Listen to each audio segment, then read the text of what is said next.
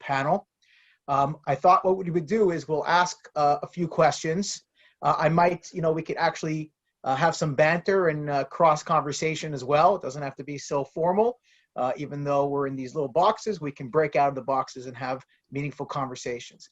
Let me introduce some of you. Let's start with Mr. Philip Rosen, who is a premier corporate and property attorney in the United States, whose mishpacha is actually also from Toronto, we've learned.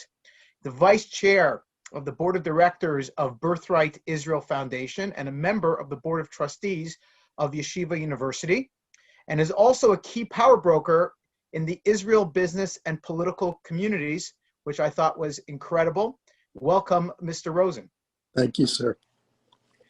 We have with us Liz Panich, who is the director of programming for the International March of the Living for the last 12 years. She is an expert in teen travel and has been educated in Holocaust education and trained by Yad Vashem. Welcome, Liz. And finally, we have Rabbi Yonah Bookstein, who is the co-founder of the Pico Shul, which I need to know what that is, and the Shabbat Tent, which I also don't know what that is. He is a outreach professional who either founded or created J-Connect and Julicious. I found that the Julicious Festival, I'm not sure what that is. Maybe you can share some insight with us. Also was most notable is one of the most followed congregational rabbis on Twitter. Also, I don't know how they track that, but that's amazing. Welcome, Rabbi Yonah. So, go ahead. Let's hear. What is the Shabbos tent? I'm not sure any of the biographical information relates to why I might be able to speak on this subject. So I'll just add that I was a Fulbright fellow in Poland and also lived and worked there as a representative of the Ronald S. Lauder Foundation for many years, including being their country director. And so have a lot of experience over there. Okay, amazing. We can talk about that. The theme today was about teen travel or university age travel or travel in general, programming to the next generation. And I think it's actually a very fascinating conversation. We find ourselves in these parshias of Lech Lecha, of Abraham himself, making his own pilgrimage, finding his own way. We see from this week's parsha of Vayetze Yaakov mi Be'er Sheva, we see that travel, leaving one's home, one's comfort, and going to another place to make oneself better, to identify with the new upgraded version of oneself is not new to the Jewish people. We've been doing this now for over 3,000 years. My question is, what's changed, let's say, in the last 10 years with experiences that we're giving these students?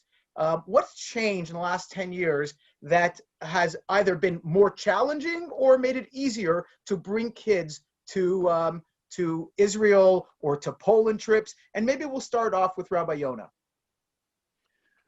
I was fascinated by the subject of travel. And actually, when I was at Oxford doing my graduate work, I wrote about pilgrimages to Poland, and March of the Living I classified as a pilgrimage. And the groups that go to Birthright is also a kind of a pilgrimage. And talk about something that goes back in the Jewish history, right? Aliyat HaRegel, pilgrimage is an integral part of the Jewish calendar and of Jewish religious experience. Of course, in the modern age, these pilgrimages don't go to the Beis HaMikdash, they don't go to the temple.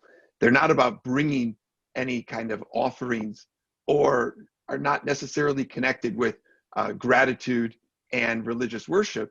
But these pilgrimages that we make either on Birthright or March of Living and other kinds of student and teen trips are about transformative experiences, which we hope are going to have a lasting impact on everybody.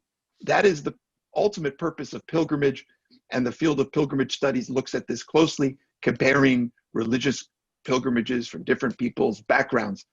All pilgrimage that I studied and looked at has the immediate effect of the transformative, immersive experience. And then there's the after effects of the person after they've completed the journey and the pilgrimage.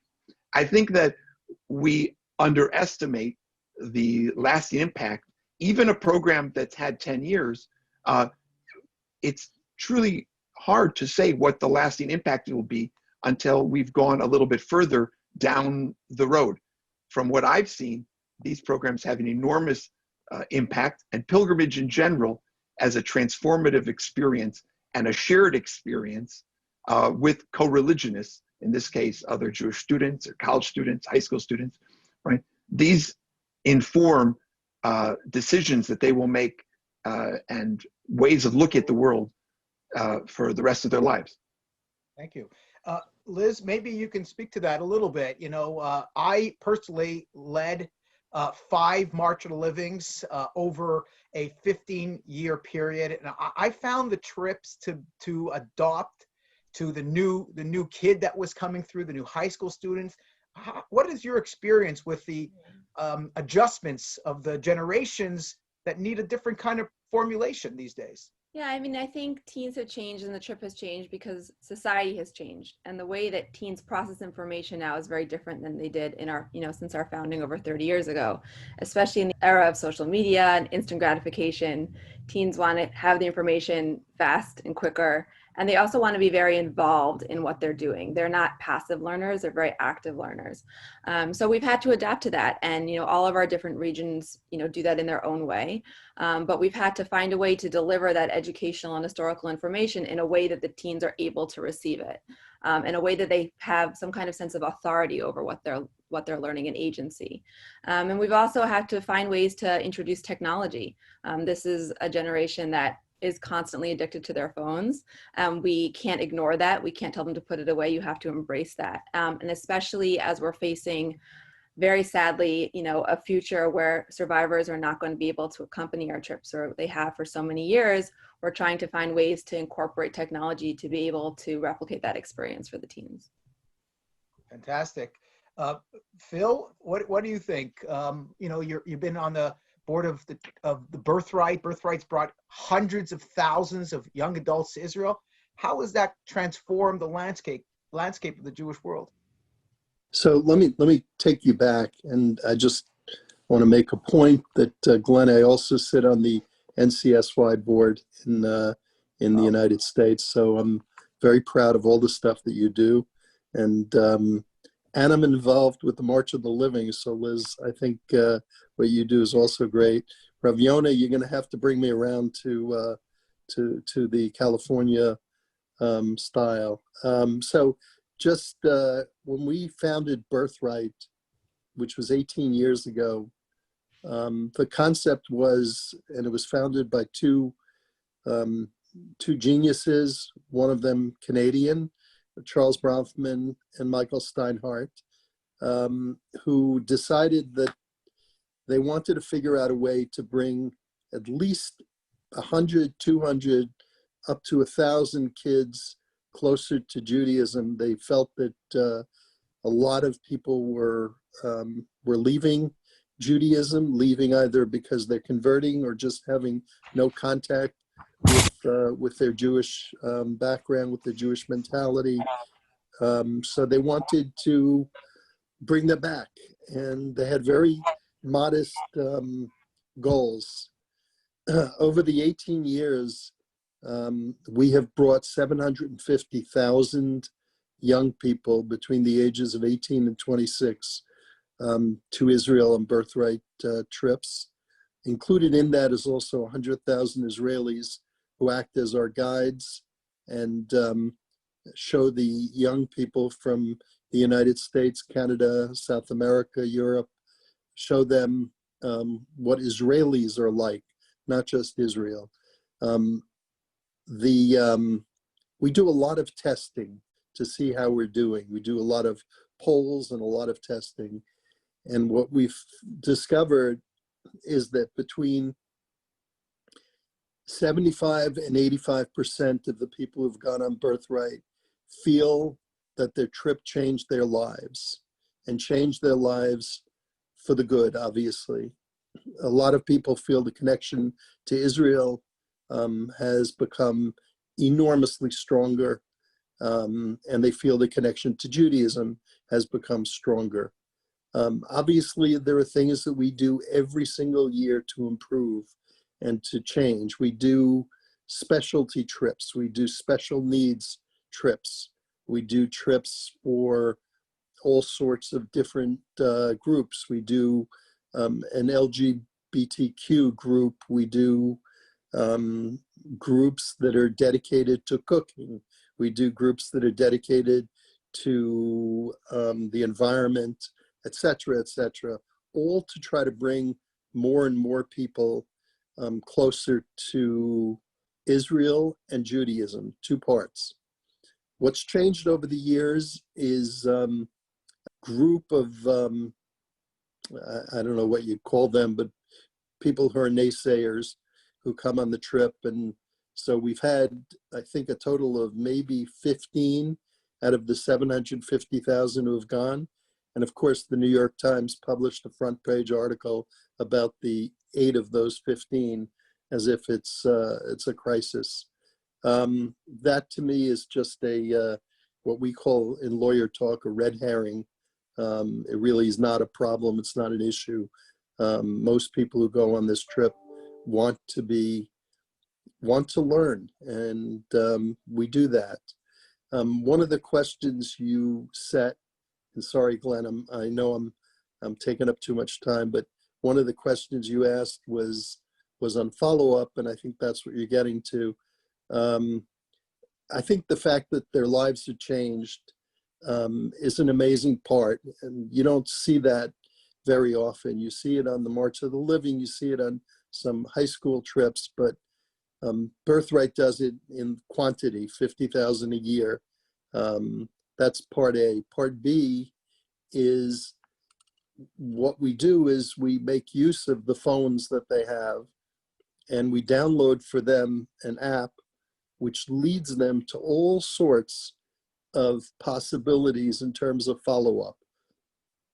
There's local follow-up, there's social follow-up, there's educational follow-up, there's Partners in Torah, there's a slew of follow-up that we offer them, but we do one step further. We have bus counselors who are these Israeli soldiers and sometimes American counselors whose job it is, they're given, out of the 40 kids on a bus, they're given a certain number that they are required to be in charge of the follow-up.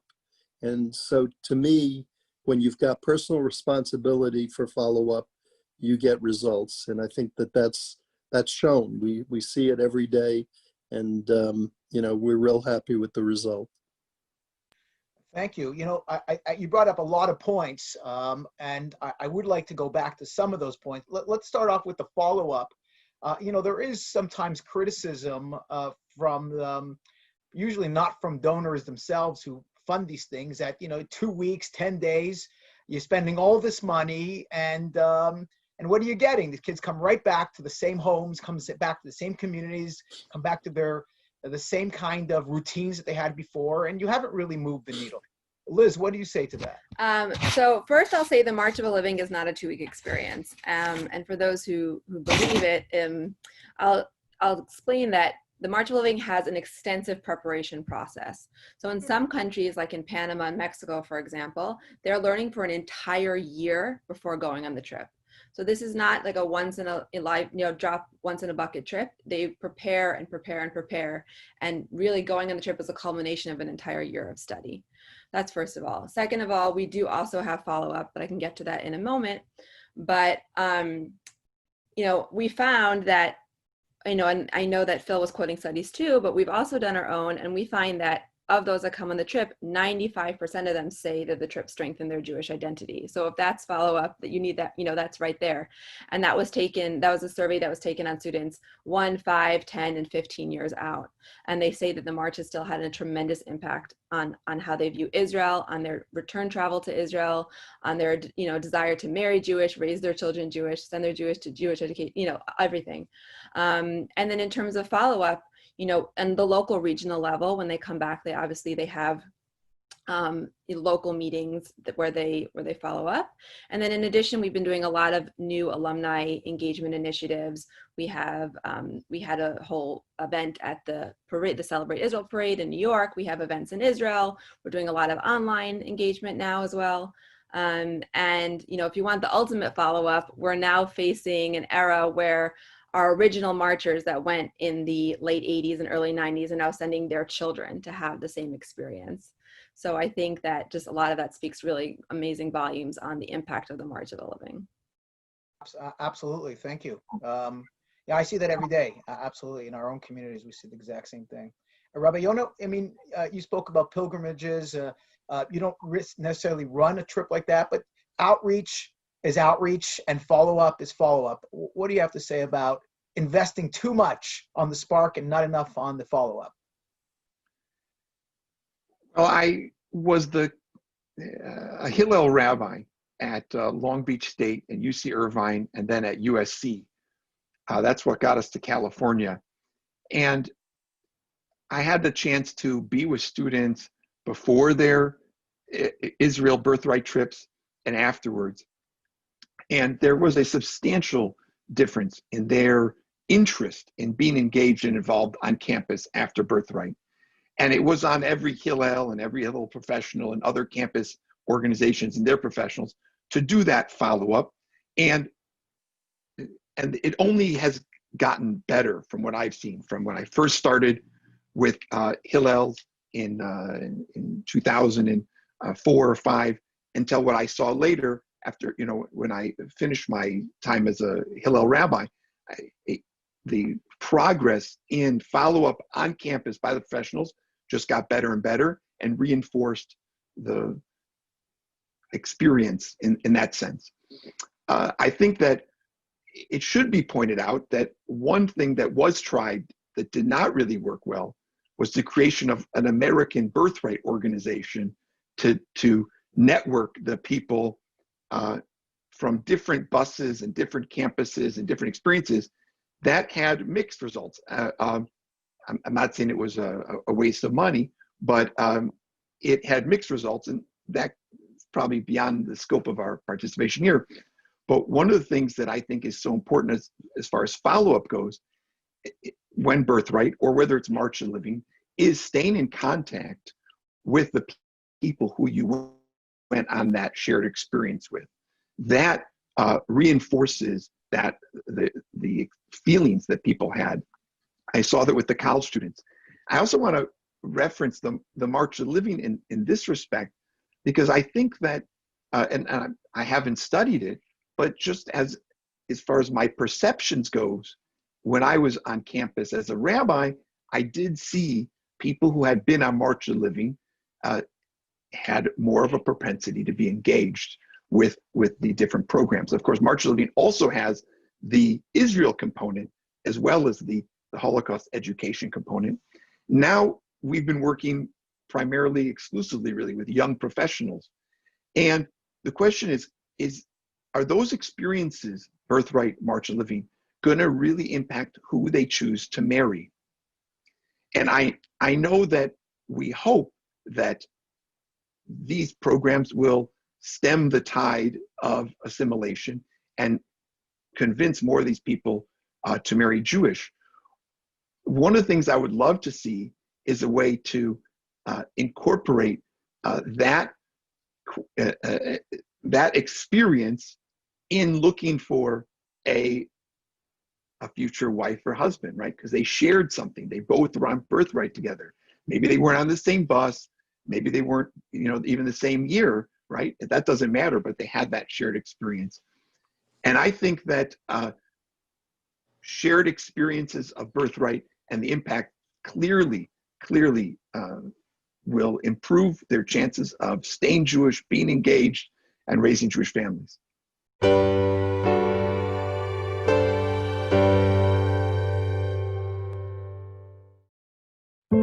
I came to Israel for a 10-day college trip to explore my connection to my Jewish history and culture. It was my first time here.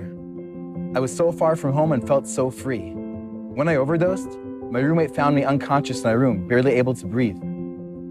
taking pills for over 2 years now, whatever I can get my hands on, mostly Oxy. The doctors saved my life that night, but the next time, it could kill me. Or I might find a lifeline, someone to give me strength. That someone is Amudim Israel. A counselor from the trip recommended that I call him. Amudim Israel set me up in an effective rehab program and helped give me the tools I needed to live a life free of addiction. Amudim means pillars. When I needed it most, Amudim Israel was the pillar of strength for me. Amudim Israel saved my life. Now I am a pillar for myself. Thank you, Amudim.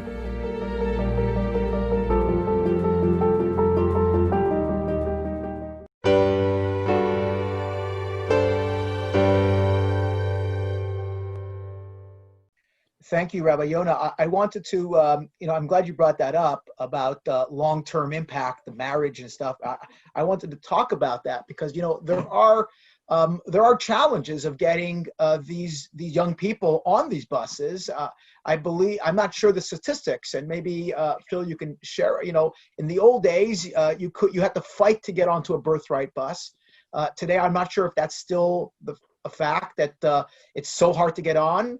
The fact that there used to be so many students that wanted to go, we knew that was making an impact. Now, if there's less kids going, is it true that we're making less of an impact? How do we get more kids? And I think that's a fair question for Birthright, and I think that's a fair question for March for Living. It's a very good question. First of all, let's start with the basis as to what we're all doing here. And it starts from a line that Shlomo Carlebach used to use. He used to always say that you're waking up the Pintel Yid. And that's a phrase that I know Chabad uses, and everybody who is into bringing people back to Judaism, back to involved in Judaism, uses that. So to say that, waking up the Pintel Yid is not enough is probably true, but it's a lot. It's a hell of a lot. You've got a 50 to 60% intermarriage rate. That doesn't even include, that's pure intermarriage. That doesn't include people leaving Judaism and not marrying outside the faith, which is another percentage. I think what our goal is, all of us, is to focus on waking up the Pintel Yid, bringing that Pintel Yid alive, and then going beyond. So let's talk about things like wait list. First of all, this year, obviously, there were no trips. So we've got, like a 75, 80,000 person wait list for next year. So I think it's off the charts. And we're going to have to go out and do some major fundraising to try to make sure that we're able to bring all of those people, which we will. I think that, our goal is that to get this 50,000 that we've been bringing every year for the last bunch of years. Our goal is to get the 50,000 that we're not bringing and get them to go. And that's one of our projects, is to figure out how to spread the word more and more, how important it is that they go. One of the great stories is given by a friend of mine who sits on the board with me, Rachel Cohn. And Rachel tells the story that her friend came to her and said, why don't we go on vacation to Israel? There's this free trip that we could go on. And Rachel said, that's a great idea. She was interviewed by Birthright, and they asked her the question. At that point, it was just called Birthright, not Birthright Israel. But they asked her the question, why do you want to go to Israel? She said, I don't. Do you go to Italy? So the fact is that we're very focused on getting as many people as we can to go on Birthright trips and to wake up the Pintel Yid. And I think we're doing that, and we're doing a great job of it. I think, obviously we could get better every single year, and we focus on it. We have an entire team in Israel, an entire team in the United States. The United States team is focused on the fundraising parts. The Israel team is focused on making sure that the trips have the educational and other impact that we want it to have, and improving it literally every year. We have a great educational staff, and that's the biggest part of the focus, because people need to be educated. It's not a tour, pure and simple. It's a tour which creates the connection. You go, I always wonder, I speak to groups. Every year I speak to, I would say probably 30 or 40 groups of 40 people each. Whether when I'm in Israel or in the United States, I just love talking to groups, and I must do an okay job because they ask me to do it every time. But when I talk to the groups, I ask them, what was the most impactful part of the trip? I also ask them, what are they taking from the trip that will change their life? Because everyone's used that expression, changed my life. So I want to hear what. And it's amazing how it differs as to what had the biggest impact. You know, for many, Yad Vashem, for others, the Kotel, for others, Tzfat. And then for some, it's the port in Tel Aviv after they've been to the Kotel, because what they say is, I could see that there are Jews like me here in Israel, and that's what's important. So That's very profound. it's an amazing study that if you figure it out, if you focus on it, you could figure out some great information about the Jewish future. So Well, thank you for that. Very profound. You know, Liz, you live in a different world a little bit. The March of Living is a bit race against time.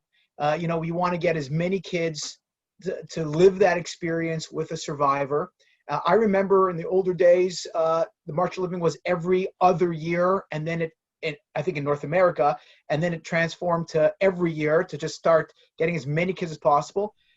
So is a March of Living International finding a challenge getting unaffiliated teens to participate? Is that around the world? Is it still working?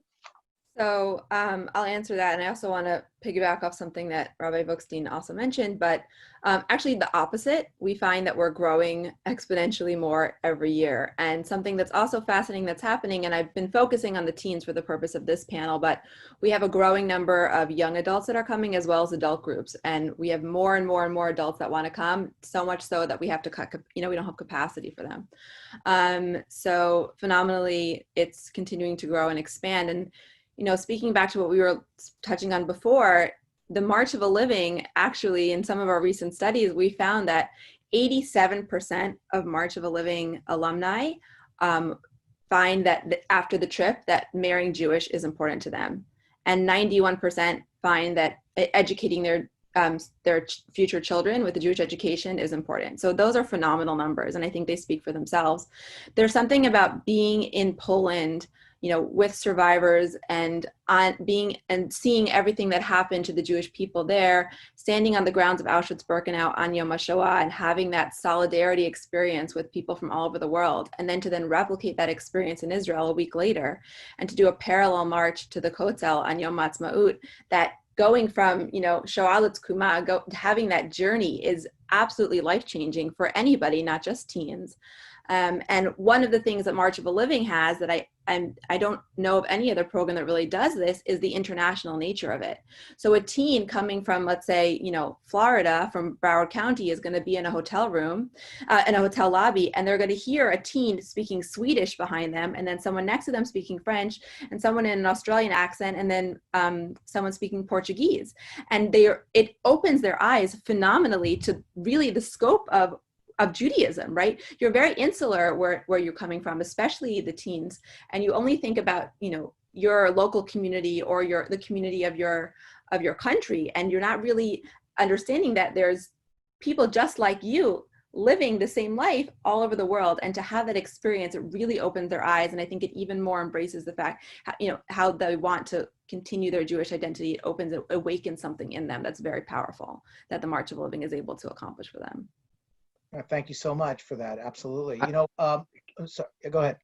And I'd like to chime in on I love, it's been, the Pintel Yid is really an underappreciated motivator.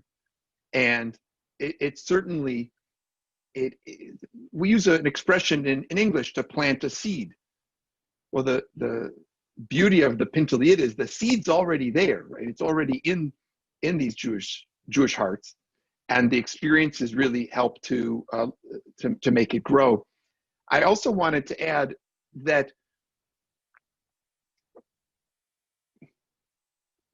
we found when we were working on campus and with young adults that a lot of these people were not taking these trips. They were not getting on March of Living. They were not taking Birthright, and no amount of free was going to get them. But we discovered that all of them were going, not all of them, but as many as could go, were going to music festivals like Coachella and other things. And so we set up this organization, Shabbat Tent, to provide a Jewish experience when these Jewish young people were doing their pilgrimage to the music festivals. So when they got to Coachella or Bonnaroo or one of these other big festivals, they encounter a big tent, Shabbat tent, and they're welcome for Shabbat meals, because not everybody was willing to take these free trips, because it's a time commitment. When I was recruiting for Birthright, I remember, oh wow, I have to go, it's a whole week. It's a and it's a day there and a day back. And I'm thinking to myself, I would drop everything for a free trip to Israel. But when you're in college and you have your own priorities, it wasn't always so simple. Or you're a young professional and you're trying to get ahead in your career and you only get a certain amount of days off. Are you going to spend them on some free trip to Israel? But you are going to go for 3 days to Coachella, no matter what, and you're going to drop that $400 to go to Coachella. So Shabbat Tent was a reaction to where we saw young Jews going.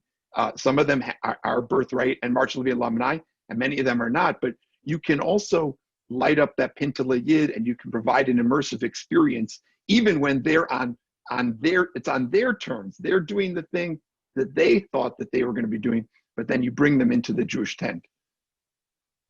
Thank you so much. Absolutely. I want to go back to something that Phil said earlier. I want to circle back to that for a second, and that is the conversation about Israel. I mean, the common theme here is, the more kids we can get to Eretz Yisrael, the greater chance of a Jewish life in the future. NCSY is at 1,800 kids this summer already. Even with all this, people are just signing up. You're saying there's 50, maybe 80,000 Birthright. But the conversation about Israel in the last little while has become very politicized. It's not so simple to just bring kids to Israel. Let me start with you, Phil, because you touched on it. What has the Birthright model, how has it changed the conversation about Israel in its programming, in its dialogue, in its presentation? So we've always had a discussion of the political issues. We don't beat around. We don't avoid it. We have a full discussion of it. And the people who present it are educators who are not biased. And so there's a full discussion of all parts of the politics. It's not a 10-day discussion. It's a day. It's a tough day, but it's a great day. And it's important that you not avoid the question. But again, this is a trip to get people acquainted with Israel. This is not a trip to get them acquainted with Palestine or any other Arab, area, geography, or in other cases, countries. I think that's really important. This is Israel, and so Do they meet with Israeli Arabs? Sure. We have a lot of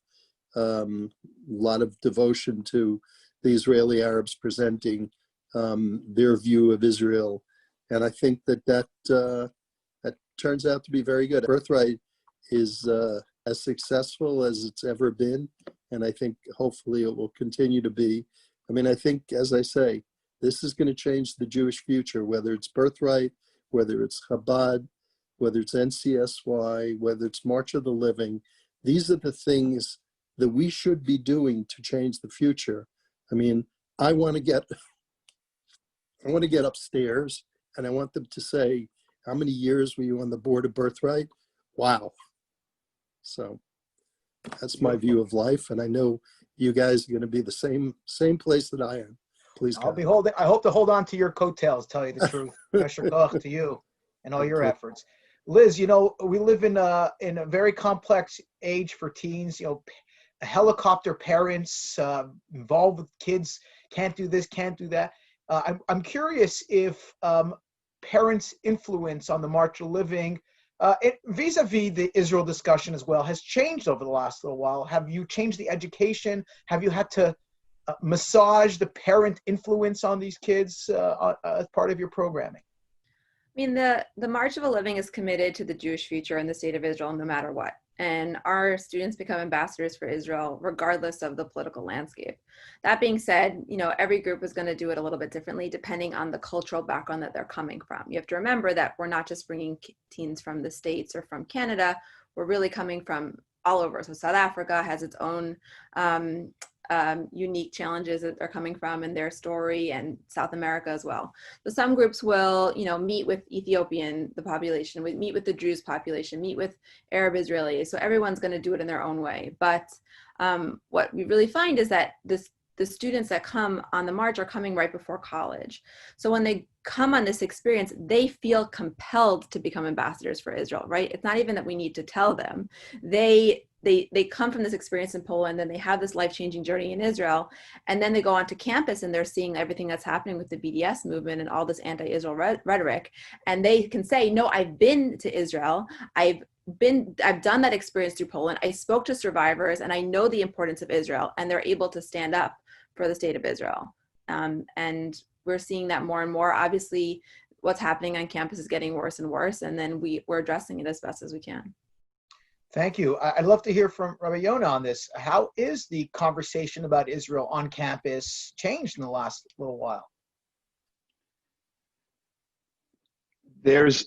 Things are going in the right direction finally regarding this, from what I've seen here in California, although we do still have a substantial anti-Israel presence on a bunch of campuses. There has been such an effort by the Jewish community and by Jewish students to change the conversation. And much of that success, I will say, has been because of the students. Not to put down all of us, professionals, but the students themselves have created networks and organizations that are standing up for Israel. And because of their independent identity, they even have more credibility than some of the established organizations. When we were recruiting for Birthright and have been recruiting for Birthright, the politics, I never met a student who said they weren't going to go to the program because of politics. I never did. And I worked at UC Irvine during the most radical anti-Israel period, when we had Hamas supporters and terror supporters speaking on campus on a regular basis, when they were putting bloody Israeli flags all over the campus, and many, many other things, and storming into meetings and disrupting speakers and things, and ultimately culminating with when they disrupted Ambassador Oren, and that resulted in arrests. And so, but the Jewish students, when they saw these things, it didn't ever push them away from going on a Birthright program. It was what their priorities were. And what I have seen, and this is concerning, is that in the last 15 years, I've seen a lower Jewish identity threshold amongst those college students and those young professionals now that once they're graduating, and that we have to work even harder and harder. What was possible to put together 15 years ago on campus and organize students, today it just became harder and harder and harder, because many other things were vying for their attention, and wanting to hang out with other Jewish students and doing Jewish programs, it just became more challenging. So that I'm sure that that's a nationwide phenomenon. It can't just be in California. Some organizations are responding to this by trying to invest more heavily in teen outreach. And so clearly NCSY and March of Living are an effort, and I believe the right kind of effort, to hopefully to change that trajectory. I would add even another thing, even middle school, you can reach these kids. And I know that some Jewish schools, pre-COVID age, would have their, let's say, 7th or 8th grade, usually 8th grade trip to Israel. And while some might think that that's too early, it actually is probably, this day and age, would be a great first Israel experience if you can get 8th graders to Israel. I love this. I love what you're saying. It leads me to another question. And maybe you could just start us off, Rabbi Yonah, and that is, COVID has changed the way we think. The word pivot has never been more used in the last 9 months. It's incredible how many ways the Jewish community has reframed itself. What kind of innovation have you seen, or can you even suggest? And I'd love to hear from you and your programming and the Birthright and March. What's the innovation? What's the next step for all of us in these programs? The advent of the smartphone, presents, I think, an incredible opportunity and of course challenge. All these things do. We have to figure out ways to engage people, engage the young Jews. But I'm not convinced there's a magic bullet. We rather have to come up with many different kinds of ways to engage people.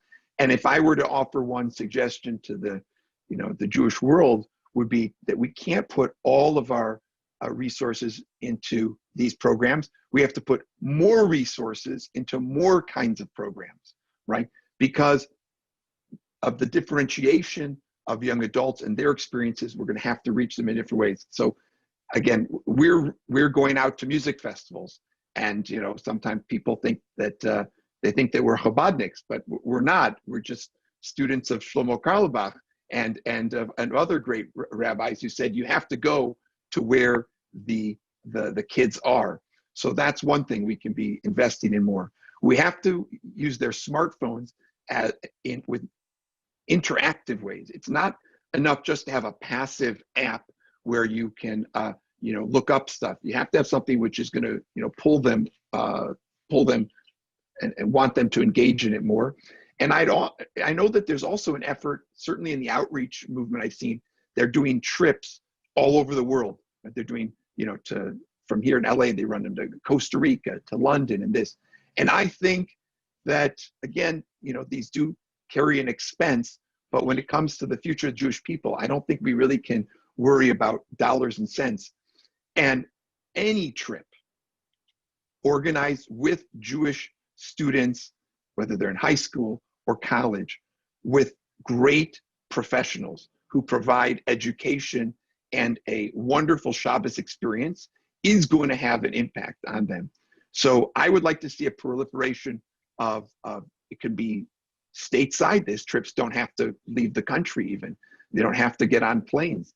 They could go to the Rocky Mountains. And one more point is there was a big burst of energy around entrepreneurial organizations, and a lot of the Jewish startups faded away because they're very hard to maintain and to get to mezzanine level funding for these kind of programs. So it will take some kind of collaboration between the entrepreneurial Jewish spirit and younger folks and the establishment where they have the resources.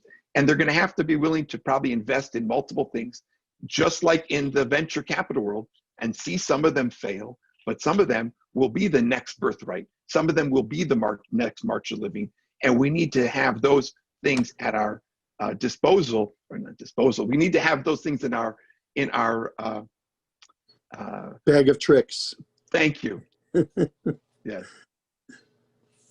So one of the things that concerns me, I lose a lot of sleep up at night. I lose sleep over the losing of Jews. I'm not the only one, I'm sure a lot of people do, but I lose a lot of sleep over that. I think that, all of our organizations are great. Birthright being the largest and affects the most number of people annually, but all of the organizations, especially March of the Living and the Kirov organizations and Rav Yona's organization, all great causes, but it still is not changing the percentages of people we're losing in a material way. It's changing them in some respects. I'm not going to stop until, the percentages start coming down drastically. And I agree with you. I agree with you, Glenn. I agree with you, Rav Yona and Elizabeth. We've got to do a lot as a Jewish public, as Jewish leadership. We've got to do a lot to change the numbers because, that's our job. It really is our job. So Thank you. That's what we have to do. Absolutely. Thank you for that heartfelt response. Absolutely. Liz, to you, the innovation, what can we do more? What needs to happen out there? Not having the march, being postponed this past year was absolutely heart-wrenching for everybody involved. And while we're still sort of picking up the pieces of that, one of the things that COVID has sort of brought us is the use of technology has kind of broadened our horizons. And I know Birthright's done this as well with some wonderful programming. So it's enabled us to reach new audiences and we normally wouldn't touch. It's enabled us to bring survivors closer to people on a more intimate level that we wouldn't have been able to previously. We've been able to reach, more secular audiences, even non-Jewish audiences with some of our programming. And I think that, we've just sort of tipped the iceberg, the entire Jewish world, with what we're capable of in terms of all this new technology.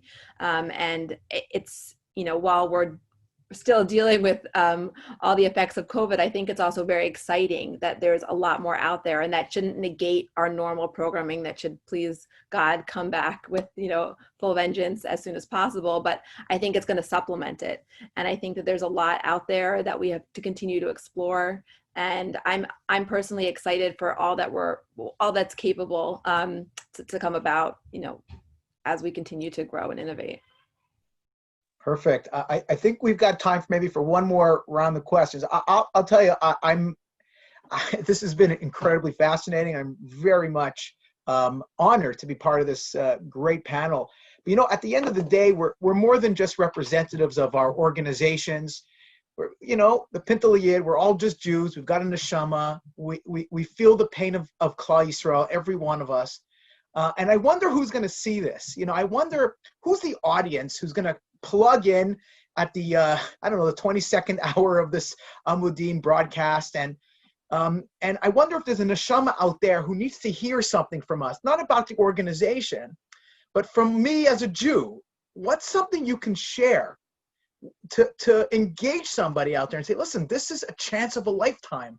When you're able to travel, when you're able to reconnect.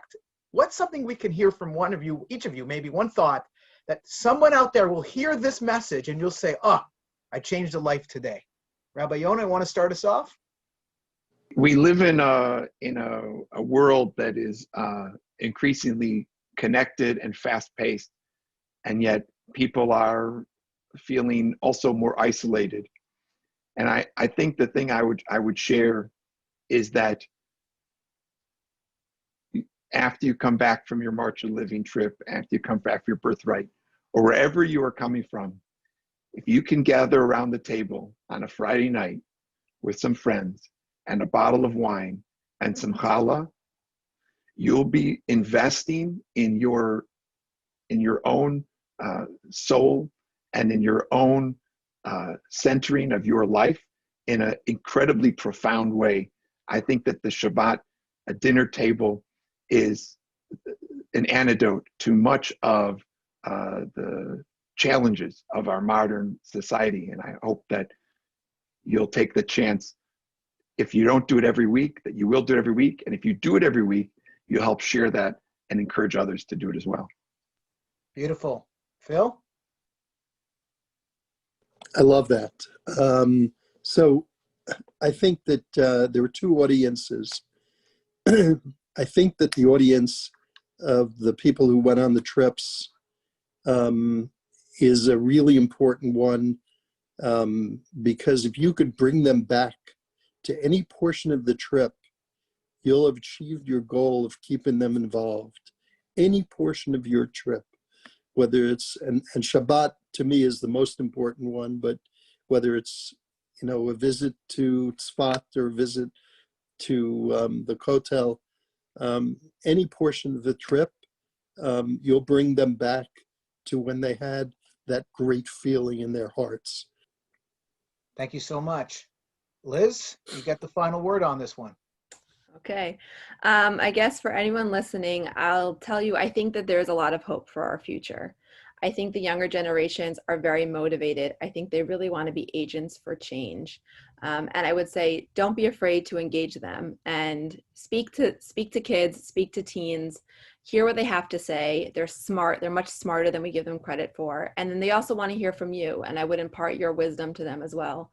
And just to continue that line of communication open between the different generations. And I think that that's just going to bring us to a better future. Please God. Beautiful. I have a friend who I grew up with in Montreal, actually, who sadly his father passed away in second or third year of university, and he decided to go on a European backpacking trip. And when he returned from that trip, he decided to go to yeshiva. And he went to yeshiva and he became frum. And today he's a rebbe in many seminaries in Israel. And I once asked him, what was it about the trip? He went to Jewish school. He had traditional home.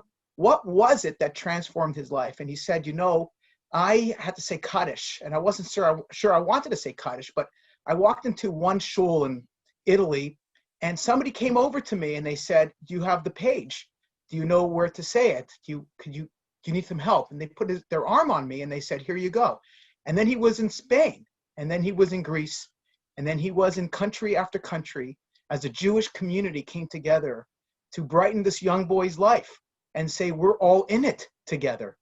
So, today we've been talking about organizations, but the truth is we're all talking about Klal Yisrael, the Jewish people. And no matter what your angle is, we're really all in it together. And if you're listening out there and you need help, Mudim is an organization also there for you.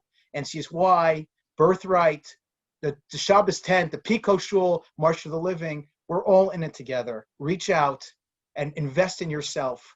That's the greatest thing you'll ever do. Thank you so much, everybody on the panel, and thank you for all our listeners. Take care.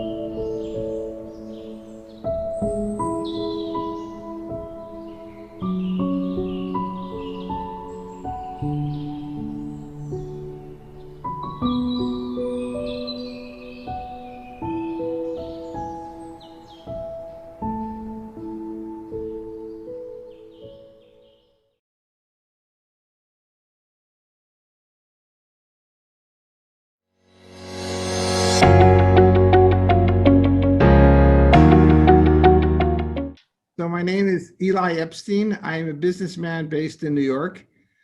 I began working in the UAE and in fact in the region called the Gulf in 1989. I was then CEO of a company that manufactured a petroleum byproduct. We had acquired some assets from British Petroleum. They had a pre-existing contract with a place that no one at that point had heard of called Dubai.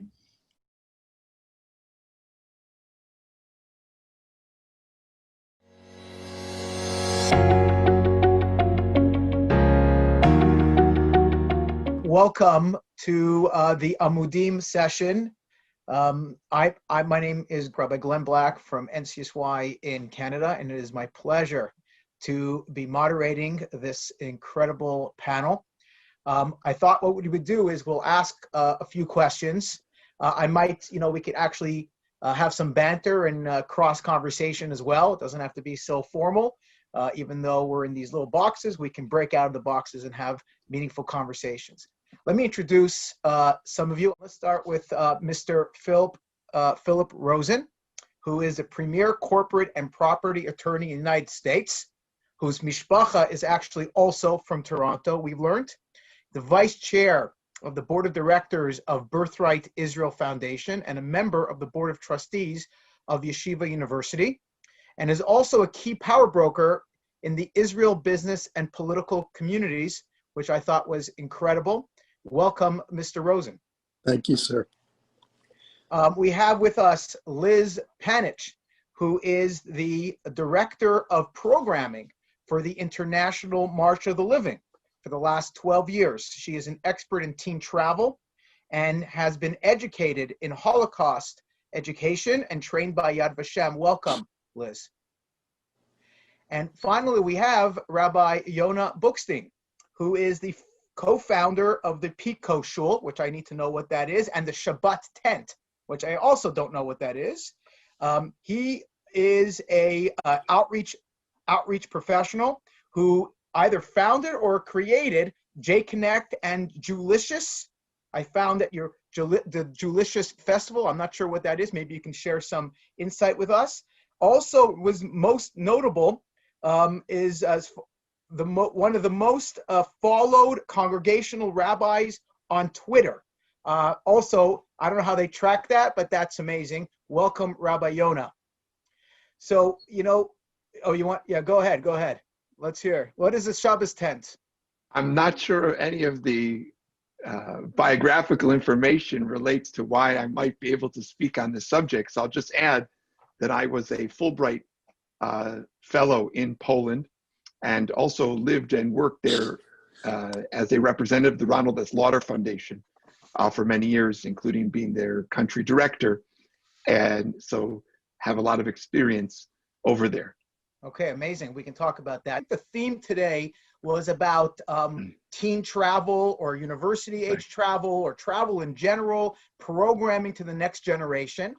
And I think it's actually a very fascinating conversation. We find ourselves in these parshias of Lech Lecha, of Abraham himself, making his own pilgrimage, finding his own way. We see from this week's parsha of Vayetze Yaakov mi Be'er Sheva, we see that travel, leaving one's home, one's comfort, and going to another place to make oneself better, to identify with the new upgraded version of oneself is not new to the Jewish people. We've been doing this now for over 3,000 years.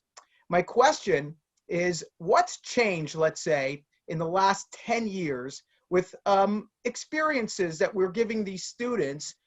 What's changed in the last 10 years that has either been more challenging or made it easier to bring kids to Israel or to Poland trips? And maybe we'll start off with Rabbi Yonah. I was fascinated by the subject of travel. And actually, when I was at Oxford doing my graduate work, I wrote about pilgrimages to Poland, and March of the Living I classified as a pilgrimage. And the groups that go to Birthright is also a kind of a pilgrimage. And talk about something that goes back in the Jewish history, right? Aliyat HaRegel, pilgrimage is an integral part of the Jewish calendar and of Jewish religious experience. Of course, in the modern age, these pilgrimages don't go to the Beis HaMikdash, they don't go to the temple. They're not about bringing any kind of offerings, or are not necessarily connected with gratitude and religious worship. But these pilgrimages that we make either on Birthright or March of Living and other kinds of student and teen trips are about transformative experiences, which we hope are going to have a lasting impact on everybody. That is the ultimate purpose of pilgrimage, and the field of pilgrimage studies looks at this closely, comparing religious pilgrimages from different people's backgrounds. All pilgrimage that I studied and looked at has the immediate effect of the transformative, immersive experience. And then there's the after effects of the person after they've completed the journey and the pilgrimage. I think that we underestimate the lasting impact. Even a program that's had 10 years, it's truly hard to say what the lasting impact will be until we've gone a little bit further down the road. From what I've seen, these programs have an enormous impact, and pilgrimage in general as a transformative experience and a shared experience with co-religionists, in this case, other Jewish students or college students, high school students, right? These inform decisions that they will make and ways of looking at the world for the rest of their lives. Thank you. Liz, maybe you can speak to that a little bit. You know, I personally led 5 March of the Livings over a 15-year period, and I found the trips to adopt to the new kid that was coming through, the new high school students. What is your experience with the adjustments of the generations that need a different kind of formulation these days? Yeah, I mean, I think teens have changed and the trip has changed because society has changed. And the way that teens process information now is very different than they did in our, since our founding over 30 years ago, especially in the era of social media and instant gratification. Teens want to have the information fast and quicker. And they also want to be very involved in what they're doing. They're not passive learners, they're very active learners. So we've had to adapt to that. And, all of our different regions, do that in their own way. But we've had to find a way to deliver that educational and historical information in a way that the teens are able to receive it, in a way that they have some kind of sense of authority over what they're learning and agency. And we've also had to find ways to introduce technology. This is a generation that is constantly addicted to their phones. We can't ignore that. We can't tell them to put it away. You have to embrace that. And especially as we're facing, very sadly, a future where survivors are not going to be able to accompany our trips, or they have for so many years, we're trying to find ways to incorporate technology to be able to replicate that experience for the teens. Fantastic. Phil, what do you think? You've been on the board of the Birthright. Birthright's brought hundreds of thousands of young adults to Israel. How has that transformed the landscape of the Jewish world? So let me take you back, and I just want to make a point that Glenn, I also sit on the NCSY board in the United States. So I'm very proud of all the stuff that you do, and I'm involved with the March of the Living. So Liz, I think what you do is also great. Rav Yonah, you're going to have to bring me around to the California style. So just when we founded Birthright, which was 18 years ago, the concept was, and it was founded by two geniuses, one of them Canadian, Charles Bronfman and Michael Steinhardt, who decided that they wanted to figure out a way to bring at least 100, 200, up to 1,000 kids closer to Judaism. They felt that a lot of people were leaving Judaism, leaving either because they're converting or just having no contact with their Jewish background, with their Jewish mentality. So they wanted to bring them back, and they had very modest goals. Over the 18 years, we have brought 750,000 young people between the ages of 18 and 26 to Israel on Birthright trips. Included in that is also 100,000 Israelis who act as our guides and show the young people from the United States, Canada, South America, Europe, show them what Israelis are like, not just Israel. We do a lot of testing to see how we're doing. We do a lot of polls and a lot of testing. And what we've discovered is that between 75 and 85% of the people who've gone on Birthright feel that their trip changed their lives, and changed their lives for the good, obviously. A lot of people feel the connection to Israel has become enormously stronger, and they feel the connection to Judaism has become stronger. Obviously, there are things that we do every single year to improve and to change. We do specialty trips. We do special needs trips. We do trips for all sorts of different groups. We do an LGBTQ group. We do groups that are dedicated to cooking.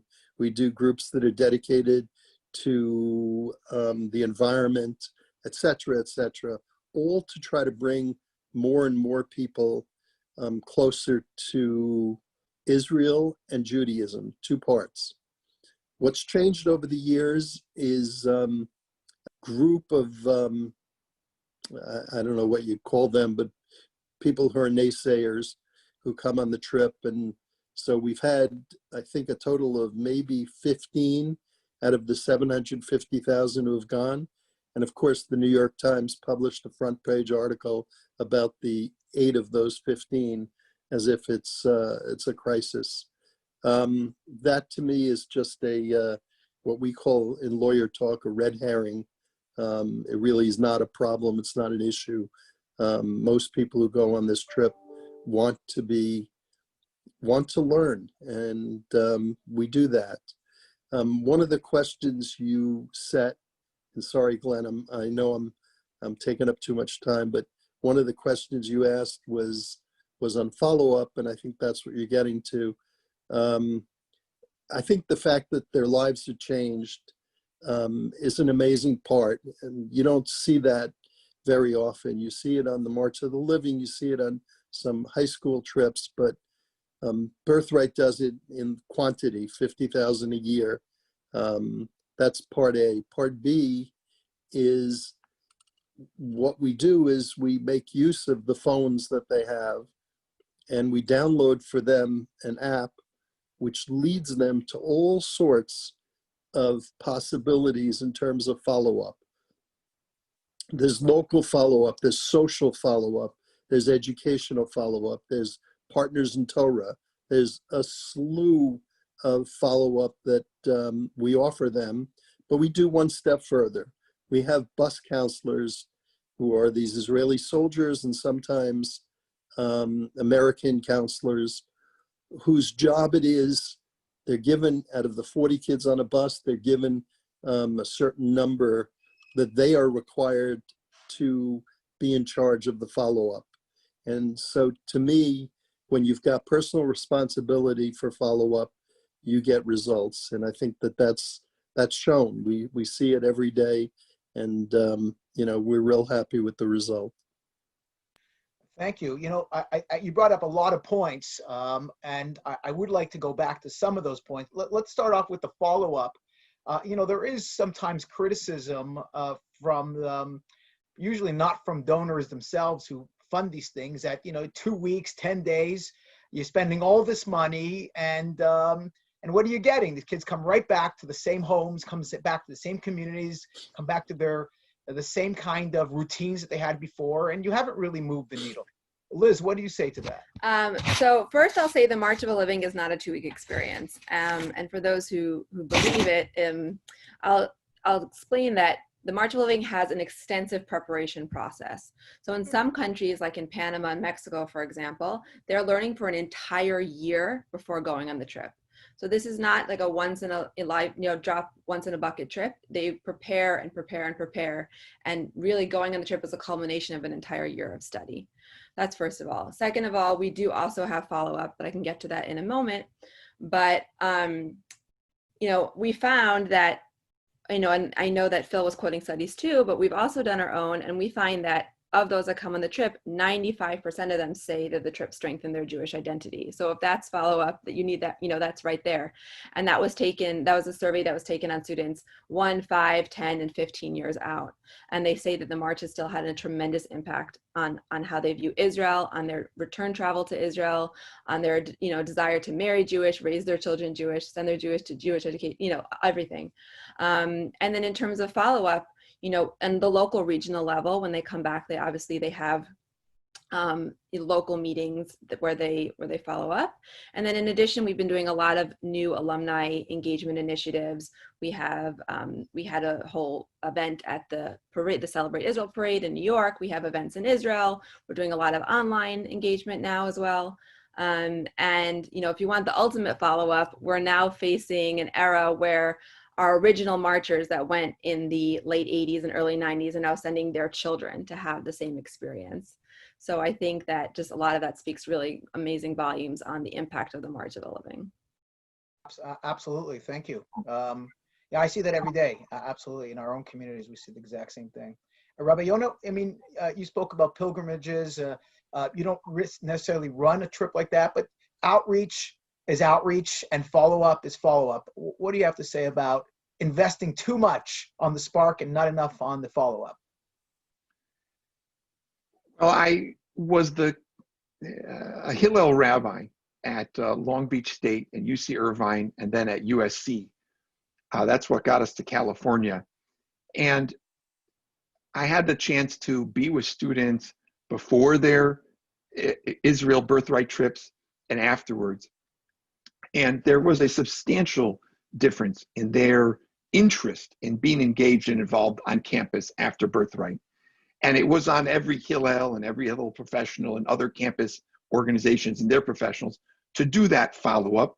And it only has gotten better from what I've seen, from when I first started with Hillel in 2004 or 5 until what I saw later after, when I finished my time as a Hillel rabbi. The progress in follow-up on campus by the professionals just got better and better and reinforced the experience in that sense. I think that it should be pointed out that one thing that was tried that did not really work well was the creation of an American Birthright organization to network the people from different buses and different campuses and different experiences. That had mixed results. I'm not saying it was a waste of money, but it had mixed results, and that's probably beyond the scope of our participation here. But one of the things that I think is so important as far as follow-up goes, when Birthright, or whether it's March of Living, is staying in contact with the people who you went on that shared experience with. That reinforces that the feelings that people had. I saw that with the college students. I also want to reference the March of Living in this respect, because I think that, and I haven't studied it, but just as far as my perceptions goes, when I was on campus as a rabbi, I did see people who had been on March of Living had more of a propensity to be engaged with the different programs. Of course, March of Living also has the Israel component as well as the Holocaust education component. Now we've been working primarily, exclusively really, with young professionals. And the question is are those experiences, Birthright, March of Living, going to really impact who they choose to marry? And I know that we hope that these programs will stem the tide of assimilation and convince more of these people to marry Jewish. One of the things I would love to see is a way to incorporate that experience in looking for a future wife or husband, right? Because they shared something. They both were on Birthright together. Maybe they weren't on the same bus. Maybe they weren't, even the same year, right? That doesn't matter, but they had that shared experience. And I think that shared experiences of Birthright and the impact clearly will improve their chances of staying Jewish, being engaged, and raising Jewish families.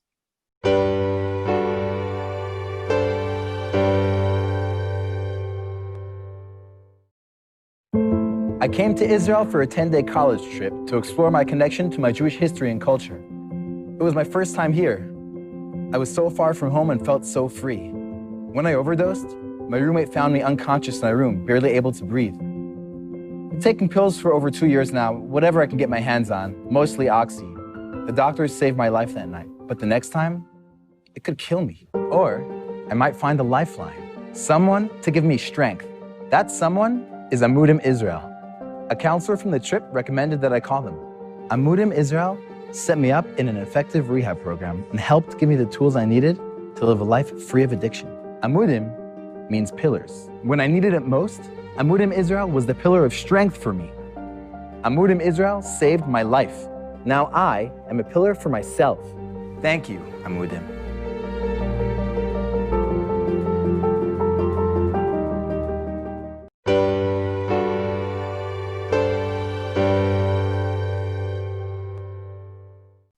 Thank you, Rabbi Yonah. I wanted to, I'm glad you brought that up about long-term impact, the marriage and stuff.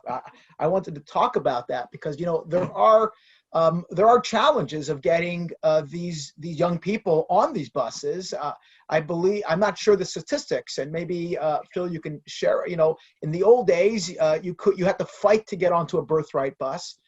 Today, I'm not sure if that's still a fact that it's so hard to get on. The fact that there used to be so many students that wanted to go, we knew that was making an impact. Now, if there's less kids going, is it true that we're making less of an impact? How do we get more kids? And I think that's a fair question for Birthright, and I think that's a fair question for March for Living. It's a very good question. First of all, let's start with the basis as to what we're all doing here. And it starts from a line that Shlomo Carlebach used to use. He used to always say that you're waking up the Pintel Yid.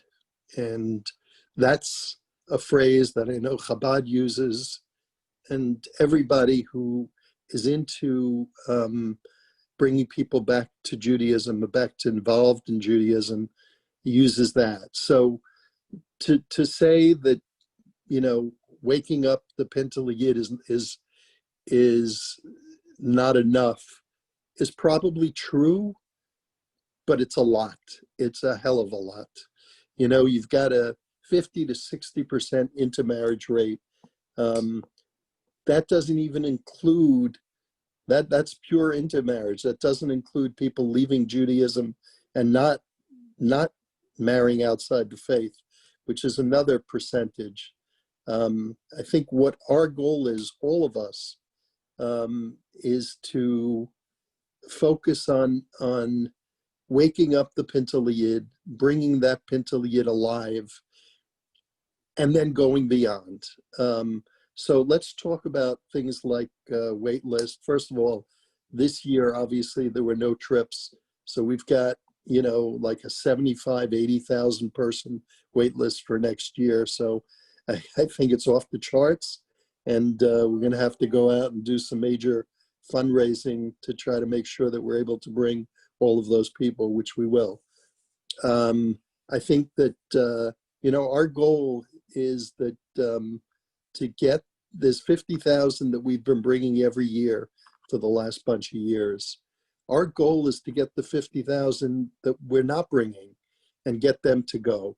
And that's one of our projects, is to figure out how to spread the word more and more, how important it is that they go. One of the great stories is given by a friend of mine who sits on the board with me, Rachel Cohn. And Rachel tells the story that her friend came to her and said, why don't we go on vacation to Israel? There's this free trip that we could go on. And Rachel said, that's a great idea. She was interviewed by Birthright, and they asked her the question. At that point, it was just called Birthright, not Birthright Israel. But they asked her the question, why do you want to go to Israel? She said, I don't. Do you go to Italy? So the fact is that we're very focused on getting as many people as we can to go on Birthright trips and to wake up the Pinteliid. And I think we're doing that, and we're doing a great job of it. I think, obviously we could get better every single year, and we focus on it. We have an entire team in Israel, an entire team in the United States. The United States team is focused on the fundraising parts. The Israel team is focused on making sure that the trips have the educational and other impact that we want it to have, and improving it literally every year. We have a great educational staff, and that's the biggest part of the focus, because people need to be educated. It's not a tour, pure and simple. It's a tour which creates the connection. You go, I always wonder, I speak to groups. Every year I speak to, I would say probably 30 or 40 groups of 40 people each. Whether when I'm in Israel or in the United States, I just love talking to groups, and I must do an okay job because they ask me to do it every time. But when I talk to the groups, I ask them, what was the most impactful part of the trip?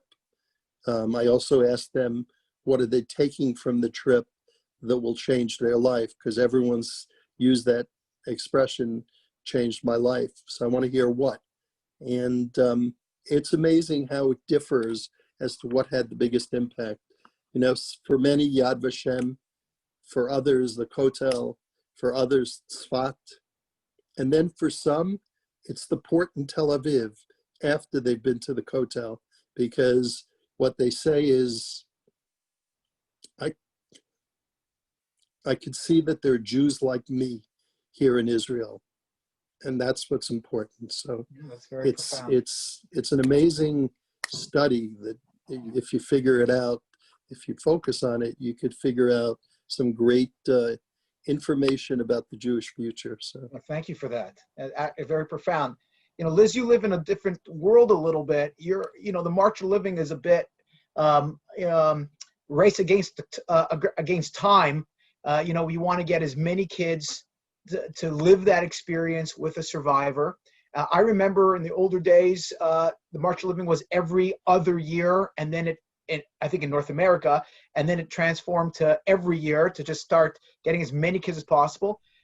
So is a March of Living International finding a challenge getting unaffiliated teens to participate? Is that around the world? Is it still working?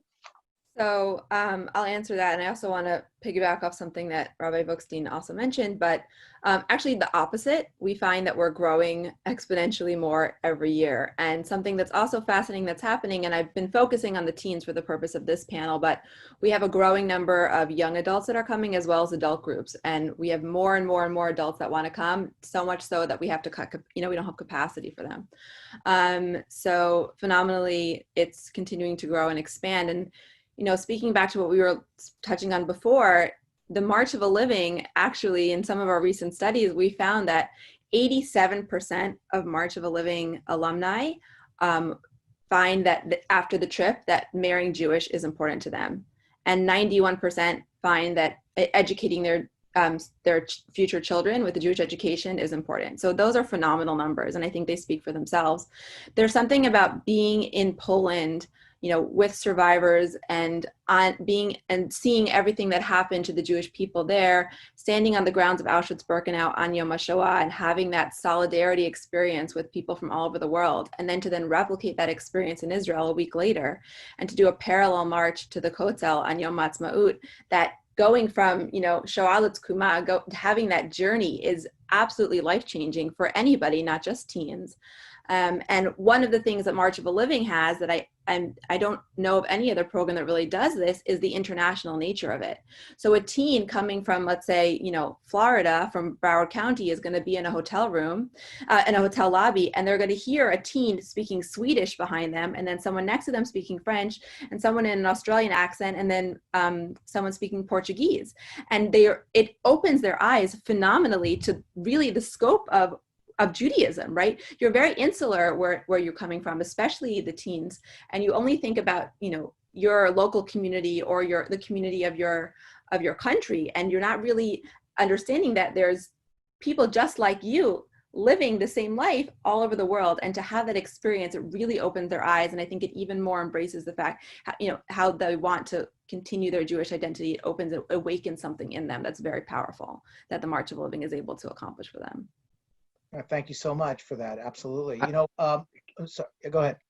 I'd like to chime in on I love, it's been, the Pintel Yid is really an underappreciated motivator.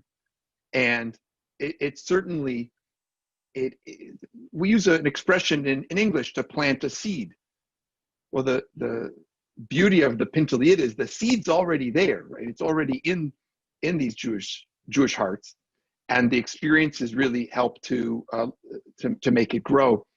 I also wanted to add that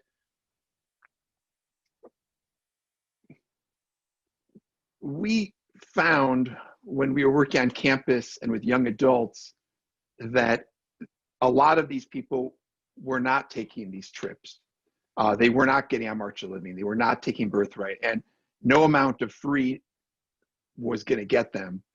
But we discovered that all of them were going, not all of them, but as many as could go, were going to music festivals like Coachella and other things. And so we set up this organization, Shabbat Tent, to provide a Jewish experience when these Jewish young people were doing their pilgrimage to the music festivals.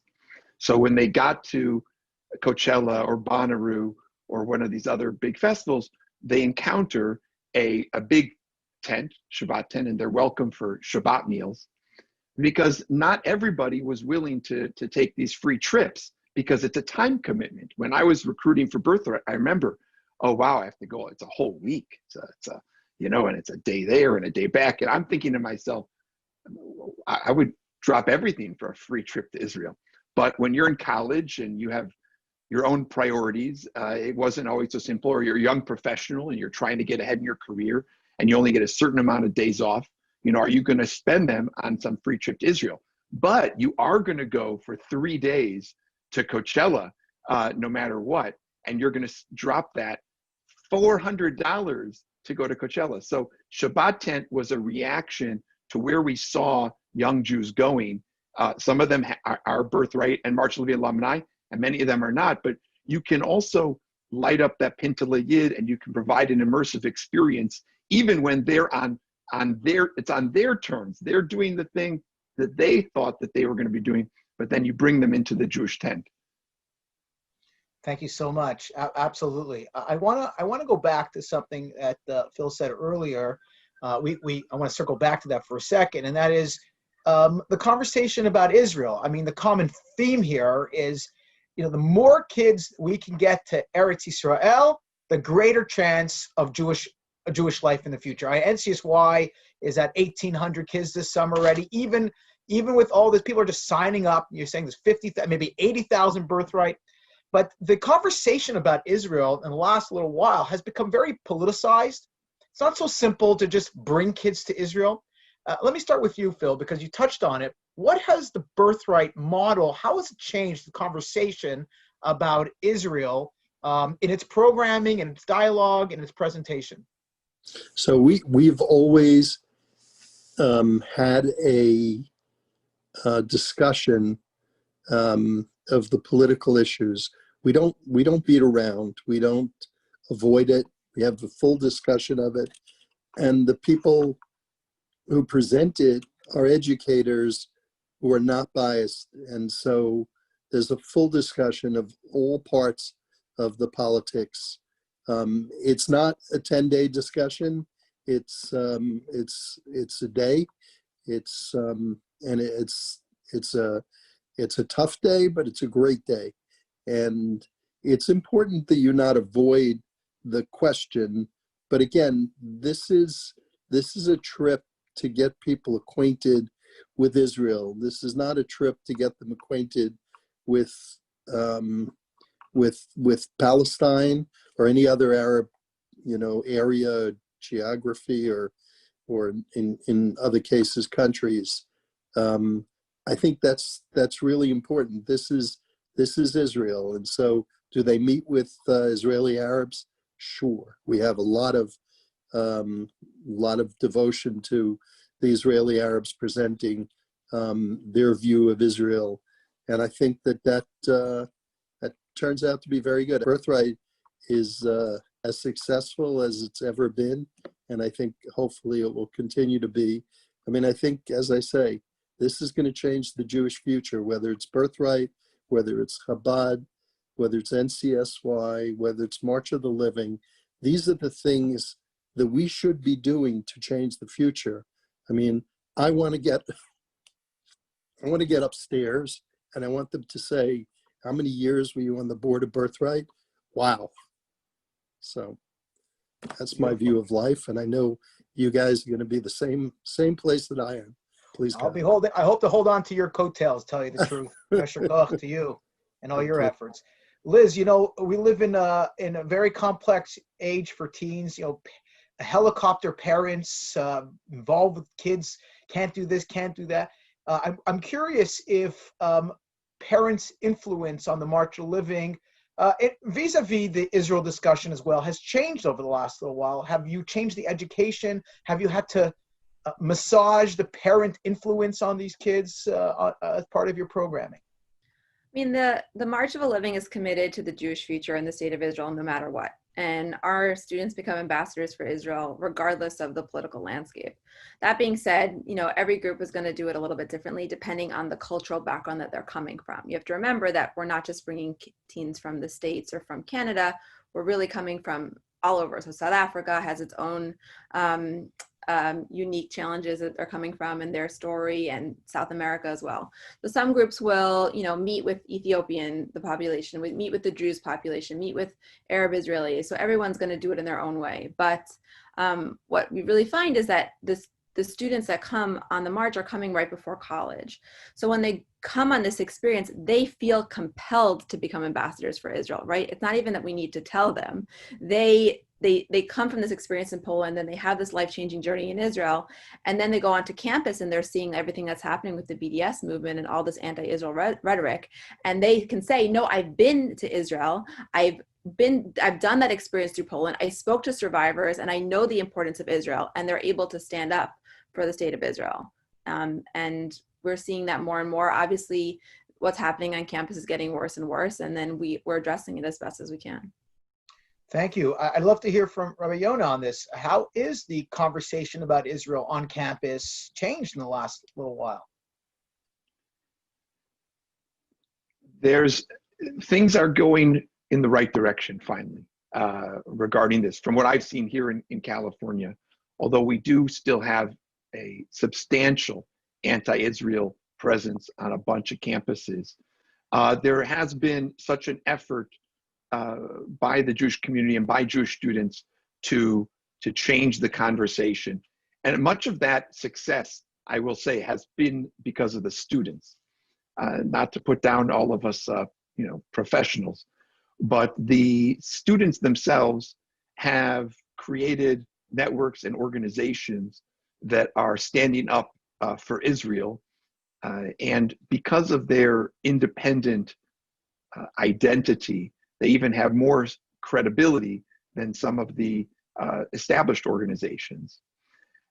When we were recruiting for Birthright and have been recruiting for Birthright, the politics, I never met a student who said they weren't going to go to the program because of politics. I never did. And I worked at UC Irvine during the most radical anti-Israel period, when we had Hamas supporters and terror supporters speaking on campus on a regular basis, when they were putting bloody Israeli flags all over the campus, and many, many other things, and storming into meetings and disrupting speakers and things, and ultimately culminating with when they disrupted Ambassador Oren, and that resulted in arrests. And so, but the Jewish students, when they saw these things, it didn't ever push them away from from going on Birthright program, it was what their priorities were.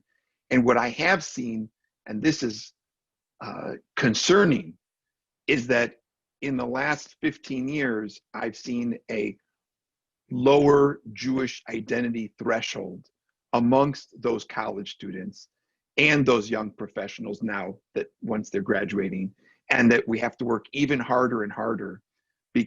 What was possible to put together 15 years ago on campus and organize students, today it just became harder and harder and harder, because many other things were vying for their attention, and wanting to hang out with other Jewish students and doing Jewish programs, it just became more challenging. So that I'm sure that that's a nationwide phenomenon. It can't just be in California.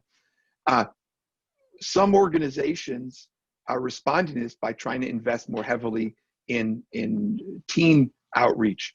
And so clearly NCSY and March of Living are an effort, and I believe the right kind of effort, to hopefully to change that trajectory. I would add even another thing, even middle school, you can reach these kids. And I know that some Jewish schools, pre-COVID age, would have their, let's say, 7th or 8th grade, usually 8th grade trip to Israel. And while some might think that that's too early, it actually is probably, this day and age, would be a great first Israel experience if you can get 8th graders to Israel. I love this. I love what you're saying. It leads me to another question. And maybe you could just start us off, Rabbi Yonah, and that is, COVID has changed the way we think. The word pivot has never been more used in the last 9 months. It's incredible how many ways the Jewish community has reframed itself. What kind of innovation have you seen, or can you even suggest? And I'd love to hear from you and your programming and the Birthright and March. What's the innovation? What's the next step for all of us in these programs? The advent of the smartphone, presents, I think, an incredible opportunity and of course challenge. All these things do. We have to figure out ways to engage people, engage the young Jews. But I'm not convinced there's a magic bullet. We rather have to come up with many different kinds of ways to engage people. And if I were to offer one suggestion to the Jewish world, would be that we can't put all of our resources into these programs. We have to put more resources into more kinds of programs, right? Because of the differentiation of young adults and their experiences, we're going to have to reach them in different ways. So again, we're going out to music festivals, and sometimes people think that they think that we're Chabadniks, but we're not. We're just students of Shlomo Carlebach and other great rabbis who said you have to go to where the kids are. So that's one thing we can be investing in more. We have to use their smartphones with interactive ways. It's not enough just to have a passive app where you can look up stuff. You have to have something which is going to pull them and want them to engage in it more. And I know that there's also an effort, certainly in the outreach movement I've seen, they're doing trips all over the world. They're doing, from here in LA, they run them to Costa Rica, to London, and this. And I think that, again, these do carry an expense, but when it comes to the future of Jewish people, I don't think we really can worry about dollars and cents. And any trip organized with Jewish students, whether they're in high school or college, with great professionals who provide education and a wonderful Shabbos experience, is going to have an impact on them. So I would like to see a proliferation of it could be stateside. These trips don't have to leave the country even. They don't have to get on planes. They could go to the Rocky Mountains. And one more point is there was a big burst of energy around entrepreneurial organizations, and a lot of the Jewish startups faded away because they're very hard to maintain and to get to mezzanine level funding for these kind of programs. So it will take some kind of collaboration between the entrepreneurial Jewish spirit and younger folks and the establishment where they have the resources.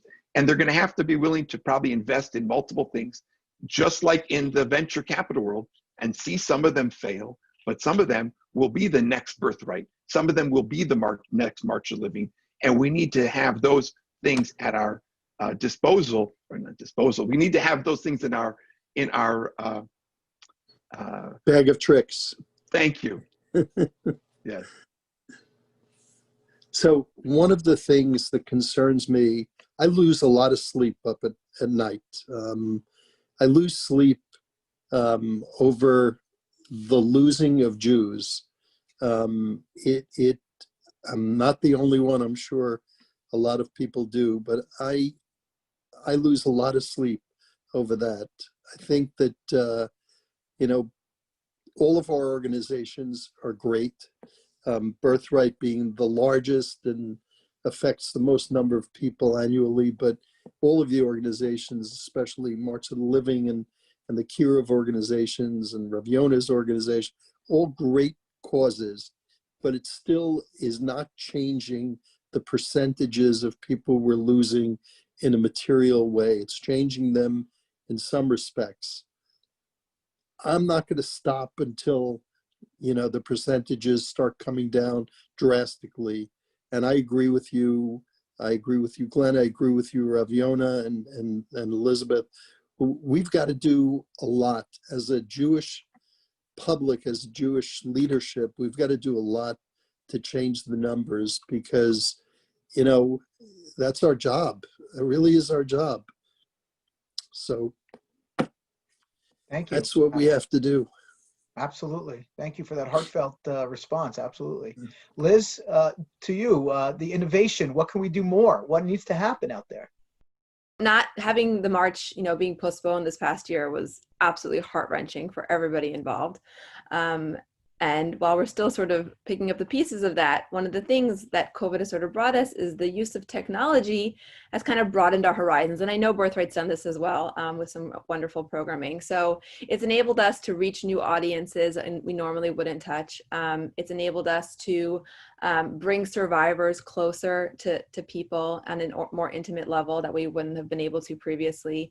We've been able to reach, more secular audiences, even non-Jewish audiences with some of our programming. And I think that, we've just sort of tipped the iceberg of the entire Jewish world with what we're capable of in terms of all this new technology. And it's, while we're still dealing with all the effects of COVID, I think it's also very exciting that there's a lot more out there, and that shouldn't negate our normal programming. That should, please God, come back with full vengeance as soon as possible. But I think it's going to supplement it, and I think that there's a lot out there that we have to continue to explore. And I'm personally excited for all that's capable to come about, as we continue to grow and innovate. Perfect. I think we've got time for one more round of questions. I'll tell you, this has been incredibly fascinating. I'm very much honored to be part of this great panel. But, at the end of the day, we're more than just representatives of our organizations. We're, the Pintel Yid, we're all just Jews. We've got a neshama. We feel the pain of Klal Yisrael, every one of us. And I wonder who's going to see this. I wonder who's the audience who's going to plug in at the the 22nd hour of this Amudim broadcast, and I wonder if there's a neshama out there who needs to hear something from us, not about the organization, but from me as a Jew. What's something you can share to engage somebody out there and say, listen, this is a chance of a lifetime. When you're able to travel, when you're able to reconnect. What's something we can hear from one of you, each of you, maybe one thought that someone out there will hear this message and you'll say, I changed a life today. Rabbi Yona, want to start us off? We live in a world that is increasingly connected and fast-paced, and yet people are feeling also more isolated. And I think the thing I would share is that after you come back from your March of Living trip, after you come back from your Birthright, or wherever you are coming from, if you can gather around the table on a Friday night with some friends and a bottle of wine and some challah, you'll be investing in your own soul and in your own centering of your life in an incredibly profound way. I think that the Shabbat dinner table is an antidote to much of the challenges of our modern society. And I hope that you'll take the chance, if you don't do it every week, that you will do it every week. And if you do it every week, you'll help share that and encourage others to do it as well. Beautiful. Phil? I love that. So I think that there were two audiences.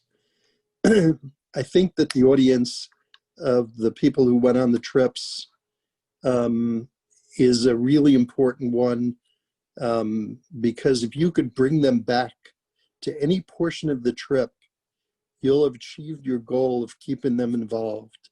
Any portion of your trip, whether it's, and Shabbat to me is the most important one, but whether it's, you know, a visit to Tzfat or a visit to the Kotel, any portion of the trip, you'll bring them back to when they had that great feeling in their hearts.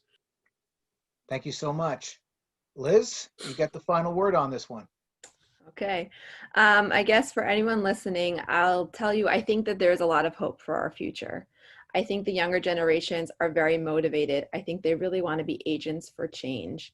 And I would say, don't be afraid to engage them and speak to kids, speak to teens, hear what they have to say. They're smart. They're much smarter than we give them credit for. And then they also want to hear from you. And I would impart your wisdom to them as well. And just to continue that line of communication open between the different generations. And I think that that's just going to bring us to a better future. Please God. Beautiful. You know, I have a friend who I grew up with in Montreal, actually, who sadly his father passed away in second or third year of university, and he decided to go on a European backpacking trip. And when he returned from that trip, he decided to go to yeshiva. And he went to yeshiva and he became frum. And today he's a rebbe in many seminaries in Israel. And I once asked him, what was it about the trip? He went to Jewish school. He had traditional home. What was it that transformed his life? And he said, you know, I had to say Kaddish, and I wasn't sure I wanted to say Kaddish, but I walked into one shul in Italy, and somebody came over to me and they said, do you have the page? Do you know where to say it? Do you need some help? And they put their arm on me and they said, here you go. And then he was in Spain, and then he was in Greece, and then he was in country after country as a Jewish community came together to brighten this young boy's life and say, we're all in it together. So, you know, today we've been talking about organizations, but the truth is we're all talking about Klal Yisrael, the Jewish people. And no matter what your angle is, we're really all in it together. And if you're listening out there and you need help, Amudim is an organization also there for you. NCSY, Birthright, the Shabbos tent, the Pico Shul, March for the Living, we're all in it together. Reach out and invest in yourself. That's the greatest thing you'll ever do. Thank you so much, everybody on the panel, and thank you for all our listeners. Take care.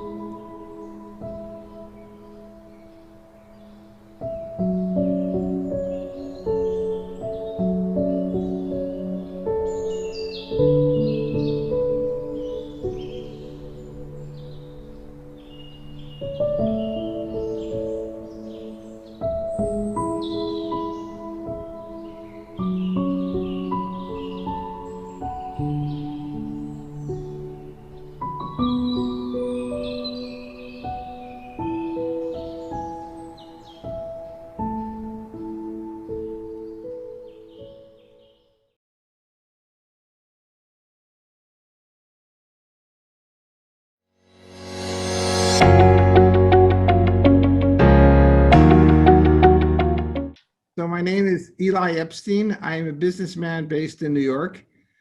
I began working in the UAE and in fact in the region called the Gulf in 1989. I was then CEO of a company that manufactured a petroleum byproduct. We had acquired some assets from British Petroleum. They had a pre-existing contract with a place that no one at that point had heard of called Dubai. And I began coming here early 1990 on a regular basis. We broadened the relationships and I found myself very intrigued to work in the Arab world. And although I had early hesitations and a sense of apprehension and nervousness, it very quickly dawned on me that I had a lot to learn in these journeys, and they have, over the time, transformed important parts of my own life. And I'm grateful for the relationships which have gone far beyond business. I'm involved with a host of for-profit and not-for-profit initiatives, and I consider myself privileged to have been able to work in this area and have some of my best relationships of my life who will live here. I'm done. So give it to Alex, I'm the youngest. So. Okay, so my name is Alex Peter Freund, originally from Antwerp, Belgium. I moved to Dubai in 2014. I work in the diamond and jewelry industry. I opened a business over here. And pretty soon I found myself looking for fellow Jews in this region. I feared a little bit in the beginning that I'm gonna come to a place where I won't be able to be openly Jewish, but I felt very comfortable from the first day, put the mezuzah in front of my door at home, in the office, found some fellow Jews, and together with Ross Creel, who is a South African lawyer, we founded the Jewish community over here.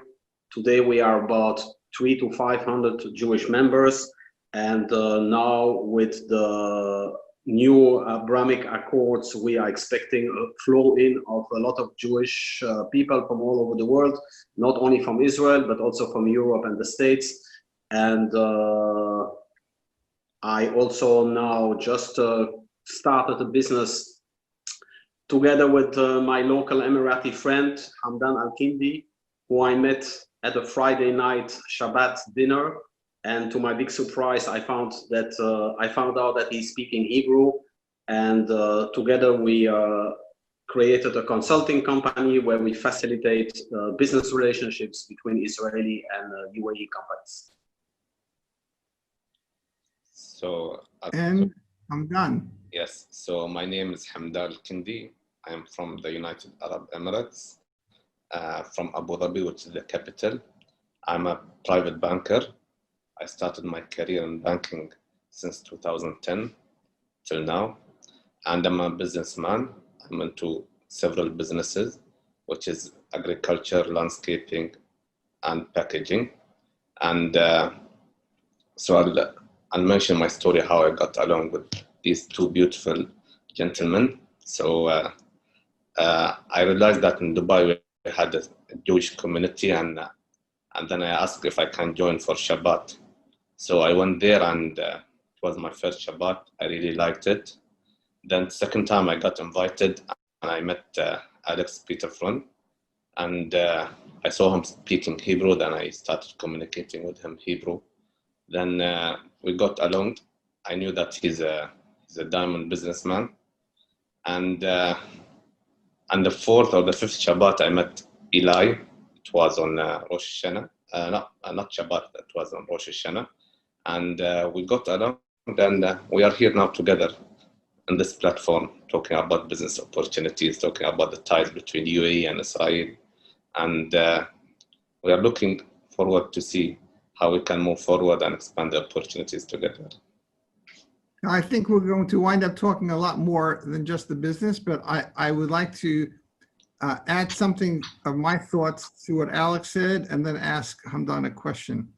I never mentioned this to Alex, but when I first began to travel here, there were two things that I was told.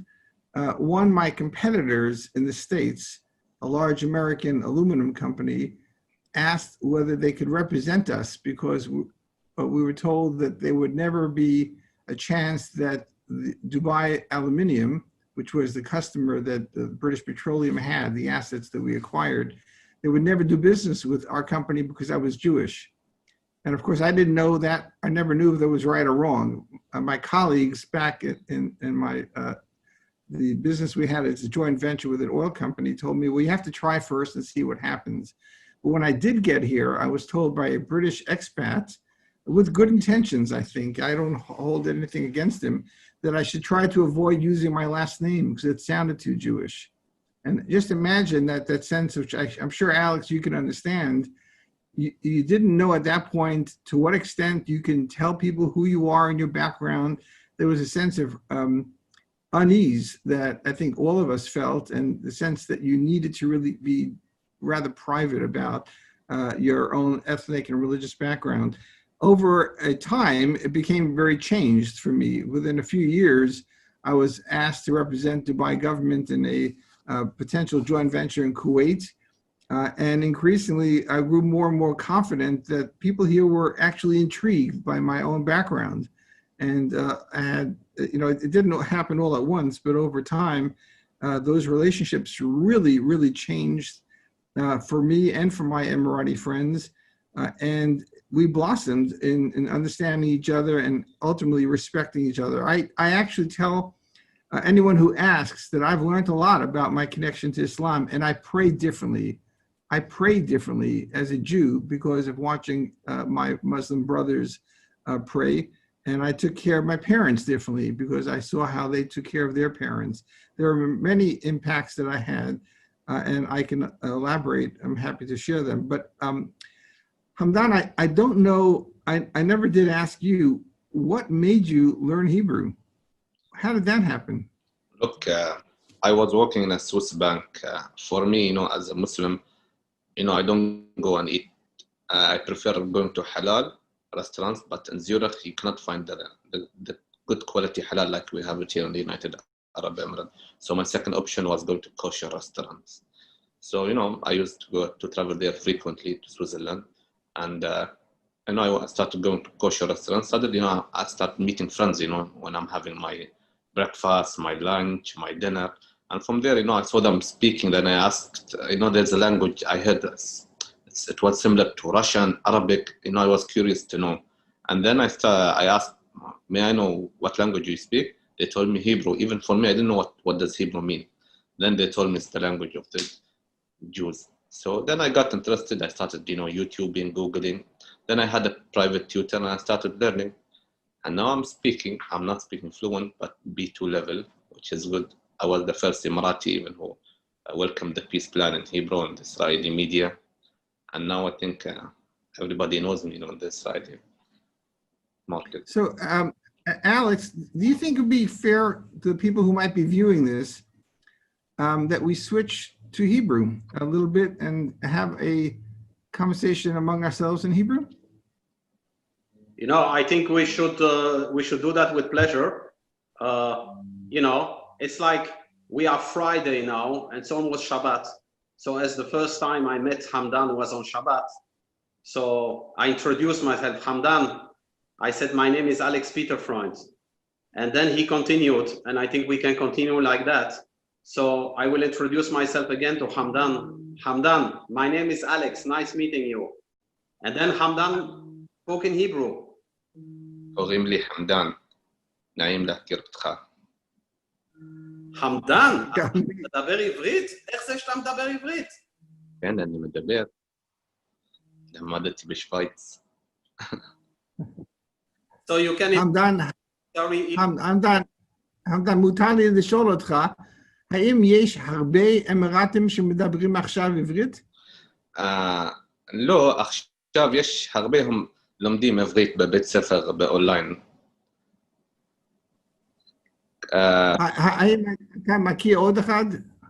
כן, יש חבר שלי, הוא מדבר עברית, אבל יש הרבה אנשים הם אוהבים את השפה עכשיו אחרי ההסכם. אני רוצה להגיד עוד משהו בעברית. אם אתה זוכר שנפגשנו בראש השנה, ליל ראש השנה, אחרי התפילה, אני נכנסתי לחדר האוכל שם במלון אטלנטיס, וראיתי אותך, לא ידעתי מי אתה, אתה אמרת, אני המדן, אבל על ידך עמדה עוד מישהי, אמרתי, בחורה עם היג'אב, והיא אמרה, גם אני מדברת עברית, אתה זוכר? כן. מי. פגשתי את שניכם. כן. נכון, זאת הייתה מי. מי בחורה שעובדת, היא עובדת ביחד עם אלי שיש לה עסק באוכל כשר, ומי בעצם מאוד מתעניינת באוכל הישראלי ובאוכל היהודי. וכשאני יושב עם מי, הדבר הראשון שאנחנו מדברים על ירושלמי קוגל ומדברים על לטקס. והיא מחכה עכשיו לחנוכה לאכול לטקס ביחד עם כולנו. So I would like to just try to be true to our assignment.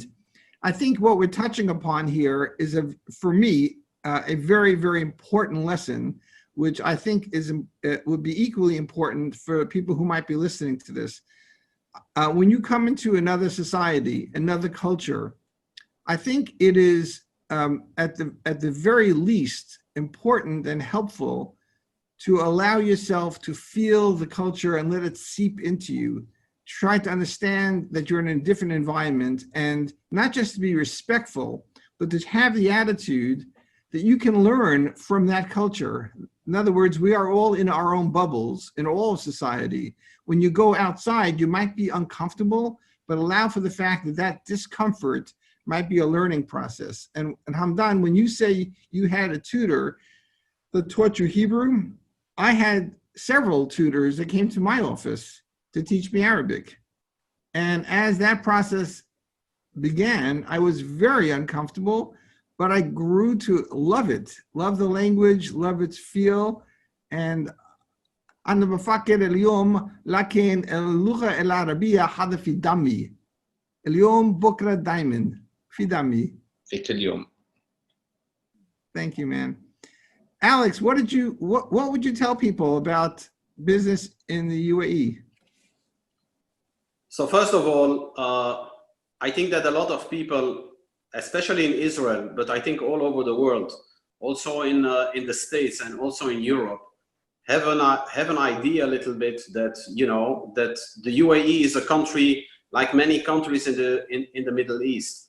They think that the UAE is like, you know, maybe a little modern version of Egypt or of Syria or Jordan. But when they come here, I mean, the first encounter that I have with them after they are here for 24 hours, they come to my office or they come to my home, and I feel that they even have difficulties to express their feelings. They are so surprised from the beginning. They could not imagine that they come to a country that is not only modern, clean, but I think the most what is surprising them is the way that the Emiratis are welcoming them, the way that the Emiratis are opening the doors, the way the Emiratis engage, the politeness, the level of education.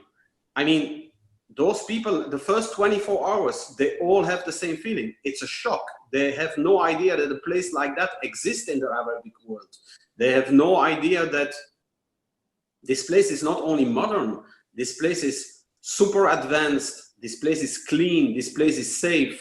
I mean, they're all very surprised.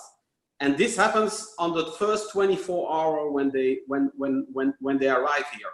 Now, I can tell you that the last 24 hours is very difficult for them too.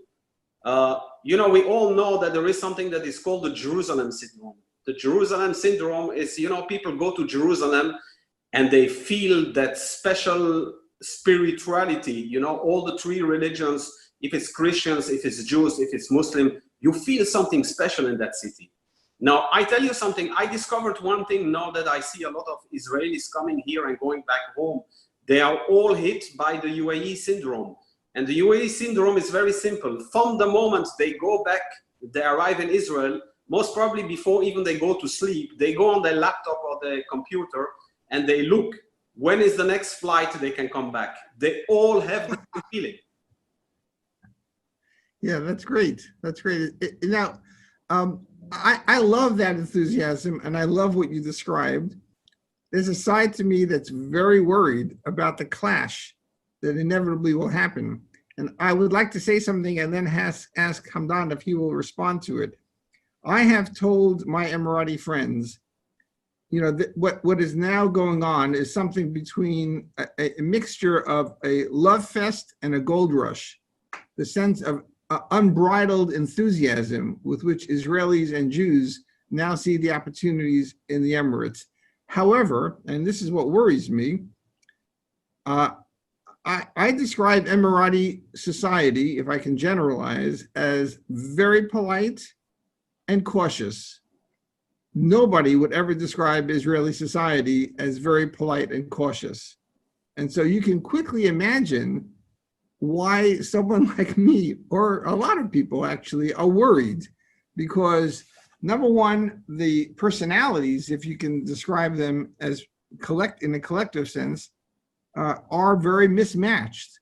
And number two, in addition to that, and here I finish my question to Hamdan, Israelis tend to be transactional. They're here to do business. They love the idea that they're going to sell something. They'll teach you how to make falafel, you know, that we didn't actually have in Europe. And I am a little bit concerned about that. And I would like to know, Hamdan, what do you think? Look, first of all, the United Arab Emirates is a very developed country. We have everything here. We learned, you know, from the old days until now how the country was. We saw how it got developed. I think we are one of the most advanced countries in the world. So for us doing business, usually it's very important to have the relationship. So we cannot do it like transaction from the first day. So when we do business, you know, we need to meet the people, to know them, from where they come. You know, we go for lunches, dinners, you know, 1 time, 2 time, and understand the business. And then we see if there's an opportunity, we do the business. But we cannot like do business from the first day because, you know, this is the culture and the tradition in the UAE. It takes time and they need to be patient. And I think good, you know, patience is very important for 2 of them to know each other, you know, what do they do, how the business works here. Because, you know, in the UAE, there's a regulation when you do business. You cannot just do business like this, you know, you need to understand the market, do your homeworks, know your partners. I think, you know, when you know your partners, it's very good instead of doing just transaction, and it's a new market for Israelis. So I recommend them, they come, they need to meet the people, they choose the right people and understand, and to create the relation. When they have the relation, it's very good in Dubai because the business will be much more smoothly than just do transaction in the street. If I can add something, I think what Hamdan is saying is very important. And actually, that's the message that most of the Emiratis are giving to the Israelis. Hamdan and me, we participated one evening, we were invited because there was a delegation from Bank Leumi that came over here. And there were some ministers from a UAE government, and they had exactly the same message to give to the Israelis. Be patient, come here, learn the market, flow with us. We're gonna start learning each other and amazing things will happen. But we all feel that eager from the Israelis to make it their way. And it's a process. They will have to learn this process. And the people that come here and they have the impressions that they come here with their checkbooks and that we are living in a country where, you know, you have trees with, instead of dates, you have trees with money growing on the trees. They come back very disappointed from their first impression. The Emiratis, of course, they developed a great economy. There is a lot of opportunities, but they are businessmen, they are traders, they know how to make business. You're not gonna come here with a product that you can sell all over the world for $100 and believe that you can sell it here for 110 because they are rich and they don't care. It's absolutely not the case. You're going to come here, you're going to see people that are very well educated, people that know what they do very well, people that, you know, are 100% correct in business, are not trying something to buy something that is worth 100 for 90 either, but they know exactly what they do. And this is a process that a lot of Israeli businessmen are going through, and they will have to learn that. Yeah, good comments. Good comments.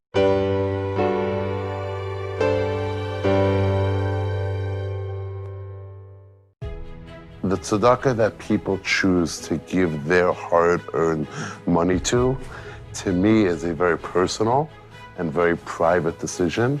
I could tell you that the causes and the issues that Amudim deals with are certainly worthy of anybody's hard-earned tzedakah money. I can assure you that you will get as much, if not more, bang for your buck at Amudim than virtually any other of the countless reputable charities that there are within our community. And I would just humbly ask that if these are issues that you feel our community needs to work on further, which it does, then Amudim is a cause worthy of your tzedakah dollars.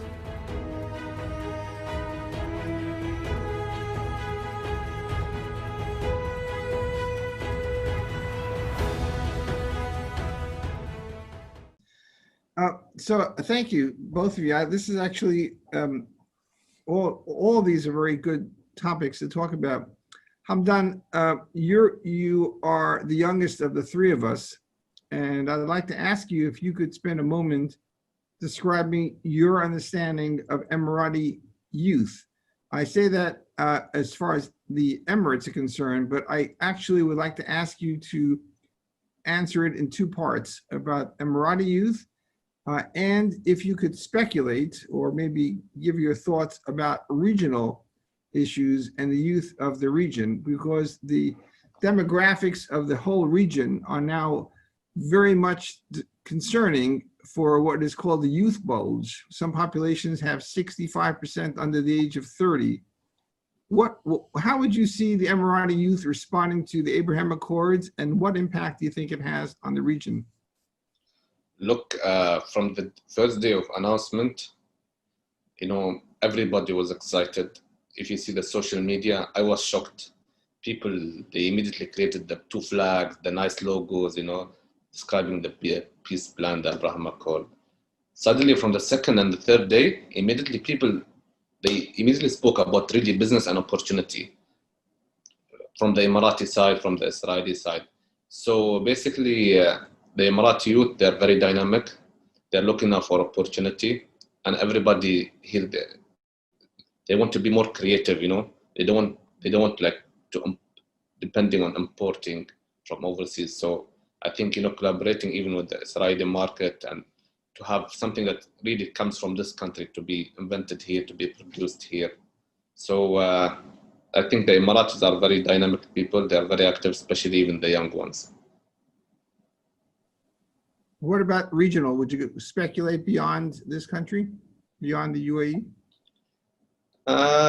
Regional, it depends, but now let's see what will happen here, you know, how will be the reaction, but even regional, it's going to expand. Alex, what are your thoughts? My thoughts is, you know, like I said, it's a process. It's actually two cultures that were not used to interact, and my dream and my vision and my goal actually in the next coming years, besides seeing that as a pure business opportunity, I would like to see that much more as interfaith relationships between two religions. There is a lot of stereotypes from both sides. There is a lot of knowledge that has to be shared. And I think that the Jewish community over here in Dubai will open their doors and will interact with the local community. And this is something that already started I mean, there is already a group that has been created from some Emiratis eventually to learn Hebrew, together with with a big part of the Jewish population that is living here doesn't speak Hebrew neither.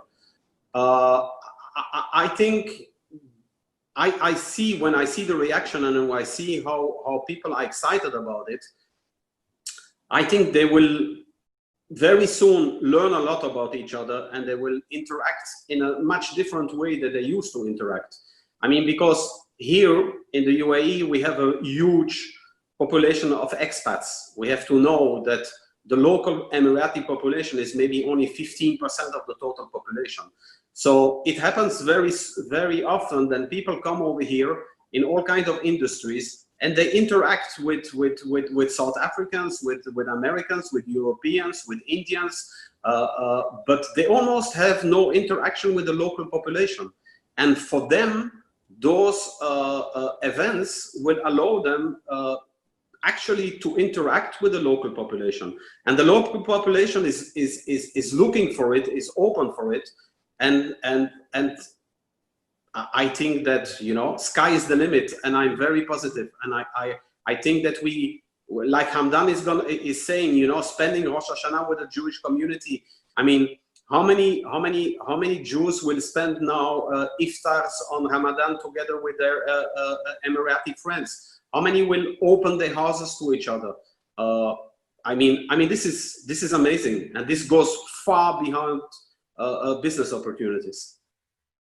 Yeah, so I want to build on that, Alex, and you and I share a post-Holocaust Ashkenazic experience.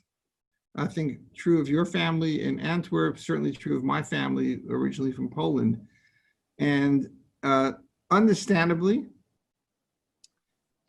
because of their experiences, my parents kept us in a pretty hermetically sealed environment.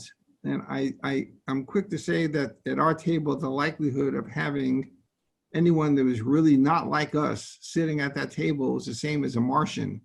And I'm speaking even about non-observant Jews sitting at the table, let alone a Christian or a Muslim.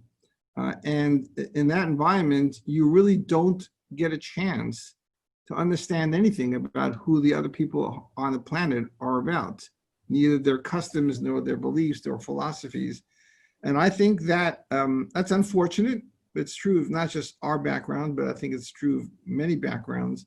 And I think that all three of us are probably able to share our own perspectives of how we transformed ourselves and opened up those new doors and let those impacts really change our perspectives about other people, and ultimately to respect them, not tolerate them, because sometimes you'd have to tolerate a bad toothache, but really to respect them and to understand that they're able to teach us things. I'm done. So just to let you know, my Zoom just was frozen, so I didn't hear the full part. If you can repeat. Okay. After the Holocaust. That we came from sheltered backgrounds, and we had our own preconceived notions about who the other people on the planet are. And sometimes those are correctly referred to as prejudices.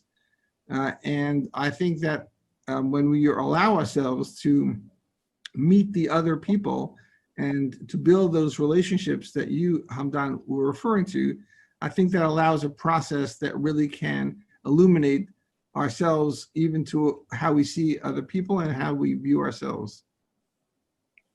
Look, I'll start with something about really about our culture here in the UAE. Really, as an Emiratis here, you're gonna find maybe you don't have it maybe in the other part of the world, but here the Emirati, usually the people, the cousins, the mothers, they're always together. Like even me, like when I get married, I stay at my father's house, and we are always attached together.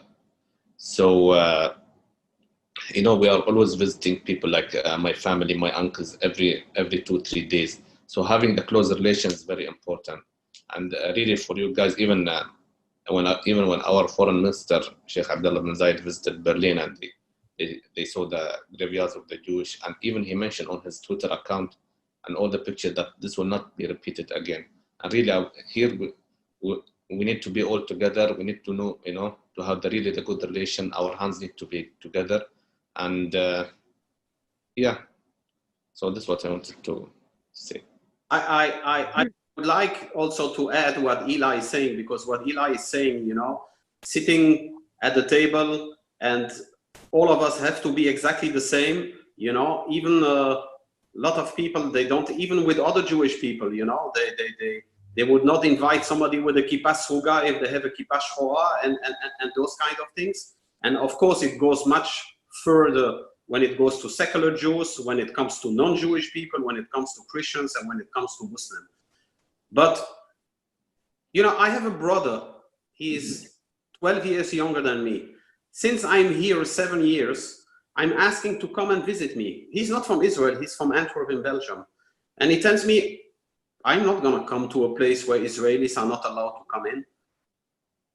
I'm sorry, I'm not gonna do it. I said, but you know, you are so wrong. Come and see and learn the people. And by the way, I tell him, our grandfather was not gassed and burned in a Muslim country. It was in a Christian country, and you are still living among them. We all have that post 9/11, you know, our society has a big problem with Islamophobia. How many people, how many times you see Arabic people or Muslim people in an airport and people are feeling uncomfortable? Of course, terrorism exists, and of course it's a problem. But you know, in order to eradicate the problem, you need countries like the Emiratis. You need to hear the language. They believe that their religion has been hijacked by extremists, and they are the people that are promoting the peaceful Islam, and this peaceful Islam is the mainstream Islam. The terrorists and the extremists are a minority. I think you have to come and visit this country in order to understand that, and then when you come home, you have a total different view of what Islam is and what Muslims are. So can I comment on that, Alex? I want to mention that, you know, in the UAE we have more than 250 nationalities. We have, I think, more than 10 religions. And we live together. We don't differentiate between our religions. You know, we go to their houses. I go to my friends, they are Christian, they come to my house. Even Buddhas, you know, I go to their houses, they come to my houses. Even Jewish, you know, yesterday I had dinner with Alex, and they come to my house. So, you know, in Dubai, in the UAE, we are all equal. We don't have, like, you know, an issue with religion. So even we never felt it, and we grew like this, you know. I consider that the spirit of Sheikh Zayed. Definitely. I say that seriously because I've never seen him in life. I believe that he has implanted his DNA on this nation, and that DNA is extremely respectful, even I would say to some extent more than just respectful, but really admiring of the diversity of this population, which is exceptional. I mean, it's really exceptional. And a credit to your leaders. And I totally agree with the word DNA, because it's really in the DNA. I mean, it's not, I'm sitting here with Hamdan and Eli, and Hamdan is a friend and we know each other, and Hamdan is talking that way because he knows us and because he already interacts with us. But like Hamdan, there are 10,000s of people that would give you exactly the same message without knowing us, without ever having, you know, interact with somebody who is Jewish, or without even having met any Jew. This is really this is really in their education, and it's even more than DNA is education. We all know that the base of every society is education, and if you educate your children in a path of tolerance, of acceptance, of being open, then those people, once they become 20 years, 25 years old, they graduate from universities, they open their businesses, they are breathing that legacy. That's part of their life. I mean, if we could one day export this system, this beautiful Emirati system, to, let me just mention a country like Egypt, where you know, as a young child, all you ever hear about Jews and Israelis are negative. If we could export this education to big Muslim countries, I mean, can you imagine what the result would be? And I want to say something, because we are talking about education and we are talking about the Emiratis. But I'm sorry to say, we have a problem with our education too. We have to educate our children also to be open. We have exactly the same problem. How many Israeli children had, I don't know, Arab friends over and are interacting? Not so many neither. How many young Israeli children or Jewish children in the world have completely wrong stereotypes about Muslim? So many. There is a lot of work to do from outside too. So great. I think we're going to start to wind down, and I would like to ask, I feel like I'm the moderator here. I would like to ask Alex if you can capture in your own words something that happened just about 1 year ago. At the end of November 2019, we, members of the Jewish community of the Emirates, I was among them, although I don't live here, obviously, had an exceptional moment where we gave a Torah dedication to the Crown Prince, Sheikh Mohammed bin Zayed, in memory of his father, Sheikh Zayed. And we were able to bring the Torah to the palace where it was presented to His Highness.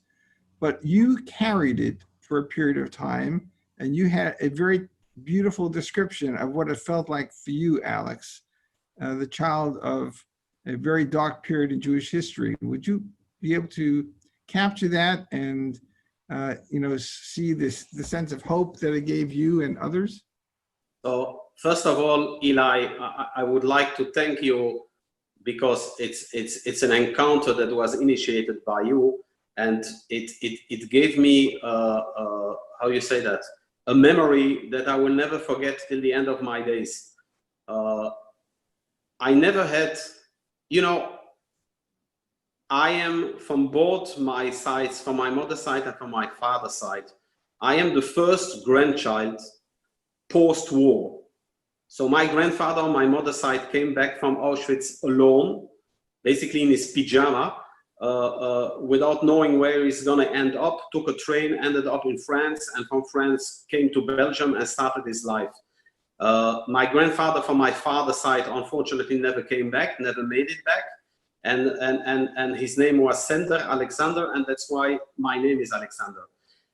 Although the Holocaust was something that we not really spoke about it. It was something taboo. My grandfather never mentioned it. My father didn't speak a lot about it. But somewhere I got it with, how you say that? You can always say with the milk of my mother. I have that feeling always.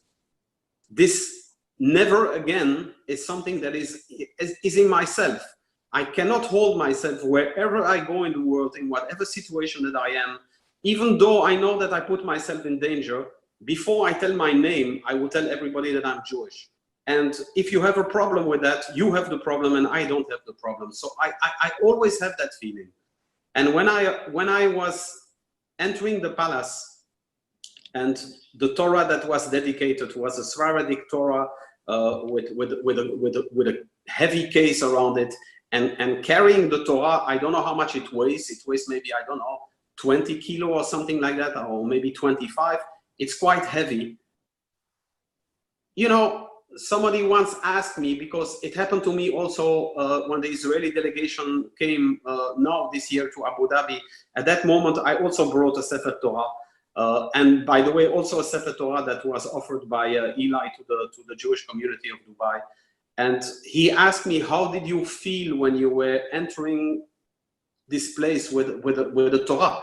And he was a Japanese reporter. I don't know how much he knows about the Holocaust, probably not much. I don't know how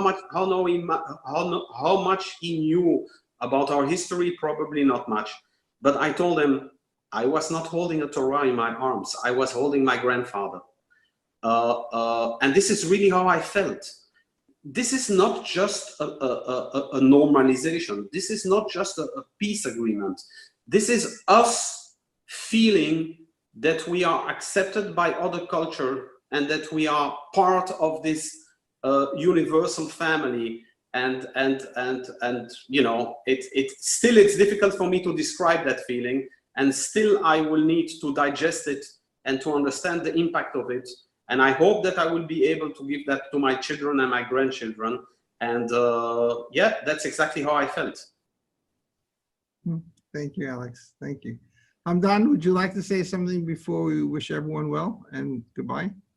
Yeah, so coming to Alex's subject, look, you in the UAE, everybody is welcome, and really, so really what our leaders took this step really is a very brave step for the UAE, and we saw many countries are following us, and let's hope, you know, all the world gonna live in a peaceful environment, and let's hope for the best.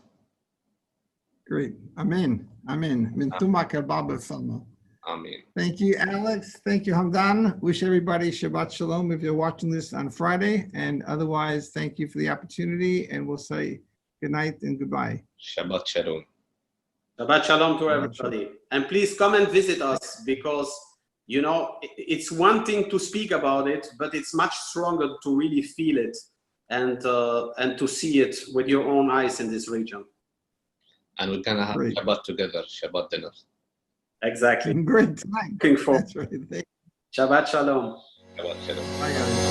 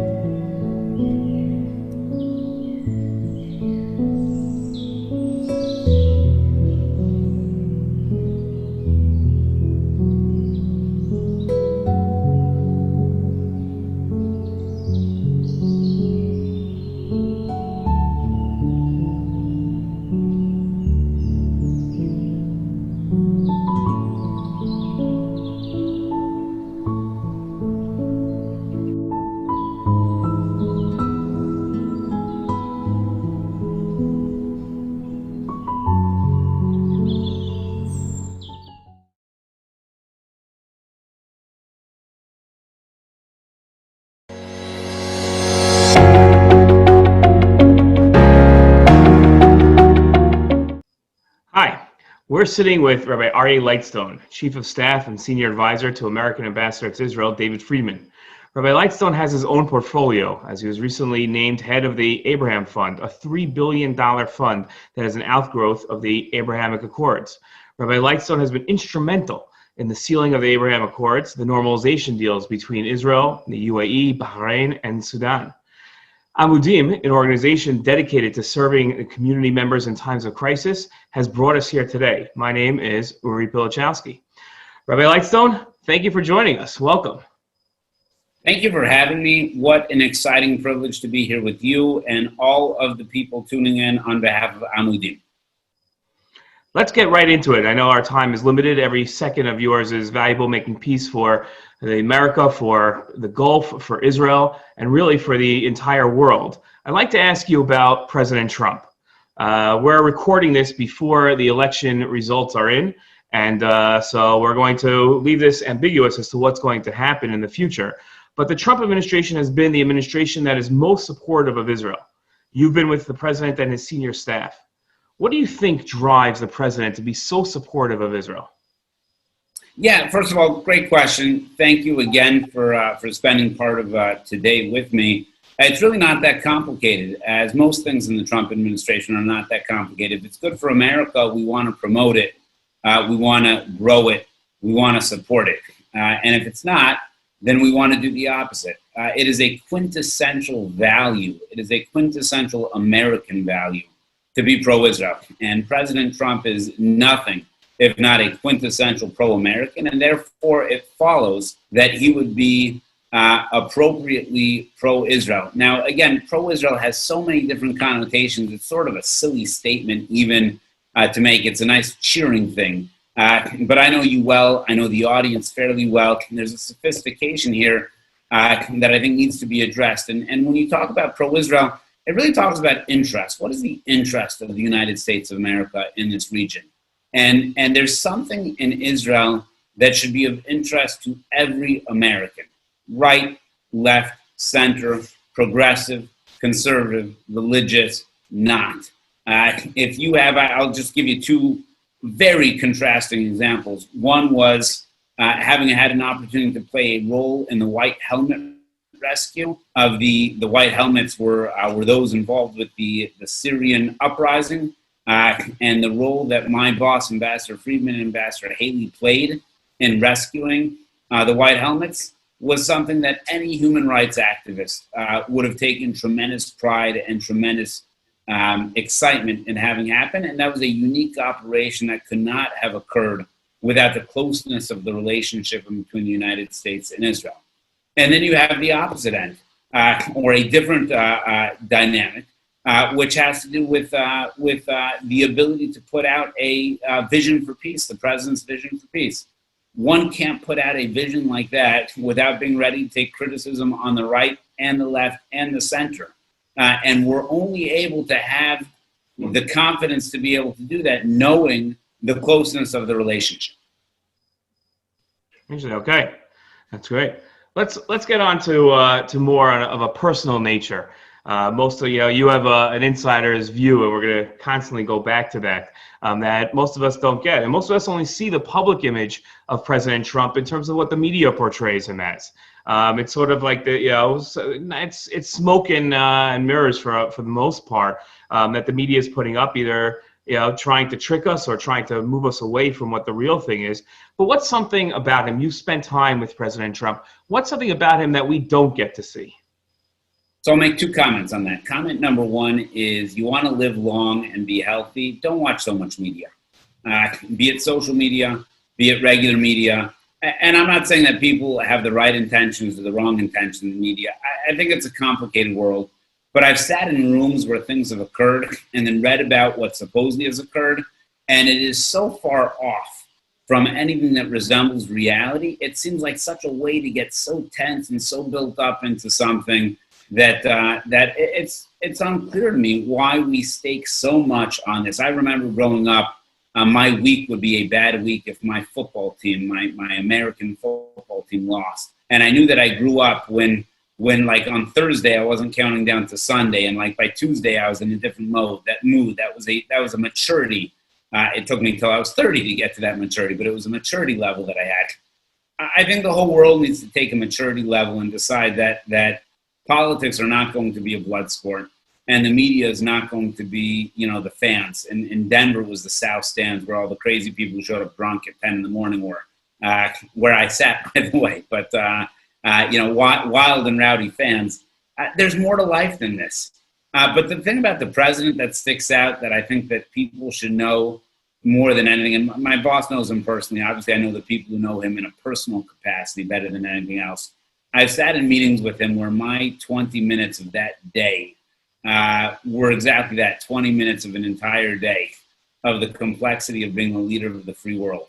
And his ability to grasp the nuance and the ability, I assume it's instincts is probably the correct description, to know where it was going and how to get there is unparalleled to anything else I've ever seen in my life. And it was awesome to be able to see that grasp of, again, a 20-minute segment within the course of the entire day, and to know immediately what was happening and where it was. To me, it demonstrates both care and consideration and also tremendous instincts. Interesting. Okay, so let me put you on the spot here for a moment, and we appreciate the letting us in. And you mentioned the fact that a lot of times we read something in social media or in the news about something that you've seen, and you've noticed that the story is completely off. Could you give us an example of something that we might have an impression of that from social media or from the regular media that really wasn't that way, that you saw and was portrayed differently? Yeah, I mean, what I won't betray is the stuff that didn't come out in the meetings, but I've sat in meetings in discussing with leaders of Israel in terms of their feelings on issue A, B, C, or D, whatever that issue would be. Pick a issue that attracts popular concern. The Israeli flirtation with Chinese investments, the application of sovereignty, the Iran deal, the Abraham Accords, the supposed connectivity in between that and F-35s, et cetera, et cetera. And I've sat in the room with people across the spectrum of the Israeli political leadership, and I've heard from them in a way that I trust them, I believe in them, I understand their integrity, I respect and admire their service and their leadership, and the media will report something completely different than what happened in that room. Now, the problem is, or the challenge is that sometimes they'll report exactly what had happened in that room accurately. I don't know how one is able to pick and choose or to discern when to believe it and when not to believe it, which is one of the challenges. But in a more poignant fashion, I would tell you that there were often reports. I think you'll see that the call on August 13th in between Crown Prince Mohammed bin Zayed, Prime Minister Benjamin Netanyahu, and President Donald J. Trump shocked the world. Why did it shock the world? Because nobody knew about it. There was something brilliant and something surprising and something, frankly, moving, based upon the fact that there were no negotiations through the press. There were no leaks. There was no posturing. There was the ability to sit down and say, what are the common interests? What are the common goals? How do our kids and grandchildren inherit something better than we have today? And if we can sit down in a circle of trust, can we deliver that? And the answer was a resounding yes. What bothers me to a great degree, and I'm a big believer in the free press, and I'm a big believer in transparency, but I'm also a big believer in the fact that there is the ability, when you want to do something that changes the paradigm, to have that circle of trust, to have that ability to have a conversation without being concerned about how it affects your poll numbers in the physical democracy or your poll numbers in the street. And there's a patriotism to the press that I feel used to root for success, that I see on occasion as rooting for the failure. Why? I don't know. And that to me is a little bit bothersome. And that goes across. It's not American press, it's not Israeli press, it's not Gulf press. To me, I'm the guy who tears up at a football game when the planes fly overhead. My instinct is that as at a strong commercial when they have the flag and they're proud to be an American. My instinct is to stand there at attention and to cry. Is the country perfect? No. Is it the single greatest country in the history of the world and the single greatest force for good that you and I and everybody around us have ever known? Absolutely yes. And the fact that people are rooting against it just bothers me and boggles my mind. I'm sure it's much more poignant for you being the guy that's trying to get the country to success than the rest of us who are just feeling it and watching it on the side. I'm gonna jump in. I disagree with that. Okay. I disagree with that. This goes back to my first comment. The country is not made up of leaders. Leaders have a chance to set policies. People ask about the U.S.-Israel relationship based upon political leaders, and yes, you'll have public relations and you'll have some policy relations. That'll be a difference.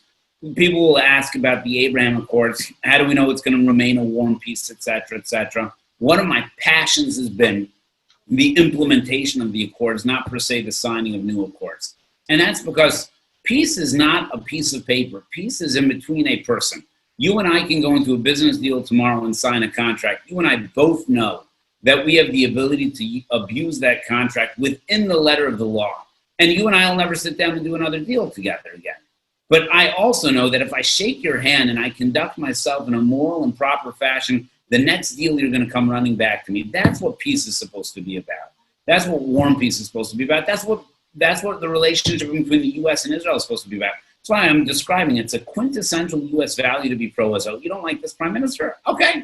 You don't like that prime minister? Also okay. You don't like this president? Fine. But you're telling me that you don't like the values that Israel stands for in the region? Check your values. Where are you as an American? What are you rooting for? And the same thing with the media, and the same thing with peace. You're rooting for peace. You're rooting against peace. It's again difficult for me to understand. And when you say that it's the leaders who are making a difference, I absolutely disagree. The leaders set the tone, but it is everybody, our citizens. That's why we live in the countries that we live. You as the Israelis, I'll make this comment to the Israelis listening. When you go to the UAE or to Bahrain, don't go as a tourist. Go as a Zionist. Give them an example of what you think their impression of Israel should be. When they come here, don't treat them as clients. Treat them as Zionists. What impression do you want to give them of Israel? And I would make the same argument when they go to America. I'm asking people to call to their higher calling, their higher responsibility, and people are capable of doing it. Don't pawn this off on your leaders. Take the responsibility for yourself. You can make the peace warmer. It's absolutely up to you. Okay, an important point. So behind you, you have what many people probably till this call are assuming on this meeting is a virtual background. But having been to your home, I know that that's not a virtual background. That's actually something I'm not going to give away where you got it from. But it's the seal of the United States Embassy here in Yerushalayim. And so tell us, it's arguably the highlight of the last 4 years among many, many highlights.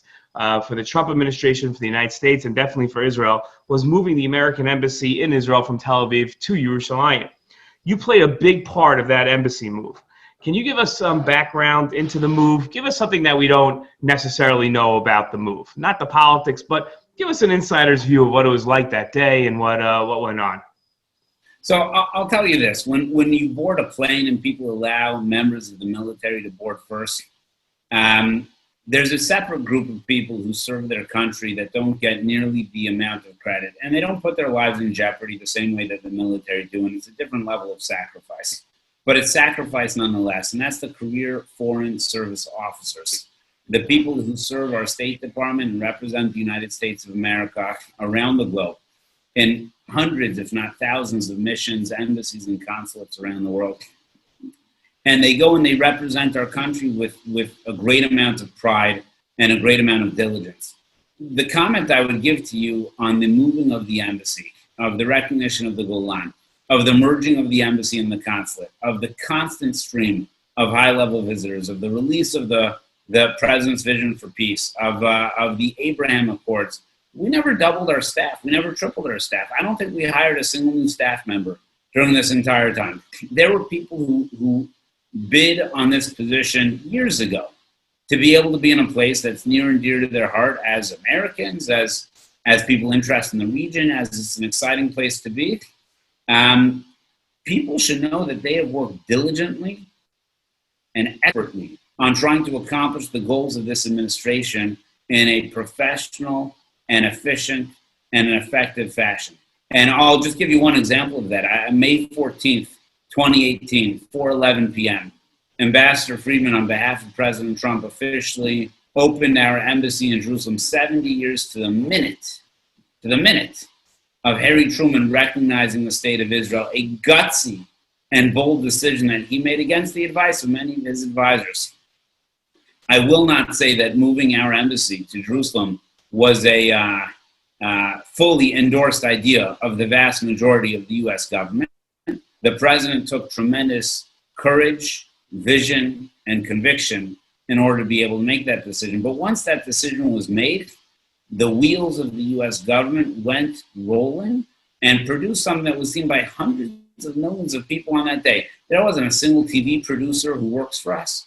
There wasn't a single makeup artist who works for us. There wasn't a single TV contractor who works for us or a light show person who works for us. And they pulled that off. And you know what happened the next day? They went to work. They didn't ask for a day off. They didn't ask for a memorial. Nobody clapped for them. But they went to work. And they deserve a lot of credit. For a great deal of 2018 and 2019, prior to the COVID coronavirus, our embassy in Jerusalem was, I believe, the third most visited tourist site in all of Jerusalem.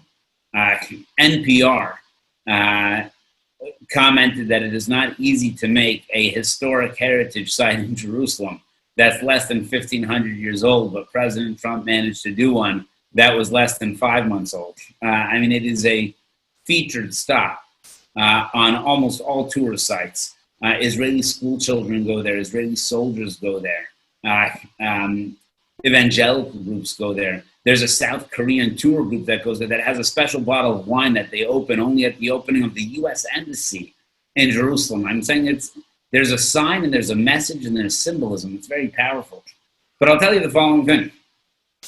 I get a lot of groups, and we take a picture in front of the plaque, and the plaque has this sign on it, but it also has the president's name on it, the vice president's name on it, and the ambassador's name on it. And it's a picture that I have taken many pictures in front of with many distinct groups. And there was one group that I had that was there, and somebody excused herself from the group and said, "He's not my president," and did not want to be photographed in front of the US Embassy in Jerusalem.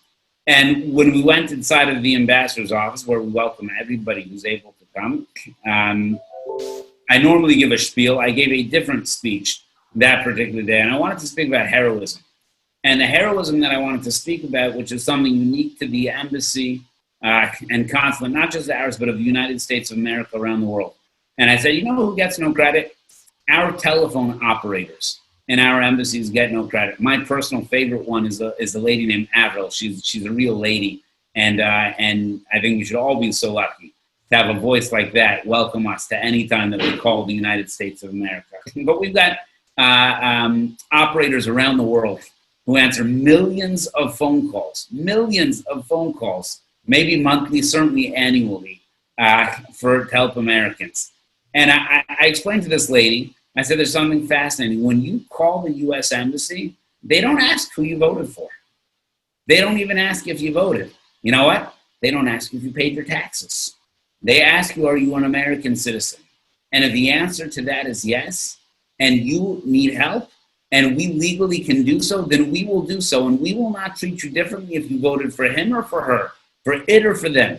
And we won't treat you differently if you paid your taxes or you didn't pay your taxes. There's an unbelievable thing about having an embassy of the United States of America nearly everywhere that you go, and having the power of the United States of America. I don't know if you can see it there, but here's I either wear this or the American flag on every one of my jackets and on occasion my t-shirts, regardless how much my kids make fun of me. It is a unique privilege and pleasure and honor to represent the United States of America in Israel, one of our closest allies in the world, if not in the region.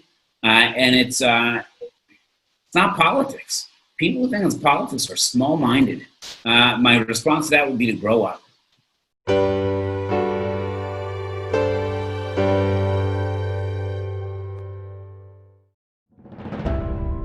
When I think of Amudim Israel, I think of the ability to live a healthy, normal life, getting the appropriate care in the most vulnerable time of somebody's stage. What does Amudim mean to me? Help. I mean, that's what it is. Amudim is there to help people. To me, Amudim means giving and support. I'd say Amudim Israel is the place, the address that can give people a chance. Amudim is about giving back without expecting anything in return. To me, Amudim Israel means that there's an opportunity for change, that people don't have to be stuck in this cycle of harmful behavior that they feel they're going to be stuck in forever. There's an opportunity to change their lives for the better. Giving a voice for those who need it. Being there is through the whole process. And never giving up, never saying no. Amudim to me is a team of carers. You'll never be turned away, and we'll always be there to help give you that opportunity.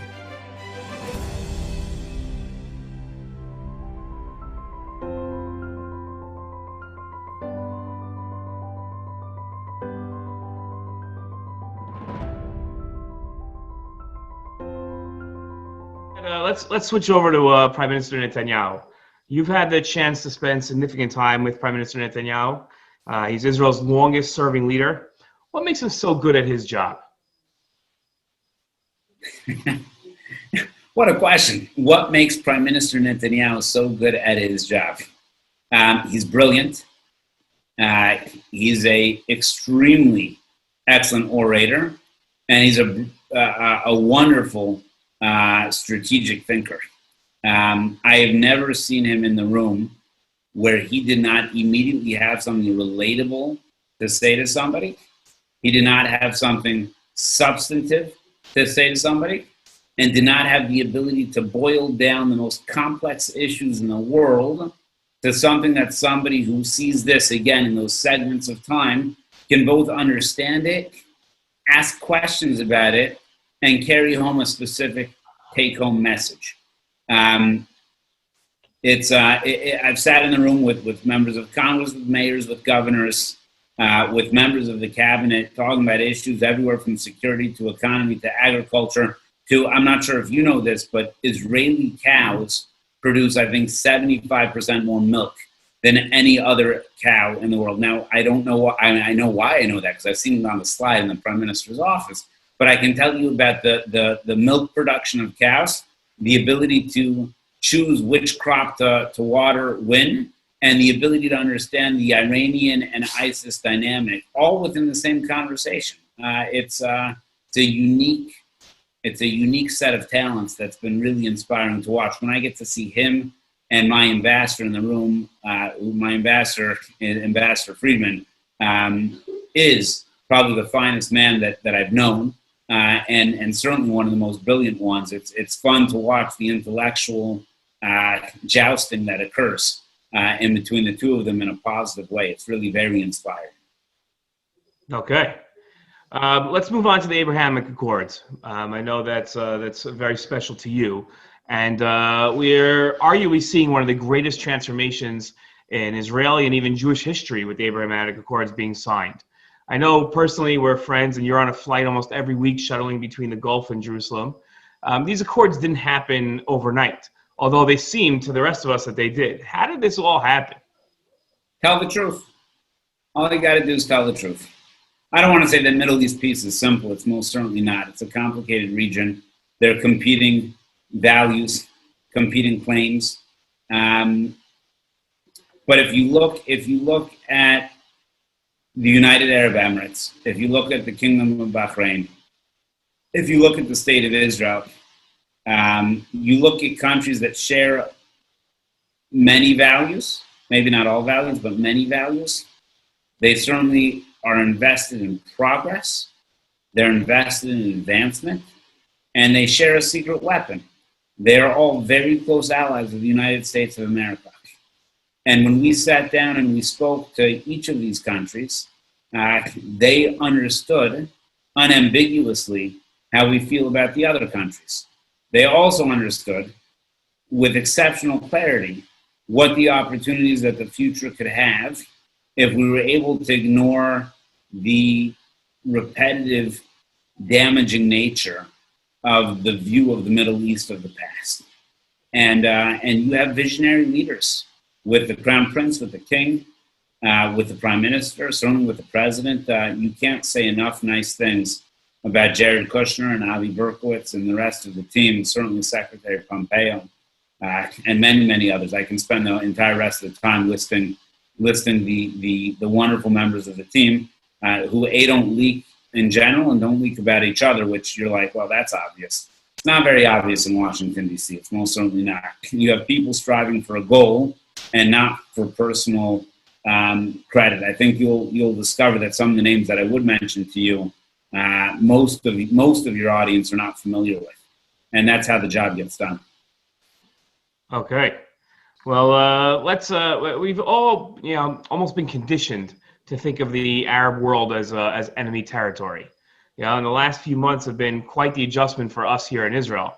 What was it like the first time that you sat and met with Arab leaders? I remember when I went to Bahrain in June of 2019,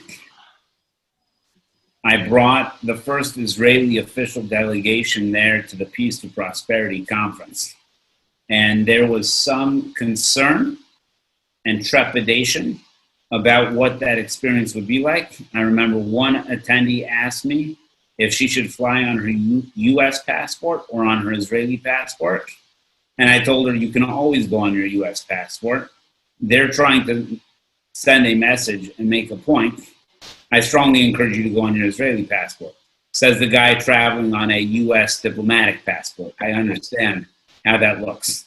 And I agreed to fly with her if that would grant her some degree of comfort and confidence. The hospitality provided in Bahrain that trip was unparalleled. I'm optimistic that Israel and the United States can take some cues in terms of hospitality from the Kingdom of Bahrain. And it was only met by when we went on our first trip to the United Arab Emirates.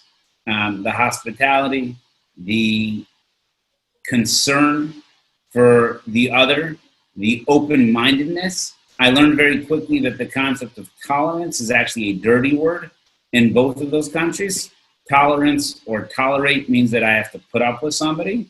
They don't want to put up with people. They want to embrace. They want to challenge. They want to care for the other person, not to tolerate the other person.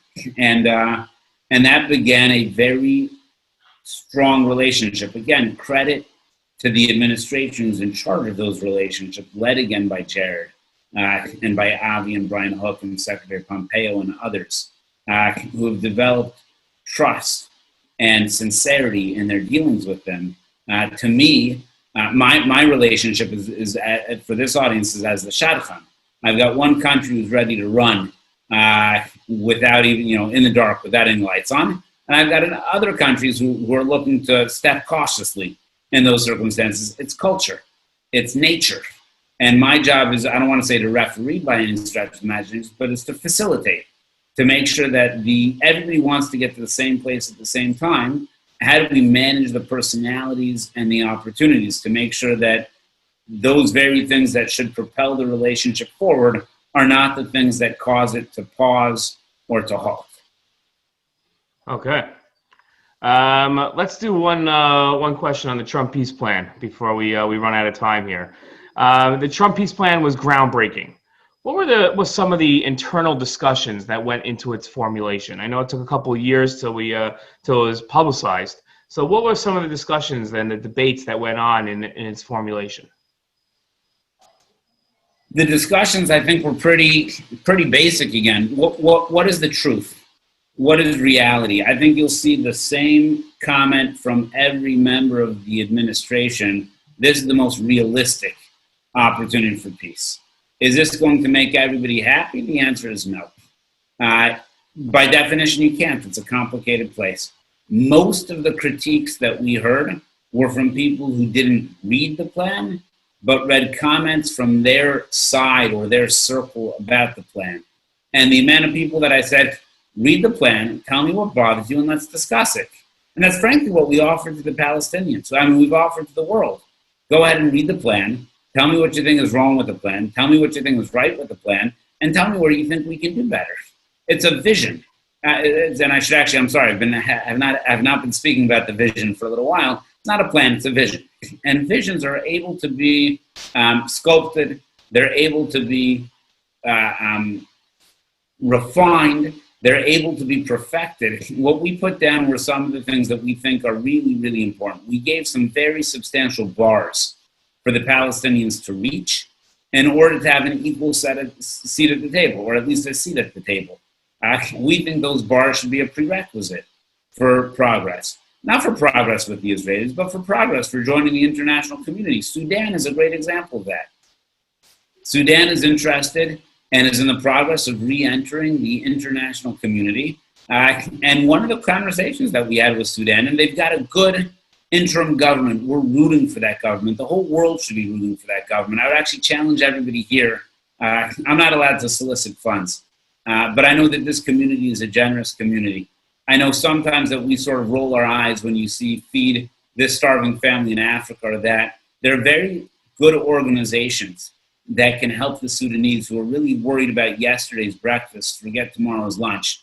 There are ways that the Jewish world worldwide can help with not that much money. And I would just, again, you're talking about a country that was in a state of belligerence with the state of Israel up until just weeks ago. Probably technically still are there. They're probably still undoing those clauses. Again, I haven't followed that part specifically. And normally they'd be met with a onslaught of love by the Jewish world and by the lovers of freedom everywhere. It got a little bit poo-pooed because people tend to do that when our administration does something. I would tell you that the general rule there is the same as in the President's Vision for Peace. You can't join the community of nations and decide that you are going to treat the state of Israel different than any other nation in the world. That's not called joining the community of nations. Israel is our greatest friend in the region. We're not going to embrace you without you at least acknowledging them. Do you have to agree with everything Israel does? No, we don't agree with everything Israel does. Do you have to agree with everything that we do? There was a vote in the UN maybe a week or so ago, and I believe Bahrain and the UAE voted against Israel at that vote in the UN. I don't pay that much attention to UN votes. We can talk about that another time, perhaps, when I'm not being recorded. But there were many European countries that voted against Israel in that UN resolution as well. All of those countries voted against us when we came out with our vision for peace. I'm saying, let's just understand things that matter and things that are diplomatic. Let's talk about things that matter. There's going to be more than $10 billion, and that's probably a low estimate, of trade in between the UAE and Israel in the next year or so. You're telling me coming out of the doldrums of 2020, of COVID, of economic challenges that none of these countries have seen before, and that you don't want a fresh injection of $10 billion into both economies? You don't want at least half of that with Bahrain? You don't want the Sudanese to be able to have a chance to normalize their country, to be able to grow? You don't want Egypt to see what war and peace can look like and to be able to grow and to be that pillar that they can? You don't want the same thing for the Jordanians, and for the Palestinians? We all do. You just got to see the Emirates and the Bahrainis and the Israelis sitting together. I've got the Bahrainis in town this week.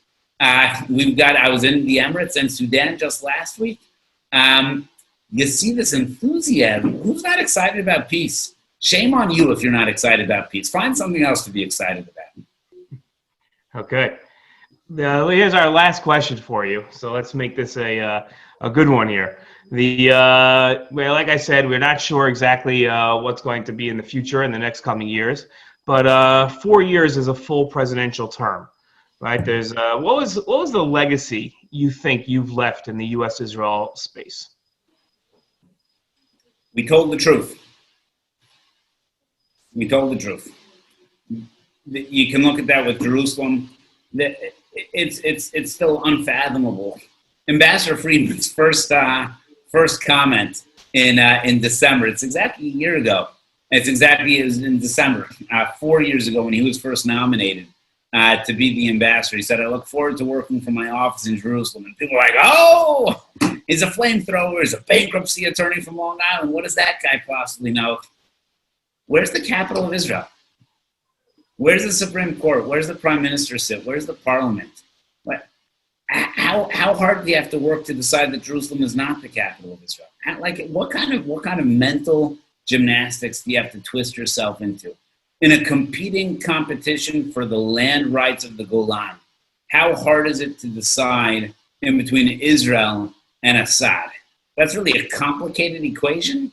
Now, I understand there's international law and there's various different computations that are there. But have you ever stood up there? Have you ever stood up there and understood the strategic threat and importance? Have you heard the lecture from Avigdor Kalani, who he and his company saved the state of Israel in '73? We as our ally, in what way, shape, or form would it be in our interest to make Israel an indefensible country? Is the entire region not better when Israel is a regional superpower? Are we not better when Israel is connected with the UAE and Bahrain and others who share their values? If it's so complicated to lie all the time, it's got to be exhausting. I am thrilled that our administration is exhausted from running around and finding the fruits of the labor of telling the truth. There's a different type of exhaustion that you see from people who have to twist themselves into pretzels to come up with the truth that they'd like to see instead of the truth that it is. And if there's a lasting legacy, and the president deserves all of the credit, but he surrounded himself with the vice president and secretary of state and Jared Kushner and Ambassador Friedman in regards to Middle East policy. Jared Kushner stood up on May 14th in 2018 when he helped open the embassy of the United States of America in Jerusalem and said, today peace is closer than it was yesterday. And on a linear line, that is an obvious statement. But on a policy line, many people wanted to demonstrate that that was not true. I believe that that statement was vindicated for now and for all of history. And it's because he told the truth. Very much so. Rabbi Lightstone, I have to tell you, we've been staring at that's the circle symbol of the U.S. Embassy behind you, but the more than the eagle's wings that are sticking out in the American flag is the Star of David. That's part of that's on the back of our dollar bills, and it really tells to the strength of the U.S.-Israel relationship. And we all owe you, you and Ambassador Friedman and Avi Berkowitz and Jared Kushner and Secretary Pompeo and the President and the Vice President and all the officers of the United States of America a great debt of gratitude for the strength of the U.S.-Israel relationship that you have caused over this last 4 years. Aryeh, this has been an enlightening session. We want to thank you for taking the time to be with us and to give us that insider's peek that only you can give us, what's behind the curtain. I'd also like to thank Amudim for giving us this opportunity.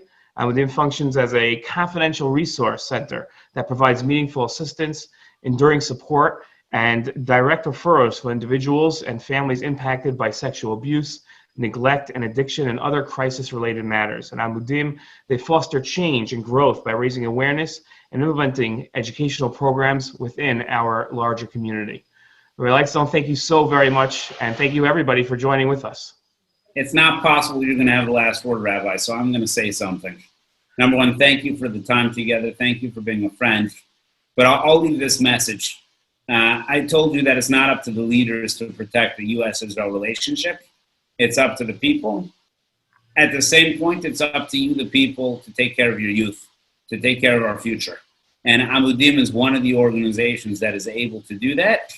When I sit here in Israel, when people ask, there's a lot of things Israel can use from America. I mean, good hot dogs is one of them, but there are many, many things, parking manners. I mean, there's a whole slew of things that we can go through. But amongst the things that the United States of America can learn from Israel is Memorial Day, Yom HaZikaron here.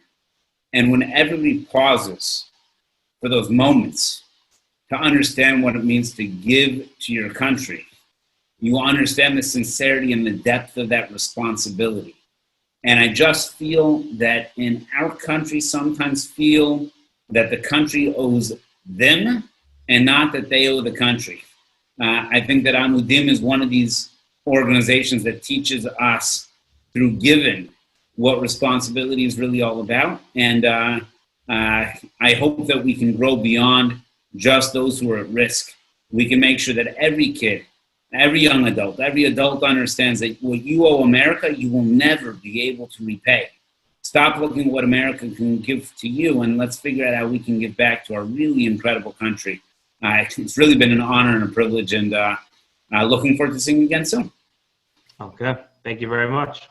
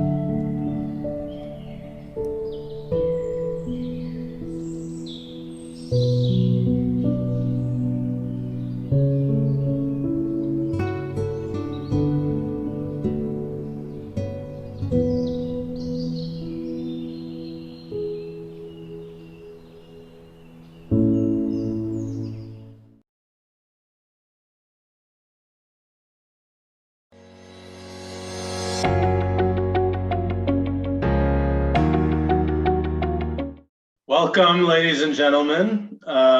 We are here with the segment Behind the Camera. I'm here today with the legendary and famous photographer Moshe Yarmish, who you probably have either heard of or for sure have seen his amazing work, someone who has decades of experience in photography of great rabbinical figures, Gedolei Yisrael. And I'm here, Yehudi Geberer, a historian, tour guide, a host of the Jewish History Soundbites podcast. And I'm here and excited to be here today on behalf of Amudim to have this conversation together with Reb Moshe to discuss the stories and the background of some historical photographs that you have taken that have now become world famous. So thank you all for joining us, and thank you, Moshe, for being here together today with Amudim. You're very welcome. So I propose that we start by taking a look at some of the amazing pictures that you've taken. We'll jump right into it, and here we go. This picture is of the Baba Rebbe. I think it was 1996 or 1997. Hoshana Rabbah is a very serious time, and it's a beautiful time by the Hasidim, and by Baba.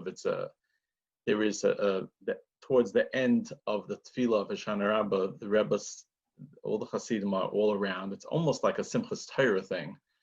And the Rebbe with the Lulav Esrog, he runs around. I don't remember the exact niggin, but it's a beautiful time. And I happened to be, I went on the bleachers from on top, and I was snapping away. Not too many people have this picture. I don't know why. I mean, it's something that they know about before, but I happened to catch the moment. I mean, I'm sure I took like 20 or 30 pictures at this time, but this was the picture that captured, the Rebbe, the Hasidim standing around, and just, it's a beautiful picture. It's one of my best shots, as they say. It is. I'll tell you, I from all the Gedolim pictures I've seen, this is probably my favorite, for sure, the top 5. It's unbelievable because what I see, and besides it being an actual beautiful picture, and I'm not I don't have an eye for art exactly, but to see what it represents historically to me is, the Baba Rebbe you mentioned is Reb Shlomo Halberstam. He's the son of Reb Tzion Halberstam, the Kedushas Tzion of Baba, who was one of the greatest Hasidic leaders in pre-war Europe. He was called the King of Galicia. He had a yeshiva network called Eitz Chaim, and he himself, the Kedushas Tzion of Baba, with most of his family, with almost all of his Hasidim in that whole district, that whole area of Poland, get wiped out, and they're decimated by the Nazis. And people thought Baba was done. And the Baba Rebbe, Reb Shlomo Halberstam, he's survived the war through an entire series of miracles, hiding and running and disguising himself in a whole process that he was able to escape and survive together with his son, Reb Naftali, or Naftulcha. And he comes to America with just the clothes on his back, with no Hasidim, no family. And there's nothing. And he goes ahead and rebuilds an empire of Baba. And I think, and he did it single-handedly, first in Crown Heights, then in Borough Park, and with his love, with his warmth, with his fatherliness, and there's an endless amount of amazing stories about him as a person. And what you captured here brings that all out. He's the leader. He's the center. His face it has this light to it, and his arms spread apart, and he's surrounded by his Hasidim, and that just symbolizes the rebirth, not just of Baba, but of the entire Jewish people. After everything we went through, and after everything we experienced, look what we were able to rebuild, and look what the leaders we had. I wonder other people see that? I don't know if you had, did you have that in mind or anything like that in mind when you took it or when you saw it afterwards? Look, you know, the Baba Rebbe, he, out of all the Rebbes, I know this may sound a little, you know, he had a tremendous hadras panim. He was a very handsome individual. I mean, I know you don't say handsome by Rebbes, but he was, and you know, it was very hard to take a bad picture of him. Okay, I mean, what can I tell you? You know, this captures so much. I mean, you as an historian, you could tell, you know, you could say what's behind the picture. I, as a photographer, I just, you know, he was just, you know, his face always lit up, and he just always he always looked good. I mean, whatever. He was a leader to, you know, many Hasidim, as they say. Right. There's another picture actually that you have here. Hold up a second, because that's also the same idea. Right. That's by a mitzvah house, I think. There you go. It's the same, almost the same pose. Again, it's the Baba Rebbe, and his arms are spread out. Here you even see more of the Hasidim. You see the whole, right. You know, everyone. What was this? What was this picture? This picture was taken by a granddaughter's wedding.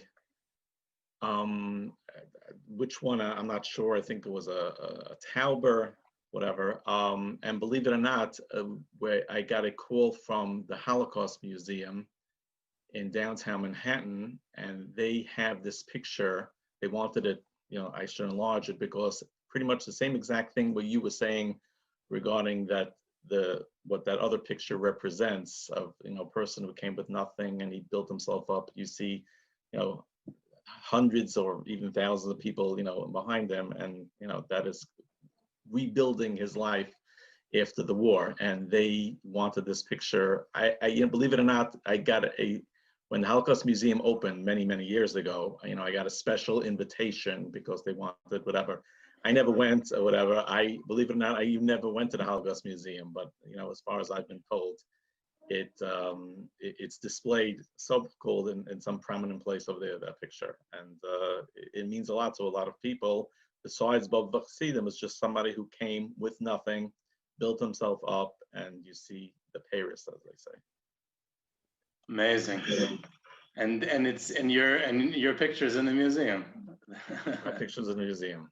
Look, my picture, I could say that I mean, you could, you know, the Mishnah Berurah is a sefer that every Jewish home has. You know, between all the different kind of pictures that I've been taking, from the Litvisha, the Hasidisha, all different, you know, people have my picture hung up, or it's in all the different svarim that either it's on the front cover or it's in there. A lot of the Jewish people have my pictures, some either prominently displayed somewhere in their house, or you know, my signature has made its rounds in the Jewish world. It's great, and it's well deserved. A picture like this, you know, it's living history, and you know, the people, the survivors who came after the war wasn't just strictly people who had previously been Baba. People looked to him as a father, and it was similar with many of the other Rebbes who survived the war. The Satmarov, Kleisenberger Rebbe. In Eretz Yisrael, you had the Ger Rebbe and others, Belzer Rebbe. These people were looked at by broken survivors as the only hope to be able to rebuild, to have a new family, to get jobs, to start, to give them a sense of meaning again. And again, I think this picture really brings it out, that look, in the background, it's not just the amount of people. There's young, there's children. You see the elderly in the back of him, all ages, and that's a very big, powerful statement to Jewish history in general. Yes. This again is one of your classics. You said before how most Jewish homes have your name somewhere. I would say maybe more than any other one, this might be it. This Moshe Feinstein. What do you want to tell about this? Well, this picture was taken in the summer of 1981. Rav Moshe pretty much every day used to, if the weather permitting, of course, would they would set up a table and he would sit outside and learn. It was on the road in the back of the camp, so they would make sure that during the time that he was there, they would block the roads and nobody would be able to go near him. I mean, whatever. Which camp was it? And it was, the funny thing is, you say that everybody has this picture. The Rebbitzin, Rav Moshe's wife, wanted to have this picture in her home, but when she saw it and she saw that he was wearing his pajama top, she did not want whatever, but she really wanted the picture. But she felt a little whatever, so so she did not. So it is, believe it or not, it is not a shirt. It is not a colored shirt. You know, everybody wants to say that, you know, if it's so-called the Yeshiva University guys and, you know, whatever would want to say, oh, you see, Rav Moshe Feinstein wears a colored shirt. It was not a colored shirt. It was a pajama top. It used to be in Ellenville or Cahansa, New York, which is upstate where the camp was located. It used to get very, very humid. And it used to get very hot. And this was, you know, it was easy for him and he was most comfortable wearing it. He used to sit in the back of his thing. He used to write, as you see, he has a pen in his hand. It's with ink. It's not really a regular regular pen. And he used to write chuvas or whatever. And I used to hide pretty much in the back of the bungalow where he was, and I never wanted to disturb him. So from my hiding place, I happened to, you know, take this picture, and it became like a classic. It's there's a picture that is also close to this with his hand on his face in deep thought, but it's the same idea. This is, you know, the Gadol Hadar, and I had the schus of being in his so-called Dalet Amis, even though Dalet Amis means I was within 6 feet. Trust me, I was never within 6 feet because they really didn't let anybody go near him. They didn't want anybody to disturb him. They felt pretty much that the whole year when he was so accessible, you know, this was his time that he could be alone, that nobody, you know, could disturb him or bother him. So they would make sure that anybody from the camp, or the Talmidim from the Yeshiva Staten Island camp, nobody could disturb him, and he was able to do what he loved to do, and that is, you know, learn and write Chuvas. You said the Staten Island camp. Yes. What was this camp? Mesifta Tiferes Yerushalayim was Rav Moshe's yeshiva. They had a sister yeshiva, it was called, or sister brother yeshiva, whatever, it was called Yeshiva of Staten Island. Tiferes Yerushalayim, where is Rav David Feinstein, who just passed away, was the Rosh Yeshiva after his father, and his brother Rav Ruvain Feinstein runs the yeshiva in Staten Island. Now, during the summertime, the Staten Island yeshiva would replant itself and go to Kerhanks in New York, which is a little suburb of Ellenville, and that is where the whole camp was, and all the yeshiva was there for the 2 months or a month and a half of that they were off in the summer. And Rav Moshe used to have a bungalow there, and him and his Rebbitzin used to be there usually not the full 2 months, but around 4 weeks, pretty much every summer.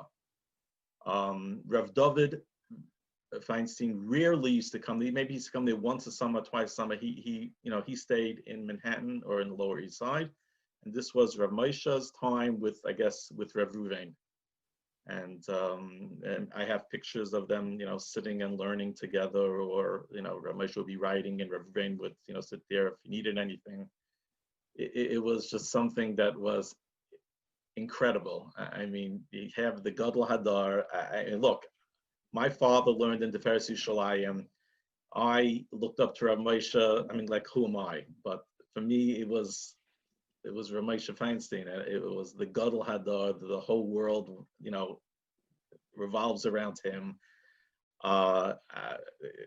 It was just an incredible experience. I went to Staten Island Yeshiva for 2 years, 1979, 1980, and for the next 4 years, even though I was not part of the yeshiva, I went to Torah B'das, I wanted to spend my summers with Rav Moshe, just to be in his, in his proximity. I didn't go to all the camps. Everybody, he looks forward to the summer. They go to Camp Aguda, having a great time. Sanon was a learning camp, but the fact that Rav Moshe was there was enough for me, and that satisfied my summers. So, Rav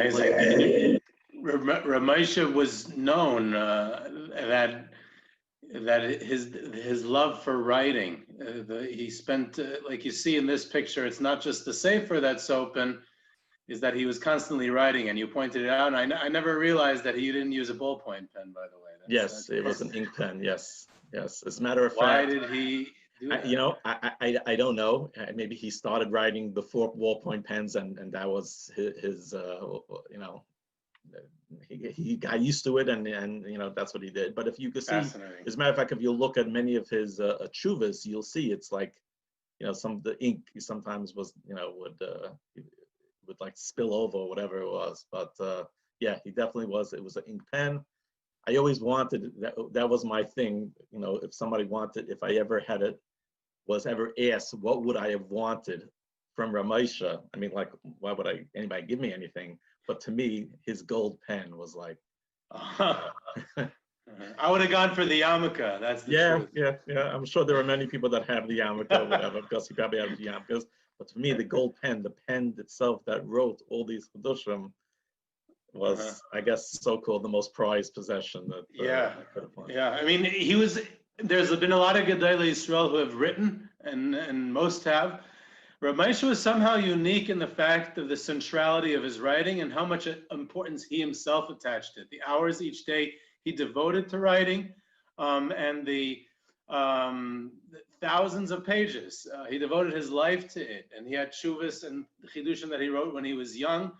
There was even when he was in Russia, he lost a package, a valise of his writings when he was going into a wagon and escaping somewhere during the aftermath of the Russian Revolution, and it was on Asara B'Teves, and he had, for the rest of his life, on Asara B'Teves would be like a mini day of mourning for Rav Moshe and his family, because he would remember those writings that he lost, and that's how much importance he attached to it.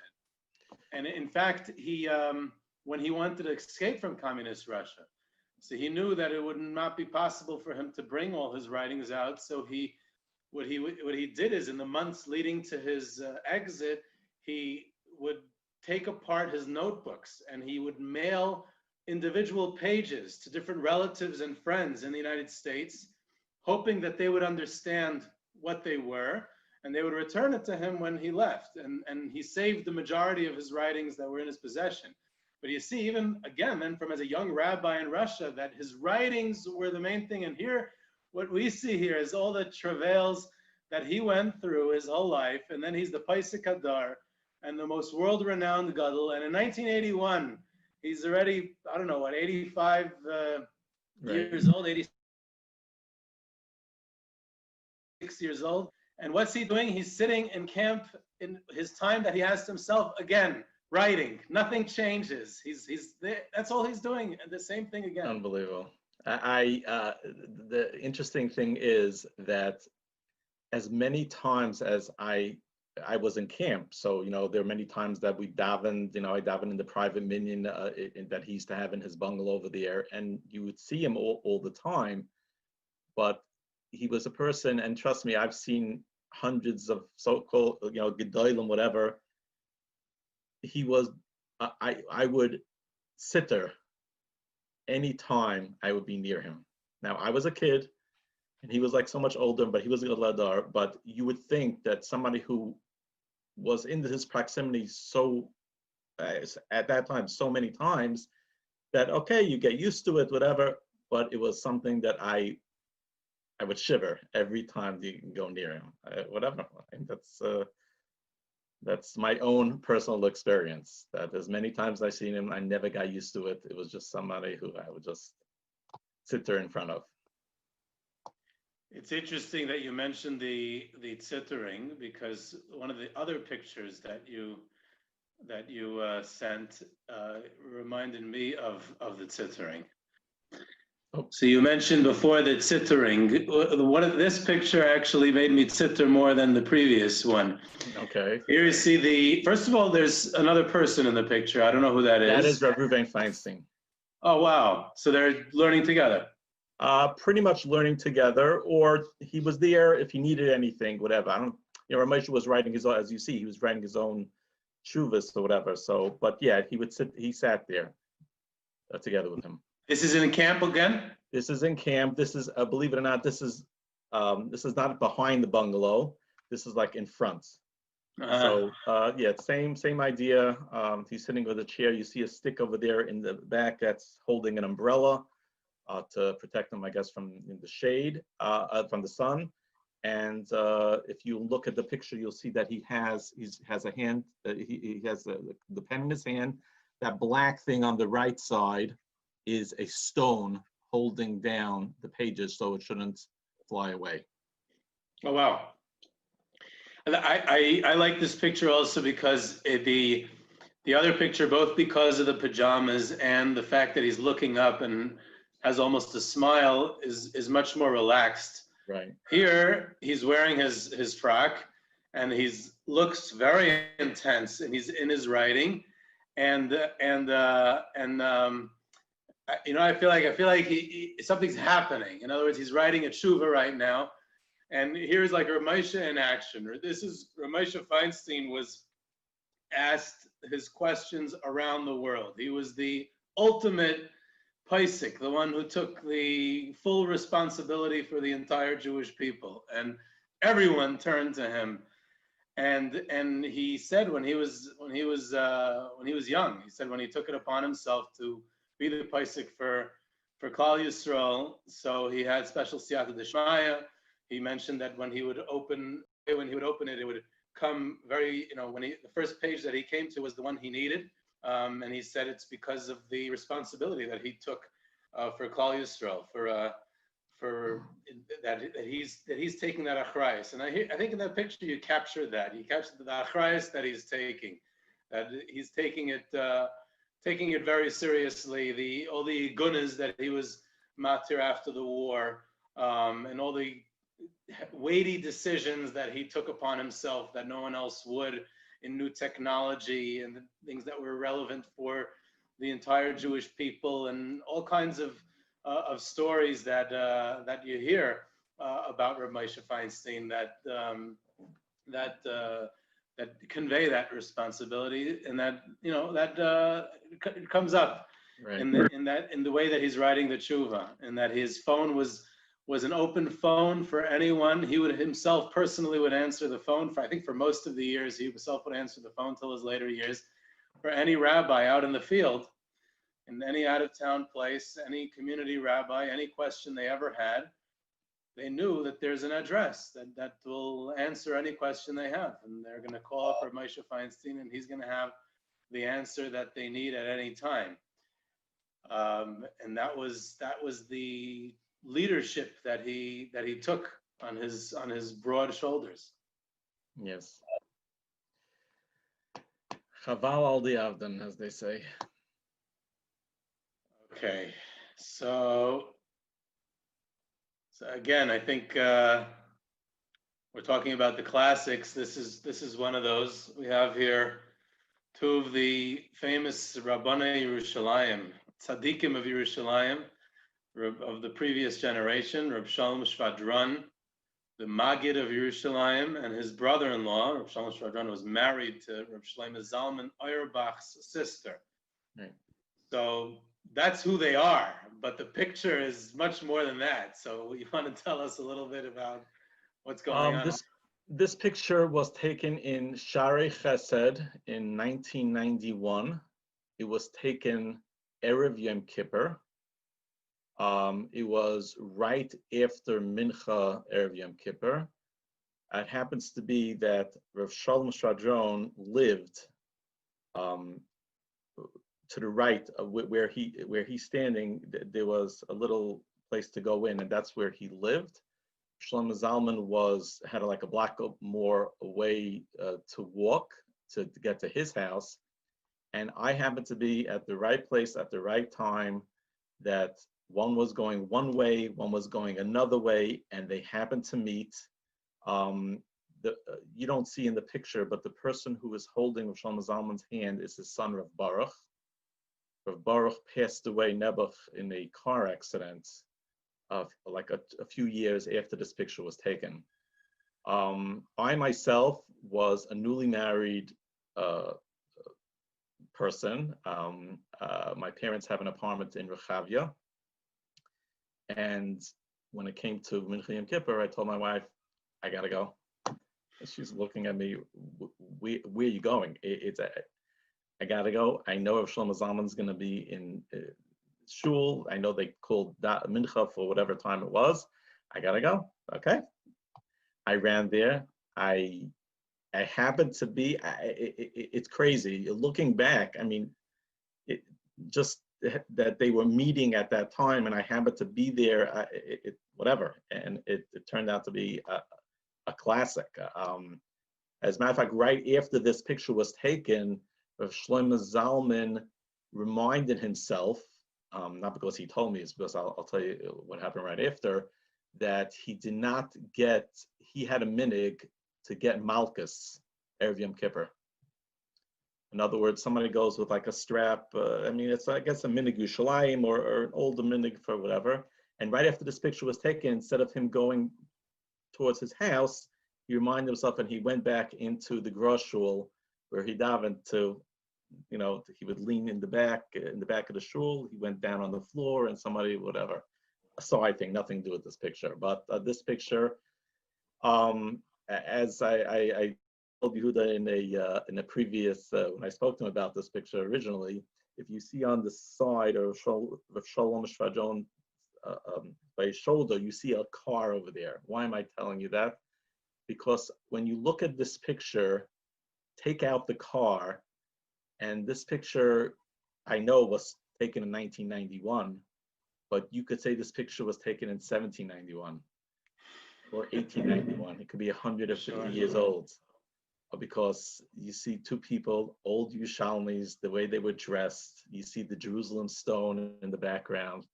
And, you know, it happens to be taken when it was taken, but it's a, as they call it, a fatsatig, a picture of old Yerushalayim, with the two of, it happens to be, you know, very famous Yerushalmis. And it's amazing. Yeah. I think it's, like you said, the coincidence, or, you know, the siyata d'shmaya that you had in this picture, that nothing was planned there. You know, you could say by the Rav Moshe picture, you sat there at a designated time every day and you knew Rav Moshe would be sitting there, and, you know, you're able to get the perfect shot eventually. Here, there couldn't have been anything planned. This is the ultimate picture. And like you said, I think, you know, this is more historic than any other picture you have, because it brings out the old Yerushalayim. Two people, Reb Shlomo Zalman Auerbach, again, one of the biggest paiskim in the world, the Rosh Yeshiva of Kol Torah, Reb Shalom Shvadron, who is a legendary Maggid. By the way, it was probably early enough. I don't know what time of day it was. It probably wasn't a half hour before Shkia. No. Because Reb Shalom Shvadron was the chazan in the Chevron Yeshiva in Givat Mordechai.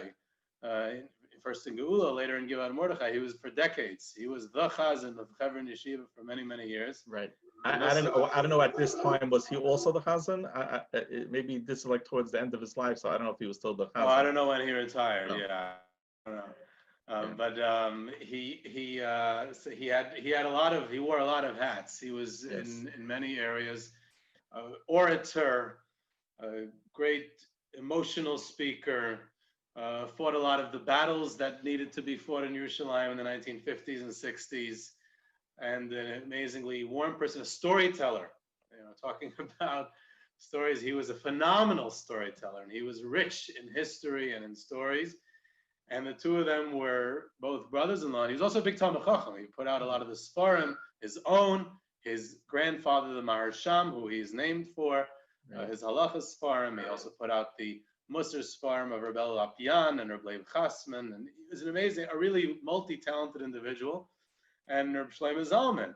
Now, both of them lived in the Sharei Chesed. Today, you mentioned your parents had an apartment in Rechavia. In 1991, it was Rechavia and Sharei Chesed. It was two different worlds. Today, it's Sharei Chesed Rechavia. And, you know, the neighborhood has changed. It's been a bit of a change.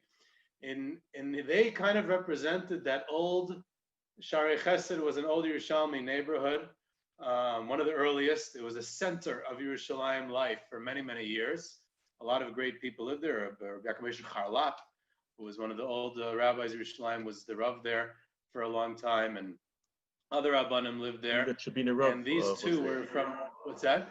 Was the Chabina Rav lived there in Sharei Chesed? Chabina Rav lived there. Doiver Schweidenfeld, the Chabina Rav, was also a Holocaust survivor. And he came after, he came middle, kind of. He escaped he lived in Sharei Chesed as well. And here, these two were the last, really, Rav Shlomo Zalman's son, Rav Shmuel Auerbach, continued to live in Sharei Chesed till recently. He passed away. But these two were from the Gedolei Yerushalayim. And to get them on Erev Yom Kippur, when, you know, in their strimals, in the streets of Yerushalayim, the old, ancient, little, narrow roads of Sharei Chesed, it really brings out a lot. I love it. And the two are brothers-in-law who are close friends, but they're so different. They're different personalities. Shlomo Zalman was quiet and simple and edel. He used to, you know, be very, unobtrusive. There was one time he was at a bris, and he got honored as a sandik, and the person called him out. The Mayel who called out the honor, he said, "Mayrenu Hagayin Reb Shlomo Zalman Auerbach is mechubed with sandikos." And later that day, that Mayel got a phone call, and he said, "Who is this, please?" And he said, "It's Mayrenu Hagayin Shlomo Zalman Auerbach." And the guy's like, oh my gosh, I'm sorry. What does the Rosh Yeshiva want? And he says, "If you ever call me that again, I will never attend a bris that you are the mile." Wow. And he had a certain very, quiet style to him.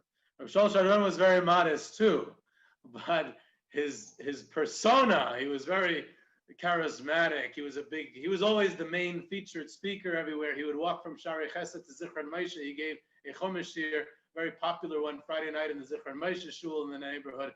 And he was always at any gathering. He was the main speaker. He was loud. He was funny. He had a great sense of humor. He was always traveling. He went to Europe many times, the United States many times. He loved going to America and going to different towns and speaking in different shuls and yeshivas. He spent once at Purim in Telz, Cleveland. He was all over the place. So the two had such different personalities, and yet they're brothers-in-law in the street of Sharei Chesed. They just come together. They seamlessly come together in your picture. It's fantastic. Yeah.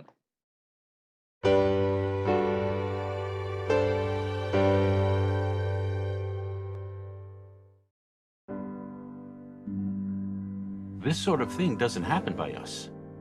Not in our community. What you're describing just doesn't take place in this community. This type of behavior absolutely does not exist in our school. You must be mistaken. That sort of thing doesn't happen here. Something like that would never happen in a school like this. It just can't be. It's just not possible. I've known him for 15 years. And he would never do that. If he's been with us for so many years. Why only now did this come up? We need 100% proof. He has a family. Children to marry off. He's done so much good. This could ruin his life. We don't air our dirty laundry to the world. Let's not bring the police into this. She's obviously a troubled young lady. It must be a misunderstanding. She must have made a mistake. She's confused. She's lying. There's probably bad blood between Other troubled kids have tried making accusations. But he was never charged by the police. We need to keep this quiet so we don't hurt the reputation of the shul. School, community. What if it's not? We can't can't ruin his life. We have undeniable. I really don't think he's the Maybe it was a bit But inappropriate. there was no way he Just molested. looking for a scapegoat to I'm not explain saying reasons for her own There's no issues. way. Probably protecting the real abuser. I'm sorry, I can't help you. There's nothing I can do. I can't help you. I'm sorry. This just doesn't happen in our community.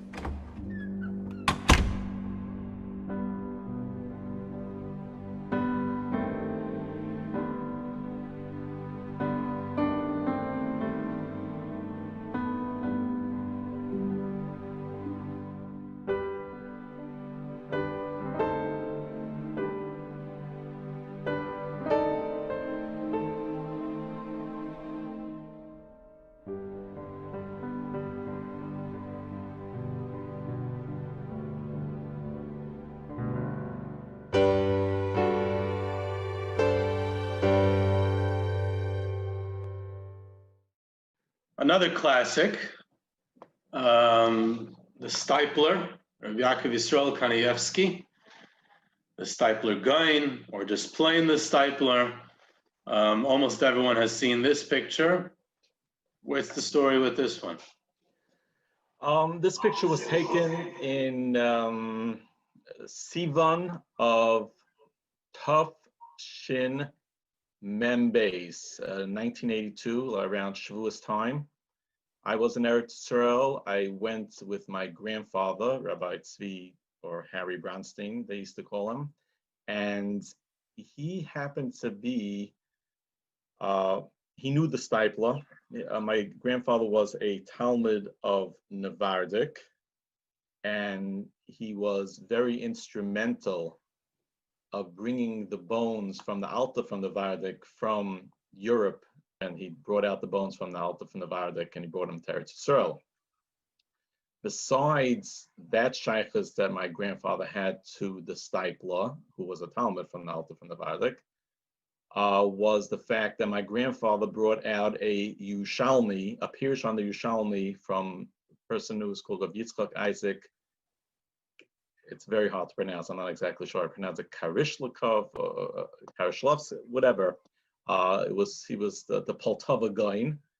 My grandfather, in one of his trips to Russia, where my grandfather was a Moyal, and he went, there was a lot of people who were left over right after the war, and there was no Moyal in there, so my grandfather went for Mila to Russia. So on one of his trips, he was very close to Rabbi Yehuda Levin, who was the chief rabbi of Moscow. And he asked my grandfather to come to the hospital. There's this Gaon over there who wants to speak to him. And my grandfather visited the Poltava Gaon, and he whispered to my grandfather, because apparently at that time there was KGB people, there were people all around, and he just wanted to make sure that nobody heard what he said. He said, "Look under the pillow that I have in my hospital room." And it was Iksav Yad. And he told them there are other places where there are other Kisvei Yad. This was a Pirush that this person, without Svarim, pretty much from memory, wrote on the Yushalmi. Now, why am I telling you this? Because since this person did not have a lot of Svarim, so there was a lot of editing that needed to be done. Now, who was a person that my grandfather knew that knew Yushalmi? Yushalmi was like a new thing. I mean, most people, evidence Babli, Yushalmi was like very rare that people were proficient in Yushalmi. The person who my grandfather found out was proficient in Yushalmi was Rav Chaim Kanievsky. My grandfather went to Eretz Yisrael in one of his many trips, and he went to Bnei Brak, and he told Rav Chaim Kanievsky, he showed him the Ksav Yad that he had, and he asked him, and he paid him. Whatever, I don't know how much he paid him. I'll tell you another story about the paying in a second. And Rav Chaim Kanievsky and his chavrusa, Rav Beryl Weintraub, who he learned with for many, many years together, he went over to editing part of this Pirush on the Yushalmi.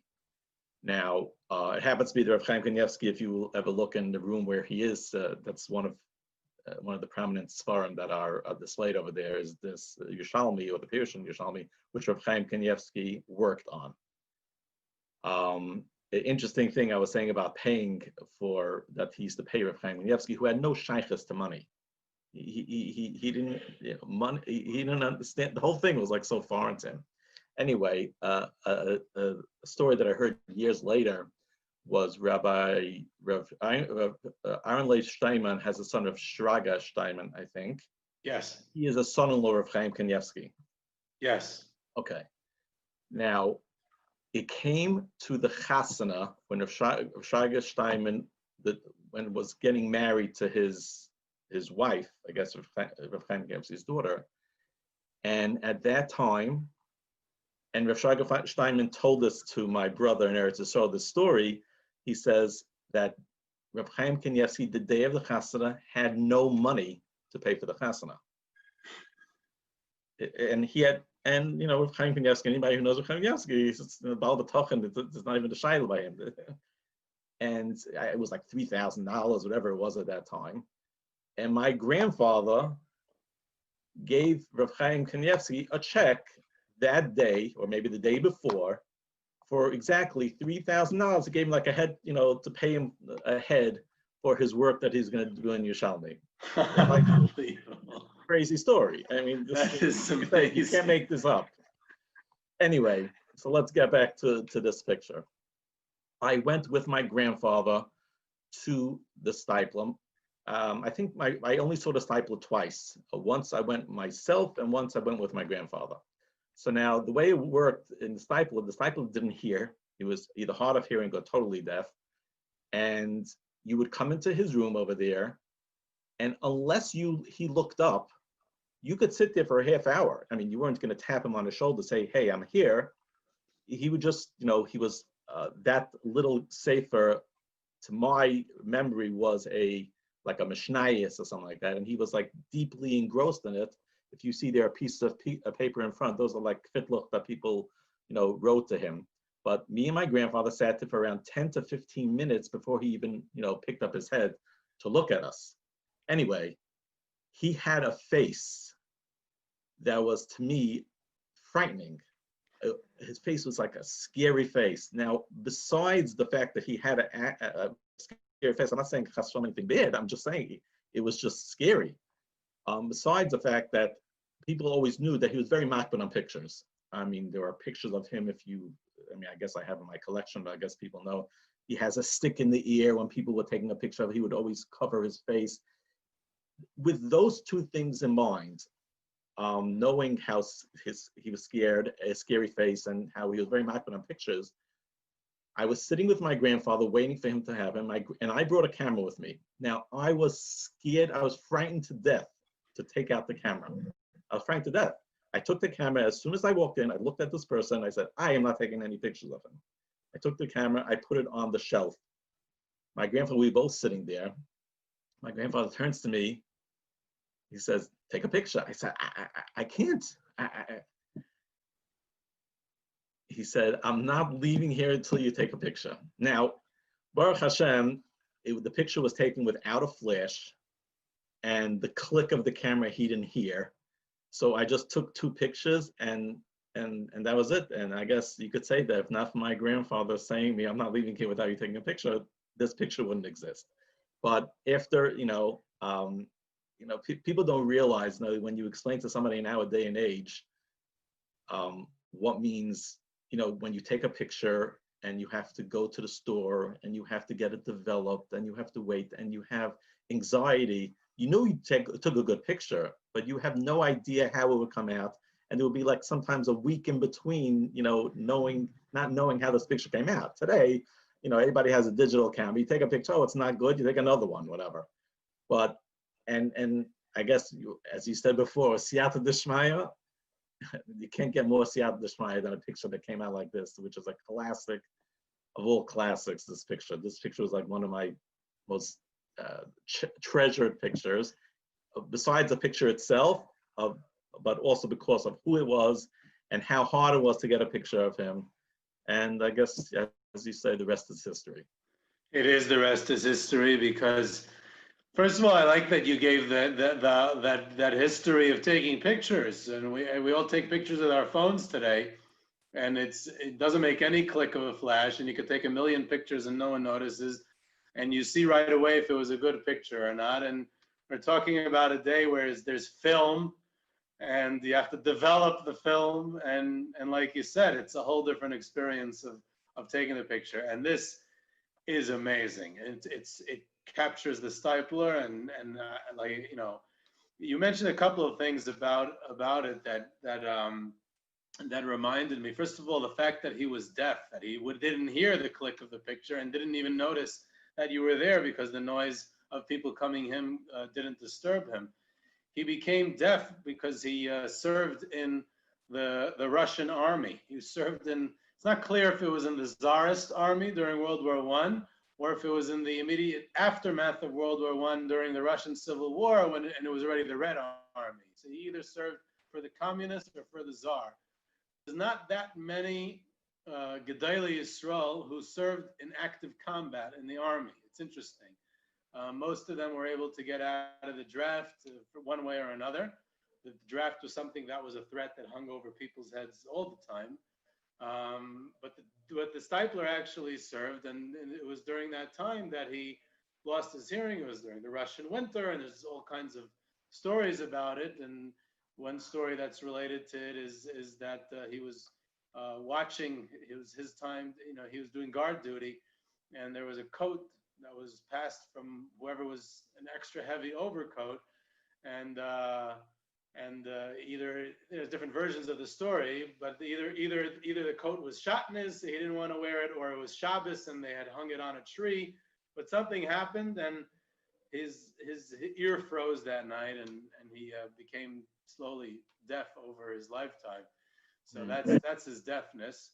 You also mentioned how your grandfather, and this is one of the ways that your grandfather was close with the Stipler. The Stipler was a close student of Navardic. He studied at the Navardic in Bialystok, which was the main flagship of the Navardic Yeshiva after World War I.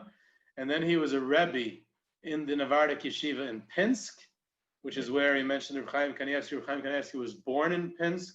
The Stipler, his father, was the Sandik at his bris, because there were so many great rabbis at the bris that the Stipler was afraid of offending one of them if he would give another one the honor of being the Sandik.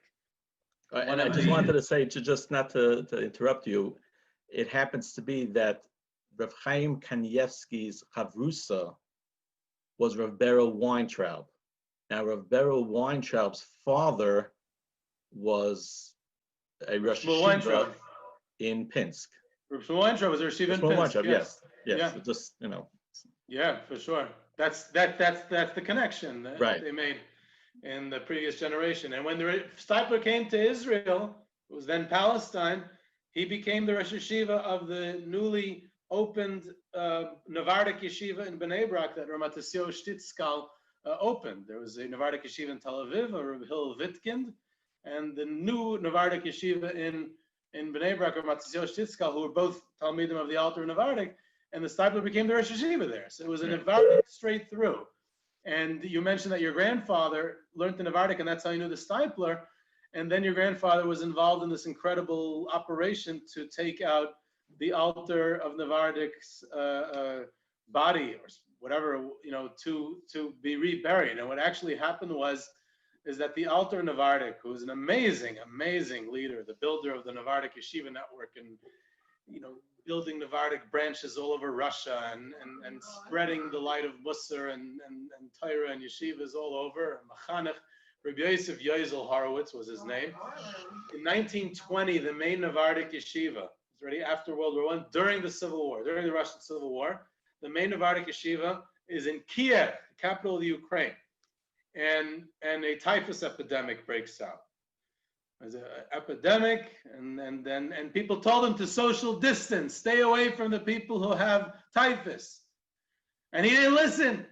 I'm not telling anyone what to do, but the Alter said, it's my Talmidim, and they need someone to take care of them. I can't abandon them. I can't leave them alone. And he went from Talmud to Talmud, taking care of them. And what happened? He caught typhus, and he gave his life for it. He gave his life for his Talmidim. And how many Rebbeim can say that he died, he passed away in 1920 during that time, and he's buried in the Jewish cemetery in Kiev. 42 years later, after the Nazis wiped out the rest of the Jewish community in Kiev, and whatever was left of the Jewish community of Kiev after the war is under Soviet communist, the Soviet Union. They decided in 1962 that they're destroying the Jewish cemetery in Kiev. And there's many great rabbis buried there, but the one that they were able to rescue in a whole daring operation that your grandfather had the schus to be a part of was to rescue the Alter of Navardik and to get him out of Russia. And they reburied him on Har Menuchos in Israel, in Yerushalayim, and they made a levaya. And the Talmidim of the Alter Navardik who were still alive in Yerushalayim gave a spadim. It was a whole levaya. And and I go there. I bring groups there to buried right near Moshe Feinstein, buried right near a lot of the people we're talking about actually on Har Menuchos in the center of everything.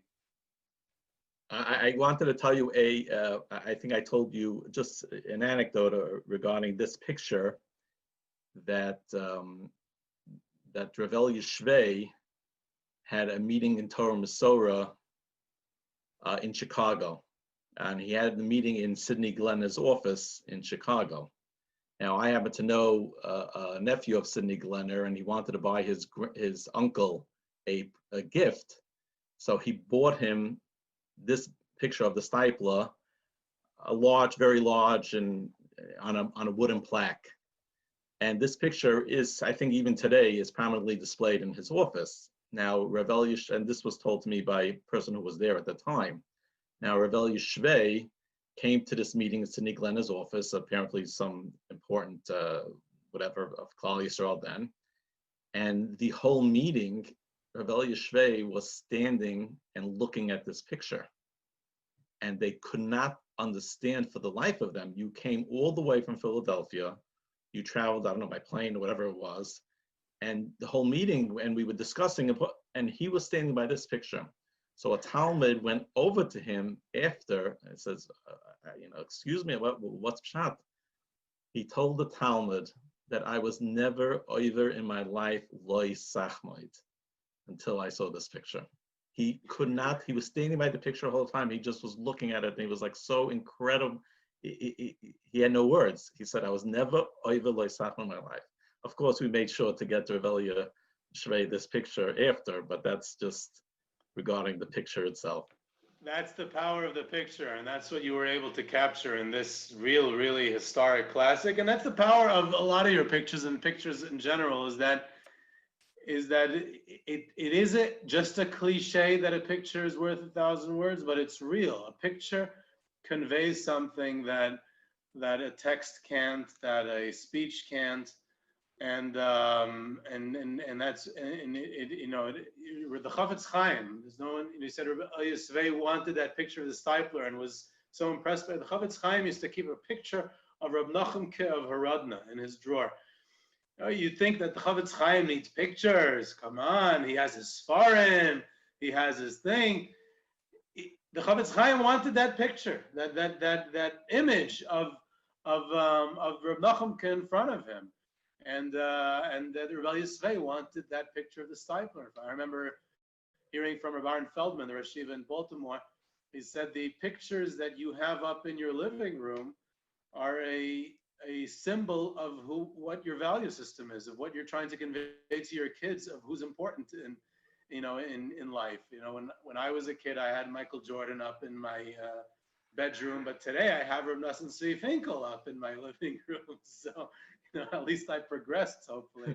So the idea of the picture and the power that it has and what it conveys is of historic consequence. We're bringing the past and we're trying to bring that message to the future, to our children, of the images of the past and what they can serve as a role model and to look up to. So yes, that's a very important part of the process, is to have, to be able to capture those moments. I would say also that maybe that picture you sent me of it on the wall, maybe we could add to it. I don't have it in front of me, but maybe we could add it. Okay. Maybe, I don't know. I believe it or not, I just got that picture a week ago.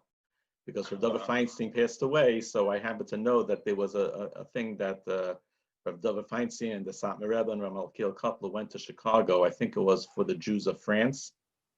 They were raising money, and it happened to be, I happened to see the picture, Cindy Glenna's office, Cindy Glenna standing there, and my picture. So I guess it all full circle.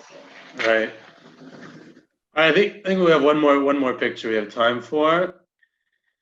So, Rabbi Lazar Menachem Man Shach, the legendary Ponevezh Rosh Yeshiva, dynamic, charismatic leader for close to 3 decades of the yeshiva world in Israel, and on a larger scale of the entire, ultra-Orthodox Haredi world, especially in Israel, but around the world. And one of the most famous Jewish personalities of the 20th century. So how did you get this picture? And where was it taken? Okay, this picture, believe it or not, was right before a shiur, I guess, not a Yarchei Kallah shiur, but the regular shiur they used to give to his Talmidim. And this is preparing for the shiur. He would sit on a bench in the back of the yeshiva. This is not in the front by his regular place, and he was preparing the shiur. I happened to capture it in the back, and you would think Rav Shach, he sat there like a regular, among the Talmidim, whatever, just preparing a shiur, like anybody else. One of the things that by the shiur itself, it happens to be that I have other pictures. I even have a video that I took of the shiur, and I have a bunch of videos from many of these Gedolim, which I never released to the public. It was just like, whenever I used to take pictures, I always used to make copies of them and sell them in the store, sell them in yeshiva, whatever. But the videos was something that I always felt that, at least I have something that I never give out that's so-called, that's all to myself. Now, during this recent period of COVID, and you had a lot of people like stuck in their homes, and just people like, every day you were afraid to even, open up your phone to hear who the latest person who died. It was just like very dark, dreary, depressing, and everybody was home. And it's just, so I said, you know what, the Olam so-called needs a little chizuk. And I released little snippets of videos of the different Gedolim. Now, it happens to be that one of the things that I released was Rav Shach giving a shiur. Now, one of the reason why I thought that it was important, not as if I have to educate the world, because I always felt that to a certain extent that Rav Shach got a raw deal. Well, why am I saying that? There's a whole generation that grew up with Rav Shach. At the end, when there was a big, a lot of politics going on between the Aguda, between Degel, and it was just something that people thought that Rav Shach was a person who was, sitting in his house with a group of advisors, strategizing, and I felt, who am I to feel? But I just wanted to show the world that Rav Shach was a person who he was Torah.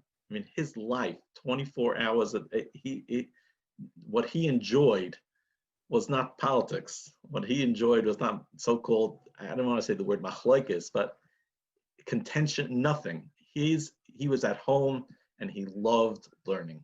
Now, in that snippet of that little piece of the video, the way he used to give a shiur was he used to stand in front of the olam, he used to speak for a minute or two, and then the olam would discuss. They would discuss among themselves, what did he mean and whatever. And you see in the video, and I feel bad that you can't, see it from this picture, but I just, you see how he stood back and he was enjoying the Talmidim rischa, the eraisa, the tumbling and learning. He would sit back and watch them, and then they would come up and they would ask a question. And he would like go off of where he was, his the beam over there, like to go down to the Bachram to speak to them. It was like this was who Rav Shach was, and you know, if I could be a little if I could give a little part of, and if I could help the so-called the situation that, you know, to show the world who Rav Shach was, and I could be a little part of it, you know, I felt so-called good about it. I mean, this picture was taken before that year, but that is pretty much what I wanted to convey to the world. I mean, of course, you know, who am I and whatever, and I'm some American guy who came and happened to be there during the summer, and it took a little video of him, but you know, as a matter of fact, that year or year before, there was a big kinnis in America, and I mean, I think it was Teres Emes Comments, and they were tumbling about this whole politics and about how Rav Shach, somebody made fun of Rav Shach, and it was the whole major thing. And the interesting thing is, America was tumbling about Rav Shach. I came to Eretz Yisrael, and this is the person who's sitting in the room, giving a shiur, koching and learning. And this was who Rav Shach was. In America, they're tumbling that they're so busy with him, and this is who he was. It's not the same. To me, it was like, you know, I don't know what the word is, the contrast between the person who's learning, like this is his life, and in America, they're all tumbling about, you know, I don't know. I agree with you. It's very well said. And Rav Shach was first and foremost a Rebbe of Talmidim, and for, you know, so many years in Panovich, he gave a daily shiur, not just a weekly shiur klali, and he loved his Talmidim, and he lived it. He lived the learning. If his Talmud would ask him a good question, he could spend all night on it. In the 1950s. He would sometimes travel to Yerushalayim to discuss the question with the Brisker Rav. And you know, when Rabbi Zalman Meltzer, who was his uncle, passed away in 1953, so someone mentioned to the Brisker Rav that, you know, perhaps you know, they're trying to encourage Rav Shach to get more involved in communal activity, what you called, you know, just before, just politics and all that. And you correctly assessed the situation that today, that's how many people remember him. But the Brisker Rav said, I don't think it'll work. They won't be able to pull him away from the Gemara. His whole life is just learning and Torah. How is he ever going to be successful in communal activity and in politics? And look, today it's just the opposite. So that definitely his enduring legacy should definitely be your picture of. You know, he was a Rebbe before he was in Panovich, he was a Rebbe in many yeshivas, and, you know, a long career in Europe. He was a Rebbe in a Chassidish yeshiva, and he had a reputation later on in many of the disputes that he had to be involved in his later life with some of them were with the different Hasidic groups, with Ger and with Lubavitch and with all kinds of others. He was a Rebbe in a Karliner Hasidic yeshiva for years, Lunitz in Europe before the war. So when he was a teacher of Torah, he was a teacher of Torah to anyone and wherever it was, and that's really who he was. And then he rose up to the leadership when the moment required for it, and it never detracted him from his learning. He might have been an hour before this picture. He might have been in some sort of meeting. And here he's giving the shiur. He's completely focused on the shiur. The two are not contradictory. Right. So it's you know, I think a great picture of the focus that he had to the shiur, to being in the yeshiva. You see the guys learning in the background, and the Panovich yeshiva worn out shtenders. You got the whole thing in there. It's fantastic. We'll do a quick Satmar Rav. I think. End off with another Rebbe. So here we have the Satmar Rebbe, Reb Moshe Teitelbaum, known as the Beirach Moshe. Reb Moshe Teitelbaum was the Sigeter Rav, and he had big shoes to fill in 1979. He, with his illustrious uncle, Reb Yaelish Teitelbaum, the world-renowned, famous Satmar Rav, passed away at a very old age. And Moshe Teitelbaum was much quieter, less well-known. The Satmar Rav's 3 daughters predeceased him, so he did not have any direct descendants to take him over. And Moshe Teitelbaum was the son of his older brother, and he was a Holocaust survivor. He went through the camps, suffered terribly, and rebuilds. He had a small little shtibel in Borough Park at the time, and then he's called upon to take over this empire that the Satmar Rav, his uncle, had painstakingly rebuilt after the war, and he's called in to fill in very big shoes. And here we have this picture. So what's this picture about? Okay, this picture was taken in Hoshana Rabbah in 1986, if I think that is the year. You don't realize, looking at this picture, that we're talking about it's in Satmar Beis Medrash. Hoshana Rabbah is the time of the year where everybody is very, very serious. There is bechiyas, there's crying. The Rebbe, the Satmar Rebbe, the old Satmar Rebbe, was known for his famous. A lot of his speeches were Hoshana Rabbah, and unless you have the piece of paper that comes with the tape that you get, you would have no idea what he's saying, because it's so full of crying. It's whatever. So what I'm trying to say is, it's a very, very serious time. We're talking about thousands of people in Satmar Beis Medrash, packed like sardines. And trust me, taking this picture, I was taking my life into my hands. Now, I had friends who were Satmar, but friends would smile at me 364 days of the year. Hoshana Rabbah, I mean, I'm not talking about Yom Kippur, whatever, Shabbos and whatever, they don't want to know me. This is their most serious or whatever. I took this picture, right after I took this picture, I was chased on the streets for blocks. Saying, Baruch Hashem, Baruch Hashem. I hid my camera, nobody could grab it away from me. And this picture, I guess, at that time, there was no such thing of pictures on Hoshana Rabbah inside Beis Medrash. There's just no such thing. There's pictures by Chassanas, pictures when politicians used to come to visit him or whatever. But Hoshana Rabbah, the most serious time in Beis Medrash, a picture was like not heard of. There was no such thing. And I happened to get it. And you know, as they say, the rest is history. This is the Rodney Street Shul in This is the Rodney Street Shul, yes, correct. As a matter of fact, the person you see in the back with the black whatever is Moshe Gaba. Oh, wow. Yeah, he doesn't look like that now. He's a little more white and a little older, but yeah.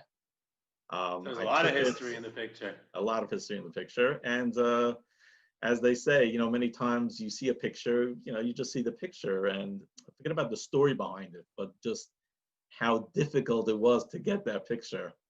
You know, I think that's the story here. I mean, Hoshana Rabbah is one of the only, I guess, Purim, Lag BaOmer. There's a few, excuse me, a few holidays a year where you're allowed to take pictures. You know, you can't take a picture on Shabbos or on Pesach or by the Seder. You know, and so you have that. You know, you want to get a picture on Hoshana Rabbah because that's one of the only Yom Tovim that you have the opportunity. Right. And I think, as a matter of fact, I think on this picture, the Bekesha, the thing that he wore, I think is from the old Satmar Rebbe. I think so. I'm not 100% sure about that, but I think it is the only he like wore that once a year, whatever. Amazing. Maybe Yom Kippur, but yeah, very rarely that he wore that. So that, I think the story here, and that's a good way to end off. Also, is not just that it's the Satmar Rebbe and it's a beautiful picture, it's a classic and it's historic, but it's also about the idea of you going ahead and taking these pictures. You got up in the morning deciding, you didn't live in Williamsburg, I'm assuming. No, I lived in Flatbush. You live in Flatbush. You got up in the morning, you decided to go from Flatbush to Williamsburg, to go to the Rodney Street Shul, knowing how serious it is, knowing that there's thousands of people who could potentially catch you and smash your camera or you. Right. And you said, I need to get this picture because this is a moment, this is an opportunity, and this is something that might never return, and we have to get this beautiful picture, priceless picture of the Satmar Rebbe. and you went ahead and did it, and that's a service that you provided, and that's, you know, that says a lot about the profession and the hobby, and then what you're able to give over to us to be able to enjoy it and for generations. So this is as much as a testimony to you and to the hobby itself as to the Satmar Rebbe. So thank you for this and all your other great ones. And on that note, thank you all of us for joining today. Thank you, Rav Moshe, for sharing this with us. Amudim for giving us the platform to have this session called Behind the Camera, and it was great. Thank you all. Thank you.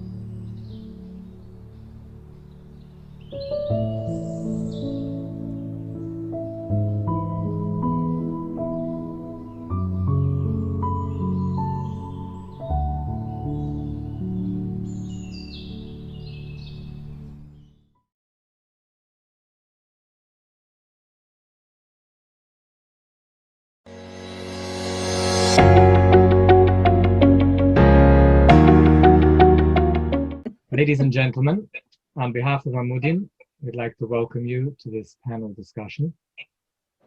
Since its establishment around 5 or 6 years ago, Amudim has been at the forefront of responding to issues relating to child abuse in the Orthodox Jewish community, and very quickly established themselves as a leading organization responding to the needs of the Orthodox Jewish community.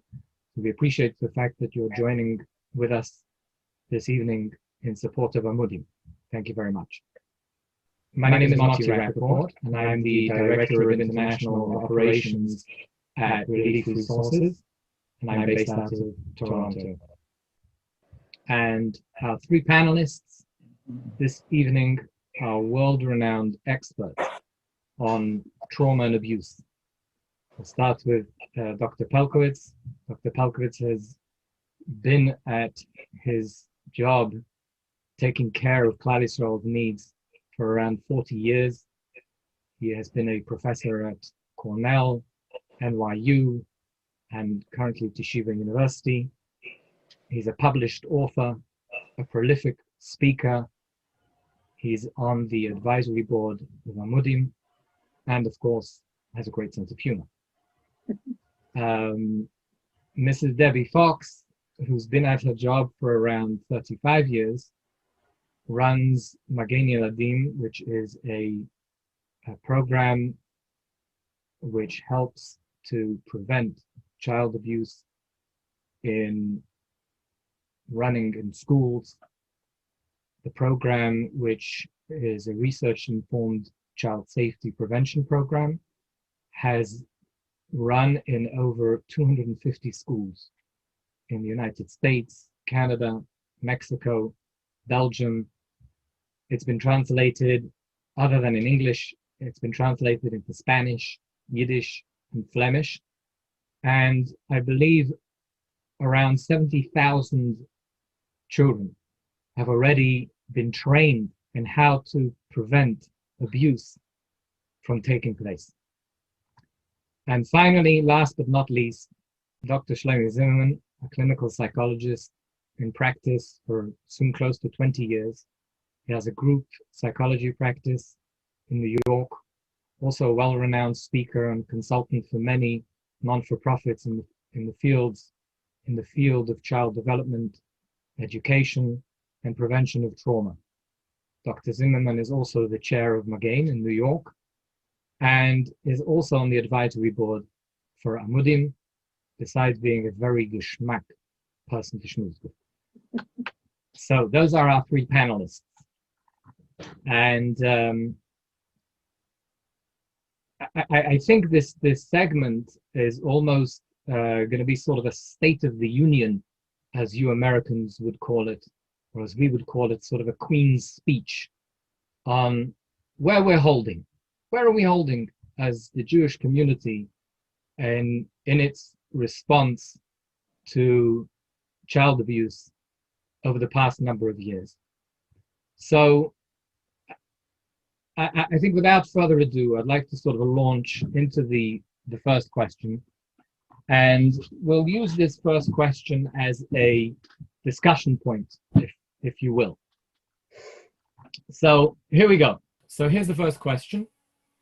Over the past 10 years, how have you, as therapists and I guess as community activists, if you will, how have you noticed the impact of the tremendous effort that has been invested in the battle against sexual abuse in the frum community?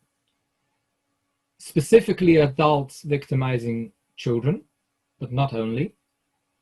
And can you please share with us what your thoughts are on the positive progress that we have seen, if any? How about we start with Dr. Pelkovitz? Yeah, sure.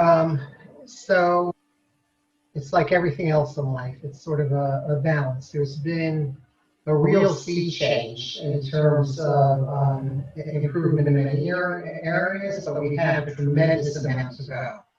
I'm saying, and I imagine my colleagues will agree, that there's less patience by community members with standing by idly in the face of abuse. There's a greater willingness to report and follow secular law. There's less victim blaming.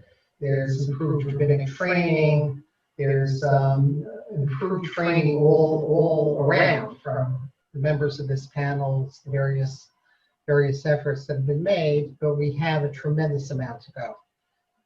You know, there's still, for every improvement, there's still plenty of evidence that we have to keep going. But when I compare what my experience was 40 years ago, where it was really not okay to even begin to raise the possibility or even speak the words sex abuse or incest or child abuse, that we're light years ahead of those days. So all in all, we've progressed. We've come a long way, and the fact that these issues are being addressed is definitely clear to everybody.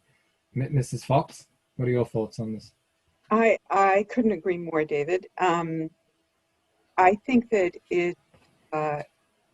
it's pretty amazing how far we've come from a world where it was so difficult to get in and speak to school administrations about the possibility of sexual abuse, you know, contracts for their teachers. I can remember the first time first years when I would go to schools and talk about behavioral contracts, it was like, we can't put that out. We might insult them. We might hurt them. They didn't want any limitations in writing.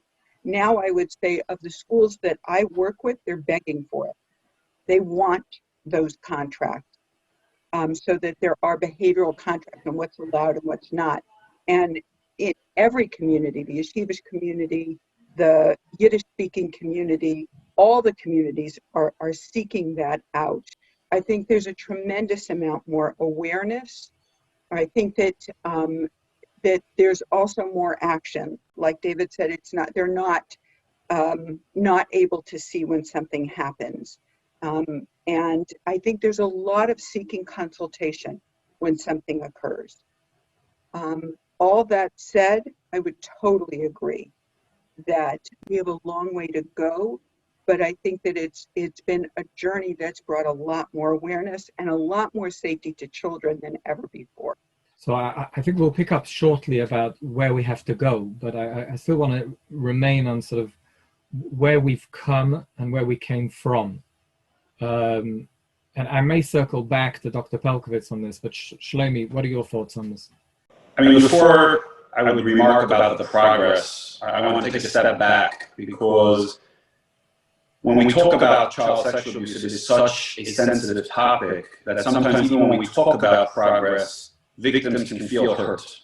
And so before I say anything about the progress, I just wanted to talk about this is an incredibly painful, traumatizing experience, both at what occurred and for many, what happened in terms of both their familiar response and the community response.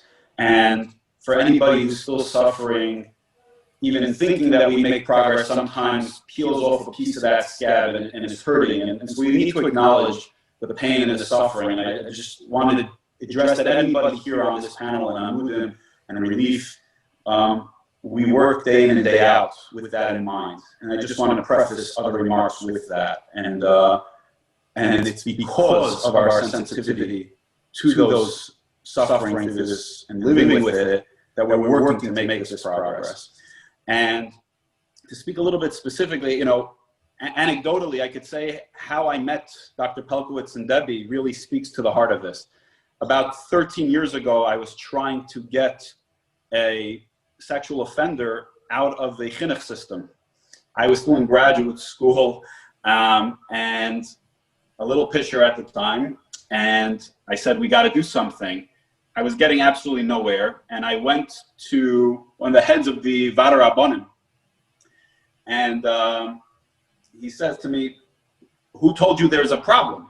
And it was known that he had a notorious abuser in his shul, but it was at a place in time when we could still just not acknowledge any of that. And he said to me, if Dr. Pelkowitz, Dr. Abraham J. Tursky, and Dr. Tzvi Hirsch Weinrib write documents saying that there's a problem, you can get those back to us and we'll consider whether we'll meet about it or not.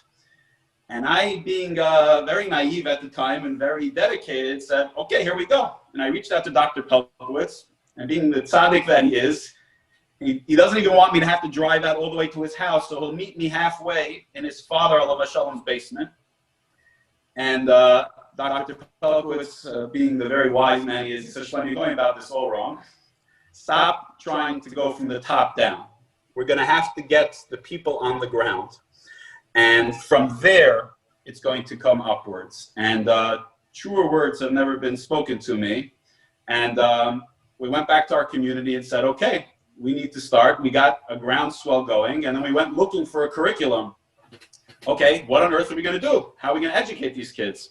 There were very few possibilities, of which Debbie's Safety Kit program came right to the top. But we were told immediately, that only works in LA. It's never going to happen in New York. Don't even bother trying. And we were going to be undeterred, and we met Debbie, and thankfully we brought it first to Queens. The 5 towns followed about with a 6-month lag. Brooklyn took a little bit longer, then Crown Heights area, and then eventually Lakewood and Borough Park.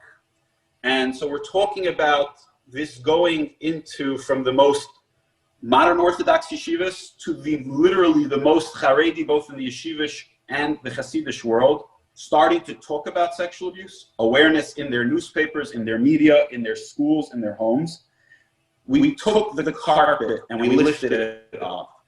We're still seeing tons and tons of people come out from their pain and tell us, and we're still seeing rates that are very high of people disclosing abuse.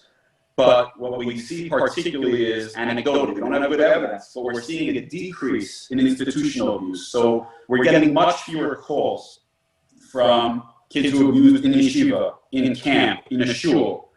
And that's market progress, where almost every masjid in our world has cameras, has a protocol. If there's an allegation, somebody's following up. And that is an absolute sea change. So, and that goes to the credit of the tremendous amount of work of Relief, of Amudim, of Debbie, of David, and all the people involved, and everybody really coming together as a community as a whole to address it. And I could just say, I can't agree more with everything you're saying, is just something as basic as the various summer camp educational programs, both for day camps and sleepaway camps, where again everybody on this whole have very much taken the leadership there.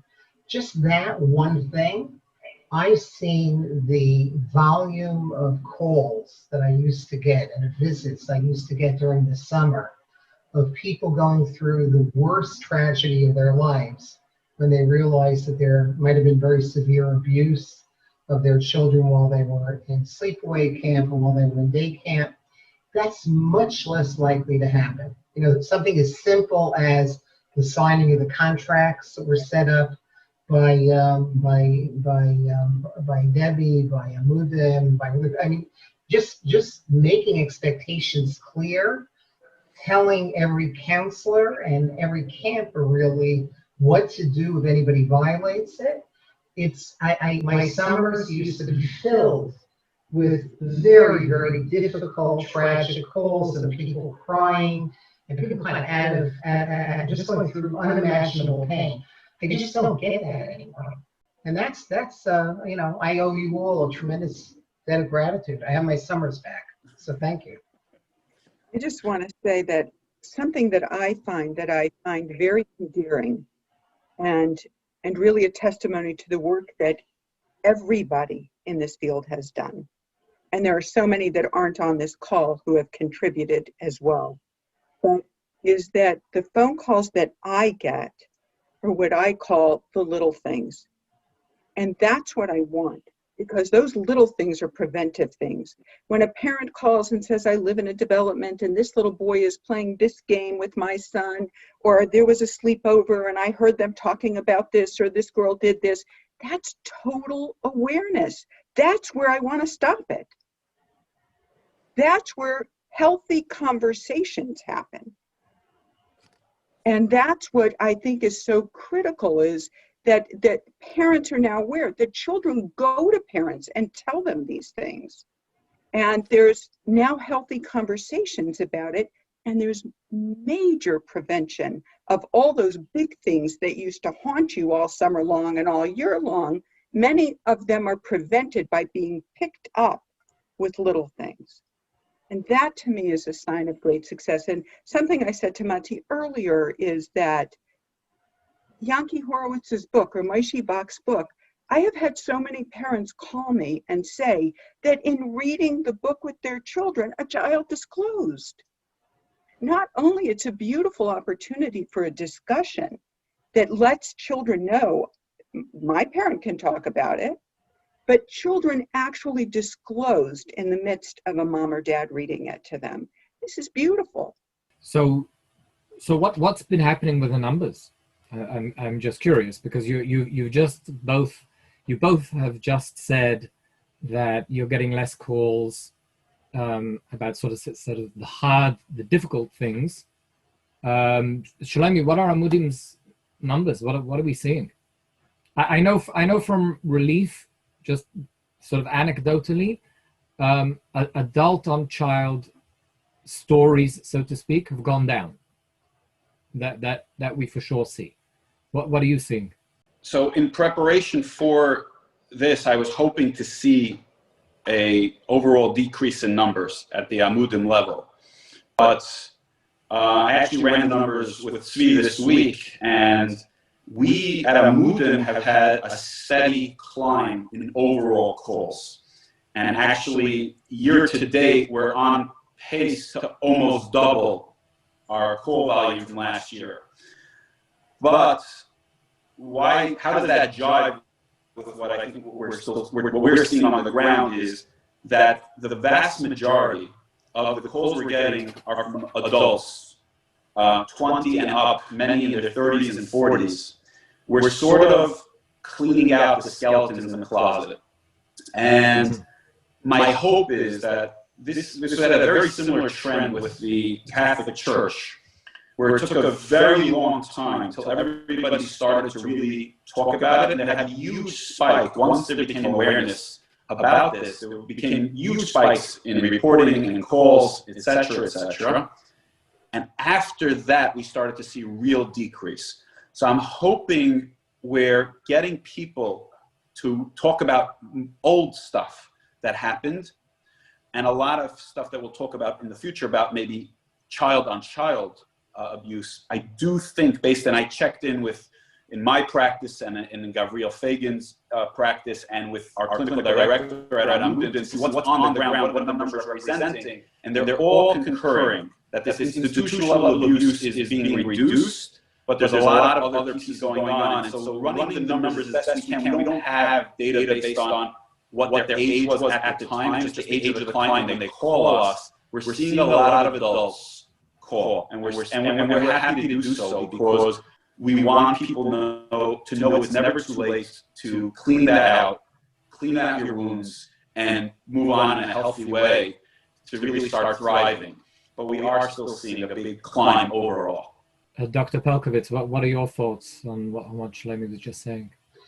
Yeah, so whenever I hear about a climb in numbers, the first thing that comes to mind is it could also be something positive. meaning that we're more aware of it than we were. We're less likely, which is very much what Shlomo was saying also. We're very likely to now be able to take a step back and breathe a little bit easier and have the luxury of being able to not sit by idly while children are suffering. I don't know that we're going to be able to have really reliable understanding. And I hate to sound like a boring researcher, but there's so much noise in the system. So for example, now any rise, we don't know what's tied to the stress of what's going on politically, what's going on social media, what's going on with some mask wars and the rise in anti-Semitism. It's all very much, important things to talk about. But to me, I automatically think that the reason there's a rise in numbers is an excellent sign, because it means that things aren't being swept under the carpet. I know, does that make sense to anybody, or is that sounding a little too academic? No, I think it does, but I would say that I would agree that I think there is a beauty to the fact that these people are able to come forward. Even if it's 15 years later, 20 years later, 25 years later, it's a lot to hold. And it didn't feel safe for all those years. And the fact that they can now come forward, and they're free to come forward in our world, and they're respected for coming forward in our world, it's a way to honor them and honor the healing and begin the healing process, which may have been on a 20-year hold. I just want to tell you just a short story. When I did all of the Lakewood schools, we did about, I think, 28 or 32 schools in Lakewood. And the last night that I did a teacher workshop, there was a woman who asked if she could walk me to the car. You always know what's coming when somebody asks you to walk you to the car. So she starts walking me. She says, I just want to tell you, I'm not a teacher. It was a staff workshop. She said, I read about this and I just had to come tonight. She said, tonight is my grandfather's yard site. My entire family is honoring him, but I'm honoring me. I will not be part of that. But by understanding how you are preventing sexual abuse, that's honoring me because he abused me. And I think people need that. They need to honor themselves. They need an opportunity to speak and to be respected for coming forward, to be heard and validated. By the way, very often in prisons, when I used to work with prison populations, it's only when women have relative safety and close to the prison that they feel safe enough to be able to talk about what happened to them, and that's when they start dealing with their abuse. And that's, I think, very much the same dynamic. Okay, so we've come a long way. So what do we think are the best ways to continue this progress that has been made? So what measures would you think we should continue to take? And what areas do we need further improvement? Jump in. Go on, Shlomi. So I think, we're seeing this with, unfortunately, with COVID, just how sort of short-term sometimes our memories can be. And we made a lot of headway, but what I find is people get sick and tired of hearing about sexual abuse. It's a very painful topic. Nobody wants to talk about it. In fact, I advise them not talking about this on this panel because, there's an audience that won't necessarily want to engage with it, but we're doing it and we've done it, and it would be very silly to go backwards. So what we need to keep doing is we need to keep every single employee has to have those contracts. Every yeshiva, every camp, every shul needs a protocol in place. There needs to be ongoing education for staff and for the students. The hardest thing is the community, to get parents out to hear this stuff and deal with it. We tend to, the kids are a captive audience in school, but the research is quite clear. That's an important piece, but it's the weakest piece for the child themselves to protect it. We cannot leave it to children to protect themselves. Our last resort is a child knowing the safety rules and knowing education. All the front end pieces are on the adults around them. We need parents to be providing supervision. We need that our entire community works based on transparency. Everything good and healthy that one wants to engage with a child can absolutely be done. There is no reason that we have to limit our hugs, our events, our any chinuch. Everything can be done. We just have to find creative ways so it's done transparently and safely. And that's what we need to teach our kids. The other piece in terms of going forward, which we can get into, our hardest piece and maybe one of the most difficult to talk about is always that the biggest numbers come from within the family, and probably 5 times more likely than a parent or is another sibling or uncle abusing a minor. So we have children who are usually between 14 and 17 abusing younger kids, usually between 8 and 11. And that is something that is extremely painful and extremely hard for us to deal with, and very hard to get people to do the necessary steps to protect that. But that is where we have not seen nearly enough decline in that. And in some ways, there's a worsening of that as kids are home more now and on digital media more and have exposure to pornography, so that they're then taking that and trying it on their siblings. And that's a whole avenue that we really need to do much better in. Debbie's program is amazing, but really we max out at around 4th grade. And then we go mum on the subject, and we become very uncomfortable talking to prepubescent kids and kids going through puberty, which is a major component of where this is happening. And we have to get much better at our prevention pieces on the adult side and our education pieces in that for this to really get better.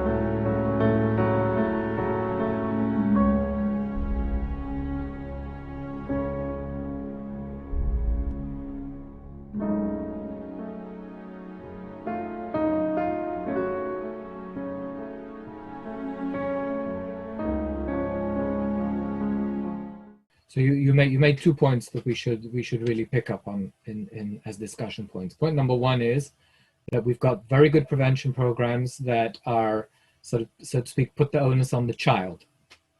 Okay, we've done a lot of that. Debbie does have a seminary safety program that sort of takes care of the older adolescent girls, but somewhere in the middle we're getting lost, and we haven't spoken about the issue of Bochum at all, right? So that's okay. So we take care of the little children by giving them prevention programs, but the parents are a little bit, I guess, are at a loose end. So that we need to focus more on parents' education as well, and somehow or another figure out how to bring the parents in to this education piece, and then this older adolescent on a younger sibling or child. So let's talk about those two ideas.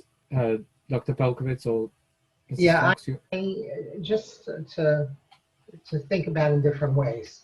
One of the most haunting questions I get when I speak to heads of child protective services or child protection people in different parts of the world, back in the days that I could go traveling, pre-COVID days, is number one question is, why is it the members of your community seem to care more about the perpetrators than the victims?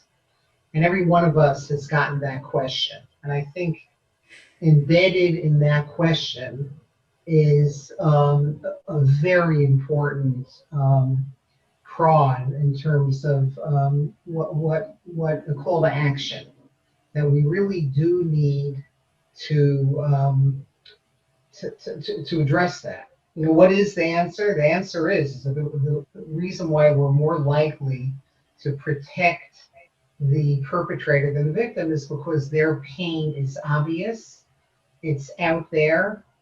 Not so much their pain, which I think is not where our Rahmanis goes to, but the pain of their family, the pain of their children, the pain of a spouse. And we have to figure out a way to look at the less obvious, but obviously more intense pain of the survivors of abuse, the suicidality and the depression and the anxiety and the tremendous psychological and social risk in those survivors of abuse. And I think people still are confused by that. It's not, without good community training, that's not going to necessarily easily get better. And then the other area is an area that I think you all have been doing very important work on, and that's the need for sex education. That is so important. I think I've been talking to all of you about this for as far back as I can remember. When children and parents are living in a world where there's no ease of being able to talk to their children or talk, husband and wife together, or rabbis with balbata about sexuality, it's a tremendous risk factor. And that's why, again, there's some very promising new programs and new materials being developed by what's uppermost in my mind, by Dr. Zimmerman and by Debbie, that is very, very exciting. And I see the power of it, and I see how that could be a direct, straight line to more effective kinds of primary prevention. Mrs. Fox? I think I would say there's not a whole lot more to say, but because I agree with what both of you have said, and I'm very passionate about what you were saying, Shlomi, about the importance of going to parents. We won't go to children until we go to parents, but that doesn't mean they've all been there. All the parents have been there. But it's so important to stress to them this whole issue of, and what I often say to them is, there is nothing more painful than one of your children being a predator and the other a victim. you have to do everything you can to prevent it or deal with it, because it is so painful when it happens. And, you know, it really means training dads to have real discussions with their sons. I'm not even talking about these programs, which of course are valuable. I myself am a part of that. But really, dads have to be trained to talk to their sons.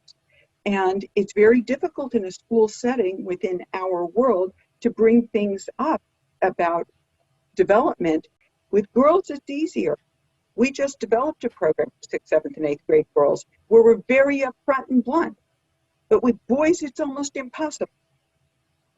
So we need those discussions. And I think there's something so valuable about teaching dads to converse in an open way. David, you did an incredible video for me modeling how to speak to a son about puberty in very specific. The boy's father was the videographer who thanked David, saying, "You told him everything I wanted to say, but I couldn't." We've got to empower them and give them the tools and make it natural and acceptable to start that education. He felt so empowered, that videographer, that every time I see him, because he videos many things that I might be involved in, he just feels that his son is safer and he's better equipped. And it's not once you do it and see it and learn skills and go from knowledge to skills, it really is not such a big deal, you know? I still haven't talked to my kids about it. They seem to have been married. Anyway, it's really, I think, such a obvious low-hanging fruit that I think could really make a difference. Something that I think is important is finding a way to, at this point, bring together those who have been involved in programs, Amudim, and all of them, Yankee Horowitz, who has done what he's done, and everybody who's relief, certainly who has, you know, all those referrals go to them. Bring these people together and really work together on what's that next step. Take this conversation to a practical place of where do we need to go and how can we put our efforts together towards going there. I think there'd be a lot of power in that. It's a shame to say this, but among the people on lockdown with us in this house is a 2-year-old granddaughter whose favorite book is Yankee Horowitz's Yiddish version of the Safe Child book, and she loves it. She asks me to read it to her over and over again. I promise you, I can almost guarantee you nothing ever happens, and she just loves it. She's talking about it. She speaks fluent Yiddish now.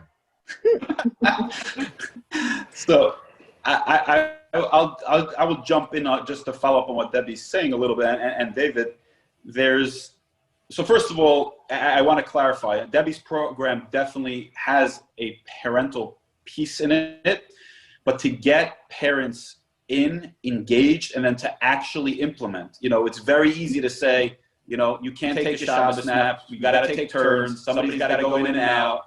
To actually get parents to do that, to take it seriously, for it to be an ongoing thing, to create those conversations and dialogues in the home is really hard.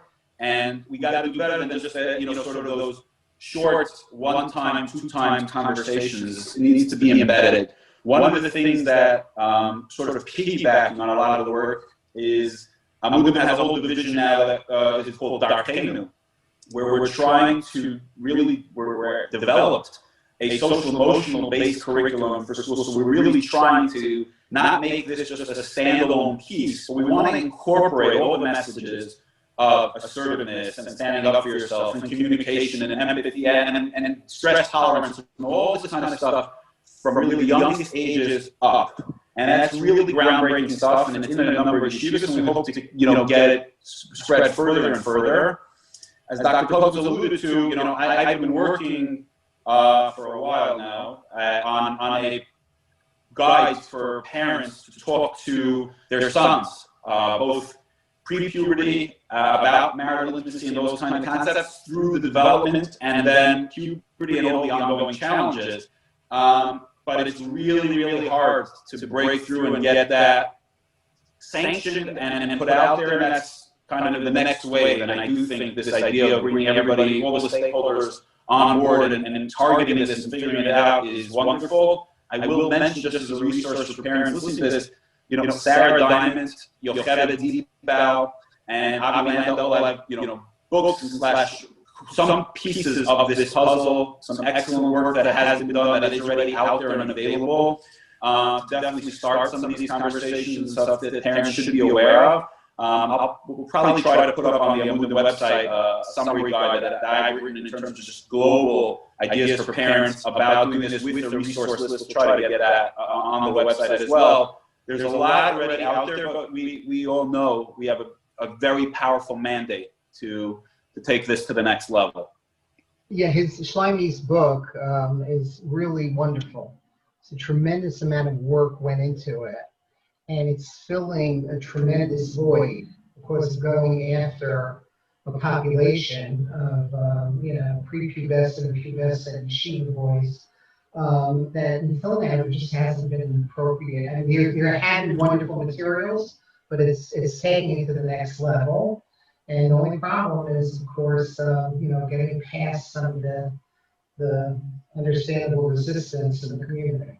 So based on what I'm hearing here is actually quite rosy, because based on the trajectory of where we've come from, where we are today, the future actually looks very bright. I think a lot of the hard work has almost been done, right? So all these ideas that you're discussing, to me, I'm pretty positive that it's just a question of making sure that they get implemented. But we have come a long way.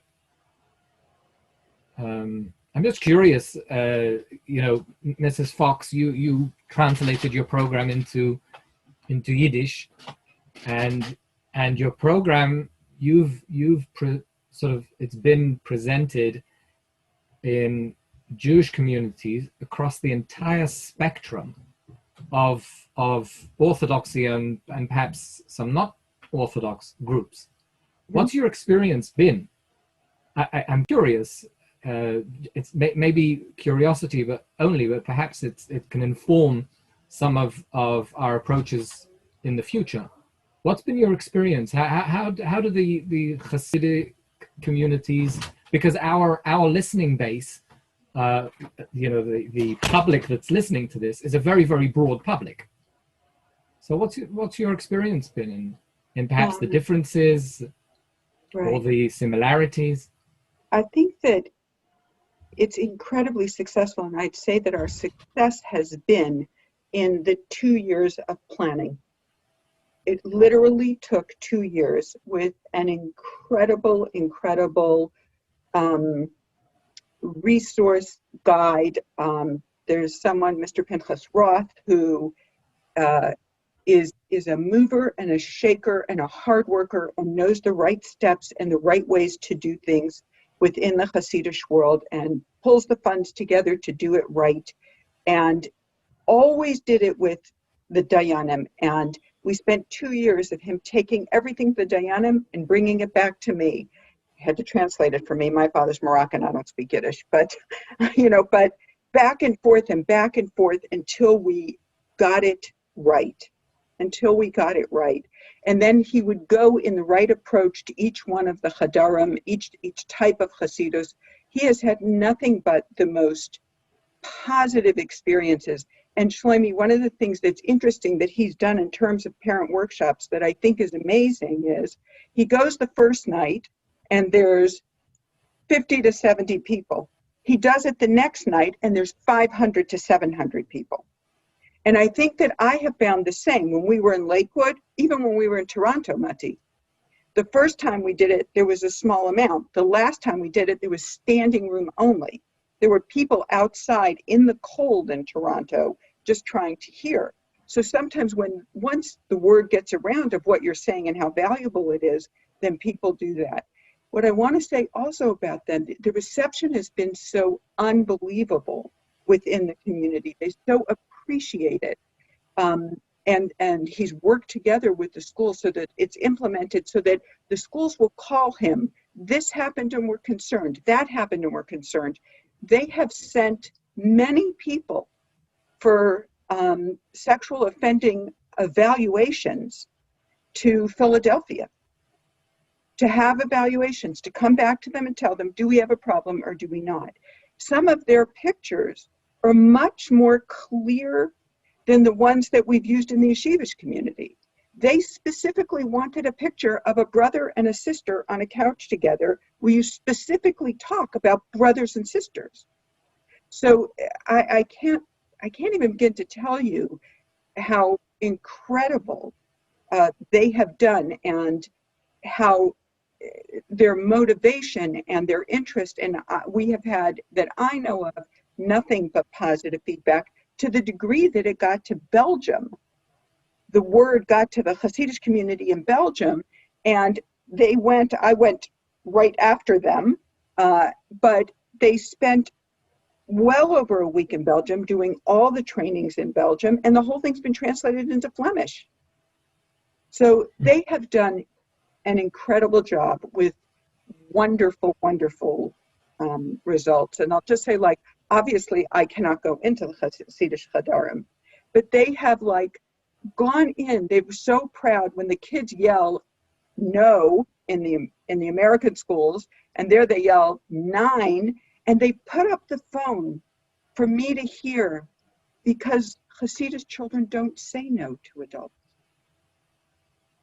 And they're so proud that they put the phone up and make me listen, which of course is my greatest joy. So I think it's been incredible. Shlomi, what have you heard?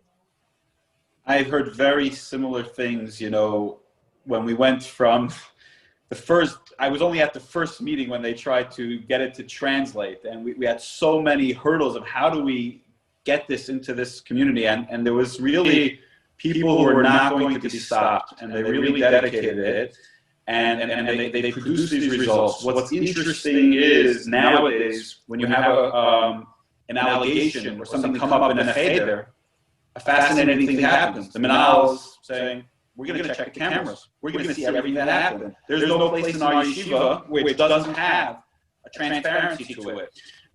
I just had this a week ago, and they said, bring the mom down. I want you to come see. I want you to feel comfortable with what we're doing and what we're not. That was, if you would have said that to somebody 10, 15 years ago, that a Hasidic cheder will invite the mom down who's making an allegation to come and see what's going on behind the scenes, they would have laughed you out of town. And so these kinds of things just speak to the incredible growth and positive change that has occurred. And I think Mati's right. We hope that the next couple of years just keep bringing it, but it's extraordinarily hard work that requires everybody. You can't rely on one stakeholder, whether that be as amazing as Debbie Fox is, or Dr. Pugwood, or Amudim, or Relief. This requires our entire community, from children, parents, balabatim, askanim, rabbanim, yeshivas, maistas. This needs to be an entire collective approach, and when we can do that, and that's been the beauty of the work of everybody here, we've always worked within. And when we can work within, I think we're able to find results. Every single one of us is pained by how long it's taken, and for every neshama that's hurting while this change takes place. But I think that the positive emphasis on the growth and where we've seen things go on the prevention and on the intervention, we are offering people a place to heal. People are going from victimhood to surviving to thriving in ways that are unprecedented. And that sort of cleaning out even the old stuff that predates so much of this work, being able to really see people get back to a healthy place. Dr. Pelkowitz always calls, you see the light go back on, the Hashavas Aveda, you see those people return to themselves, return to their families, return to their communities. There is no more difficult work and no more rewarding work on earth. And I hope everybody who's watching this, finds a way to participate both at your family level and on the community level. We need every single person on board to do this. Those are excellent closing remarks. let's have some closing remarks from Dr. Pelkovitz. Yeah, again, just to amplify on it, because again, as I'm hearing all of this, I'm also reminded of what Shlomi said a little while ago, which is there is a danger in victims and survivors hearing this and thinking that we're not honoring their pain enough. So we have to keep that in mind. But to give a closing remark, as probably you've heard me say to the point of nausea before, the core predictors of resilience is, number one, we have to believe the families who are suffering with this. We have to be there at their side. And like Shlomi was talking about, he was quoting Rav Tom, who used to tell us in the years that I was in his shiur that anytime a Jew sees an abused child suffering and does nothing among the many Isurei Doraisa that they are being over on, it's the Doraisa of Halama, looking the other way, and we have to remember the end of that pasuk, Hakein Takein Imo. But the answer is, as he says, is when we do have their back and we believe them and we give them words and we're there at their side with that Hakein Takein Imo, you literally see the light go back in their eyes, and we're makaying the mitzvah, the other dorais, of Hashavas Aveda, because we're returning to them their lost soul. I feel that's the business we're in. We're in the business of doing everything we can to continue to see the pain on the one hand, but to also to be able to return the words and the sense of safety to the suffering population, and we're getting there. We have a long way to go, but God willing, we're getting there. Thank you. Mrs. Fox? I would just say that along the line that you both are talking about, in terms of survivors, something I find very inspiring are the numbers of groups that are opening for survivors. It has become acceptable in a positive way that this is so important that there are such beautiful groups. I know that about a year ago, I was asked to speak to a particular group in Brooklyn. And I went in and we spoke together, and they called me about a month ago and asked me to do a Zoom for them on a specific topic, which I'll tell you in a minute. But at this point, there are now 5 groups from the same organization. And one in Lakewood, one in Brooklyn, Williamsburg, that's beautiful. It's not beautiful that so many people have been hurt, but it's so important to be able to share that pain with others who understand you and not to feel so alone, and have people help with that healing process and honor the healing process. So I think some of these groups, and even for men, thank God, they're starting to have groups, which I think is a wonderful thing. So I think that's a very valuable piece, which is just providing that healing within our community, within. We don't have to go outside. I didn't know that. I'm so excited to hear that, because we were always told it's impossible, it will never happen, because people are too embarrassed to identify themselves. So that's so exciting.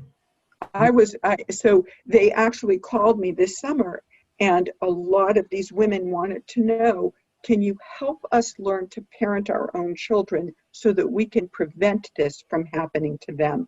What a wonderful thing. What a wonderful workshop for all these women who had been abused themselves to feel they were empowered to handle things differently with their own children. So I think that there's, like I say, and I think we need a lot more groups and a lot more safety and a lot more wonderful and positive feeling around that. So that, to me, has been very inspirational. I just want to end with just one comment, which is I often begin workshops by saying that it takes a community to prevent even one child from being abused, but it also takes a community that allows abuse. I think that as a community, what we need is for Rabbanim and administrators and staff members and children and parents and organizations to all work together. And we need to work together to be that community to prevent abuse. So thank you to our esteemed panelists for joining us tonight and giving of your valuable time. We appreciate it. And thank you to the public who have tuned in and listened to this segment. And thank you for your support of Amudim. It's much appreciated.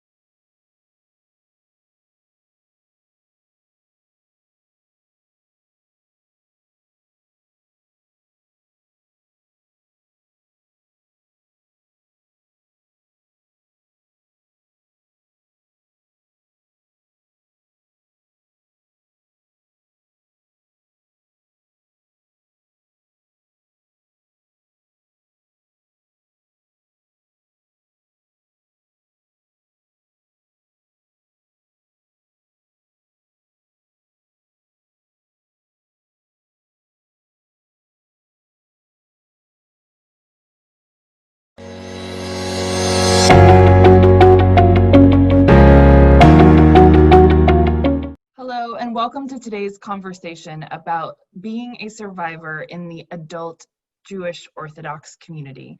I am with Rahalea Bernstein and Rabbi Avremi Zippel, and we're here to talk and have a little bit of an uncomfortable conversation. Rahalea, I'd love to go to you first. If you could give a little bit of background and your personal experience, why are you here having this conversation today? Thank you so much, Caitlin. It's a pleasure to be here with you and with Avremi. So I'm here today to support Amudim and the work they do in the Jewish community to deal with really uncomfortable, difficult issues. I'm a really big fan of Rabbi Tzvi Gluck, the founder, and the authenticity that he brings to the work. You know, I really respect the work they're doing, and personally, I'm a survivor of child sexual abuse. I'm also a survivor of other types of trauma that, you know, I think we all carry different parts of ourselves that are broken, and I'm someone who I guess has embraced that over time. I'm the mother of 4 children, and that's something I try to model for them every day, kind of working through things that are painful, things that are uncomfortable, and how to embrace that as, you know, the complicated tapestry that is, you know, who we are and who we are as communities. And I'm also the founder of Child Safety Pledge, an organization that I founded to prevent and combat child sexual abuse. Thank you so much. Illustrious background. And for those of you who don't know Child Safety Pledge, I definitely welcome you to go to their website. They do incredible work. Rabbi Zippel, please, we'd love to hear more about you and why you're here today. Thank you, Caitlin. It's an honor to be with you all. It's really, really something which I treasure to be able to do this to support Amudim and the incredible work that they do in our community. It is so, so vital to so many. My name is Rabbi Avrami Zippel. I'm a Chabad rabbi in Salt Lake City, Utah. And amongst the things that I'm involved in, I'm also a survivor of childhood sexual abuse. I came forward with my story just under 2 years ago in February of 2019. At that point, I was far along in my journey that I had made the decision to press charges against my abuser, and I was going to testify in court for the first time. And so there was a need to come forward publicly, and I did, which was something which I lost a lot of sleep over. It was a pretty agonizing decision, as I didn't know a whole lot of people in my community that spoke about this publicly, that identified with this publicly. And thank God from that day forward, the reaction from the entire observant Jewish community, the Chabad community, other Hasidic sects, has been nothing short of remarkable. And it's really given me the opportunity to have a voice on the issue and to work closely with some tremendous organizations like Child Safety Pledge, Darkness to Light, specifically Amudim, some of the amazing work they do. And I consider it a mitzvah, a zchus, to really speak out about this topic and to share my experiences in the hope that other people don't have to go through the things that I did. Well, thank you so much for joining us today. I know that there are so many in your community who are just floored by your courage. For those of you who are curious about who I am, my name is Caitlin Brewer, and I'm the president and CEO of Darkness to Light. Darkness to Light serves as an adult-focused education for the prevention of child sexual abuse, and it's an honor to be here today and have this honest conversation with Rahalea and Rabbi Zippel. So thank you. I would love to start out talking about how this has shaped your experience as a parent.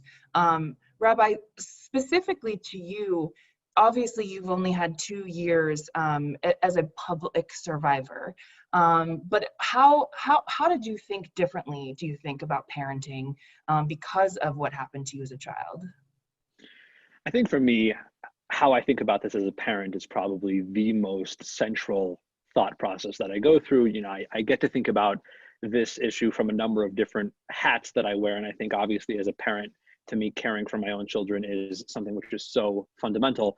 A lot of people, I think, are under the assumption, I was abused by a family caregiver, by a babysitter. And I think a lot of people have this automatic assumption that we don't have babysitters in my household just because of my own personal experiences. And I can tell you that, there could be nothing further from the truth. We have, whenever my wife and I are unable to be home, we have childcare in the house. And that is because my experiences have really taught me that as a parent, I can't lock my kids in the house and completely block them from one segment of society, or not expose them to babysitters or soccer coaches or rabbis or teachers or any sort of people that have ever been involved in this sort of behavior. It's about what I as a parent can create for my children in terms of an environment, in terms of a culture where it is safe and comfortable and non-judgmental to speak out about any topic in the world. If there's anything on my boys' minds, whatever it may be, they should feel that love and warmth coming from my wife and I that gives them the opportunity to speak out about any topic. And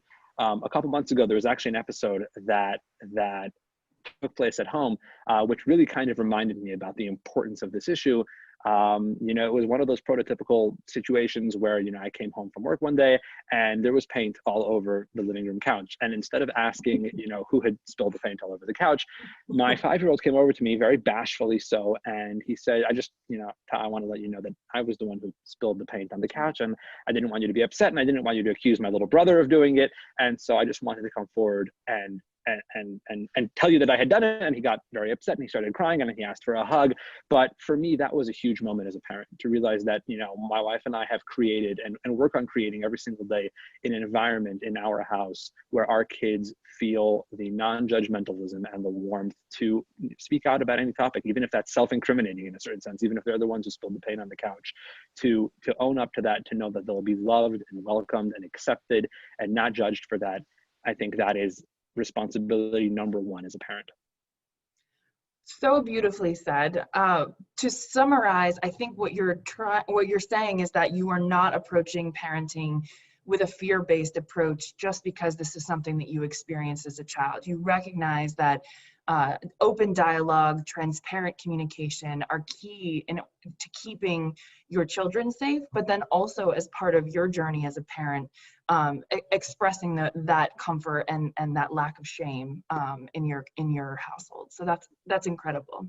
Thank you. Rahale, I'd love to include you in the conversation. I personally know all 4 of your lovely children, and you're an amazing mom, but I want to hear about, you know, how you think that your experience as a child has influenced your parenting.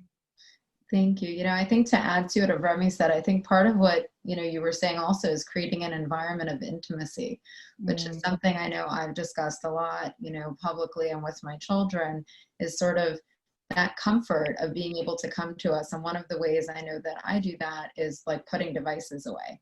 We're a house that I'm pretty militant about no device time. My kids are not huge fans of that, but you know, at our house, I really believe in having face-to-face, you know, in Hebrew, we call it like ba'al ba'inayim, like really looking at each other and having those conversations, which I think is something that we're losing as a society. We're communicating so much, you know, and our children are communicating so much via social media and text. And so it can be hard to really learn how to communicate about difficult things. So I think for me, that's been one of the big ones. And now that I have a 13-year-old daughter, I can't even believe I'm saying that, but now that I have a teenager in the house, you know, she sees that she can really come to me with anything and that it's totally okay. Like whatever issue you have, whatever is going on, we can talk about it. And I also feel that my experiences have taught me that I need to be really honest with her. That was something I didn't have with my parents. When I was growing up and I had questions about my body, about sexuality, about dating, any of those topics, my parents were not transparent with me. And so that's something I think that's formed the way that we have conversations. And I think the other big way it's impacted my parenting is it's normalized conversations about their body parts, giving them language about their anatomy, about their physical space and their boundaries. And it's really normal in my house for, you know, my 2 daughters to be, you know, one of them in the shower and one in their room. And you have to close the door because I'm in the shower now and I need my privacy and this is my bubble. And, you know, they all know about their boundaries, their private space. And I think that that's been a huge issue for us that I think has been really positive. My kids have language and my kids know about, you know, their bodies and their space. Yeah, I think that is the beginning stages, right? When kids are young, giving them the language is the most important part of starting those conversations, because we as adults might have grown up with a little bit of shame with regards to our bodies because we didn't have parents or communities that talked about those things. And destigmatizing anatomically correct names also allows a child who is potentially being hurt to disclose properly versus using a nickname that a safe adult might not understand. So I want to get specific, and I say this as an Irish Catholic who, if you have ever read a newspaper, know that child sexual abuse in our religion is a massive problem. And, you know, I also have seen at the head of Darkness to Light, the Baptist community struggling. So religion in general, because of hierarchy and traditional values, can often stigmatize the act of sex. And so I'm wondering, when it comes to the hurdles of a conservative faith, do you think that there are issues, particularly in the Jewish community, as it pertains to prevention, that you would like to see parents focus on a little bit more? Rahale, you want to take this one? So I think it's parents, and I think it's sort of the society in general. I think one piece that I'm a really big fan of, and I think we need to talk about more, is, you know, sex education. I think that in high schools, masiftas, yeshivas, I think that there has to be some conversation about how our bodies work and about language. You know, I think, like you said, Caitlin, that should start early, but often in, you know, Orthodox communities, there is that added layer of stigma and shame around talking about our bodies. And I cannot tell you how many nicknames I've heard, you know, and it's penis and vagina. And when, God forbid, a child is sexually abused, they need that language to be able to describe what's happened to them. And I think another big piece is, you know, in our communities, we have kala teachers, chassan teachers, who are working with our brides and grooms and teaching them about, you know, the physical relationship and the intimacy they're going to embark on with their partner, adding this layer of discussing, you know, sexual abuse boundaries, I think is incredibly important, because if we're teaching people, you know, how to engage in the act of sex, we also need to discuss consent and, you know, again, boundaries. And I think that for some people, that'll also evoke, if God forbid they have been abused, you know, that conversation will give them the language, if they have lacked it in the past, to disclose prior abuse. I want to dig a little deeper into that.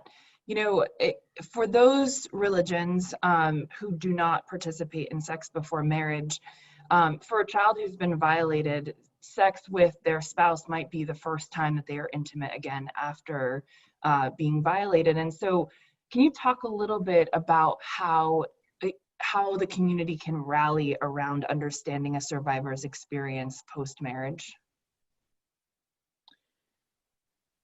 I want to jump back for a sec just to the earlier question, because I think that there's such an important qualifier over here. And Caitlin, you very correctly said that there might be a problem in our community. And I know firsthand that whenever someone makes that statement, whether inside the community or outside the community, immediately defenses come up. If there's a problem, there must be a guilty party. And, you know, and who is anyone to say that there's a guilty party for this issue in our community, and who's anyone to make those allegations? So I think the first important qualifier to this conversation is there's a systemic problem, there's a societal problem, and I firmly and genuinely believe that it's nobody's fault. I don't think there's anyone in any power, in any form of the community, that takes any sort of pleasure out of children being harmed and is actively fighting against the community taking steps to, you know, to rectify those things. There sadly have been instances where communities have been less than attentive to these issues, but I think on a societal level, everyone wants to do the right thing. And everyone acknowledges that our community needs to figure out what to do about this topic. You know, the frum community has evolved over time. We've gone from the shtetl to countries like America, moved into cities which are not the shtetl anymore, and we have figured out how to maintain the beauty and the Reichkeit and the warmth of our heritage whilst living in different places and contending with different challenges. And I think that sadly, society realizes and society faces that childhood sexual abuse is a huge problem facing our society, period. Not because we've done anything wrong, not because it's somebody's fault or there's someone that needs to be called guilty or blamed for this. It's what the world is facing right now, and we need to deal with that just like any other community has learned to adapt and deal with that and figure that out. And so I think that that is something so crucial that needs to be brought up whenever we're having this conversation, that there's a problem, and just because there's a problem, it doesn't mean that somebody's wrong or somebody's guilty. We're just all figuring out how to walk back that problem together. I think that in particular, when we speak about how marriage, you know, traumatizes survivors of these experiences, you know, this is a firsthand issue for me. I think it's really about safety, you know, and to Rachelea's point about chassan teachers, which I think is such a valuable point. My chassan teacher was an incredible man, someone who I'm fortunate to have a relationship with until today. And I love him for that. He was not someone that I would have felt comfortable to at the ripe old age of 22 going to and saying, you know, I'm a little bit concerned about, you know, approaching this phase of my relationship with my wife because I have this in my past, you know, I have these experiences in my past. It wasn't the forum for it.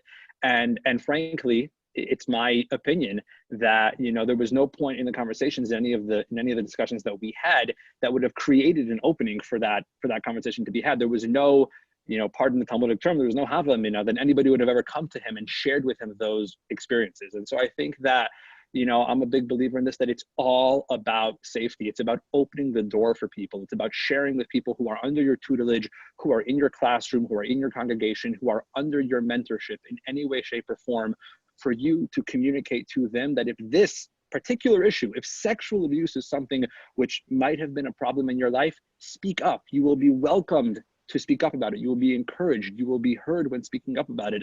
And that's really the only way we can expect people to speak up about it, because otherwise they'll keep the secret as they have already done for years and years. Rahel, what do you think? Yeah, I mean, I think that, like Avrami said, for me, this is a firsthand issue as well. I think it's college teachers. I think it's also, like you said, communally opening the door and normalizing and welcoming that vulnerability. I mean, I know for myself, the added layers as a wife and mother, for me, I found mikvah very, very traumatic.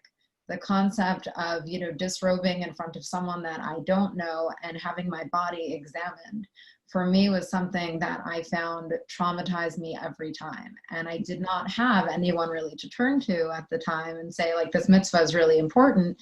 How do I, take this history of abuse and like, how do I heal this? And it's something I still struggle with. It's something that I find incredibly difficult as a survivor. I was also molested, sexually abused when I was a teen, and later actually as an adult. It was about 3 years ago. And so it's something for me that I find is a daily, challenge. And I say challenge, not problem, because I view it as something that's surmountable. It's very much part of who I am. But there are certain elements of Jewish communal and halachic life that I think are complex and are further complicated for survivors.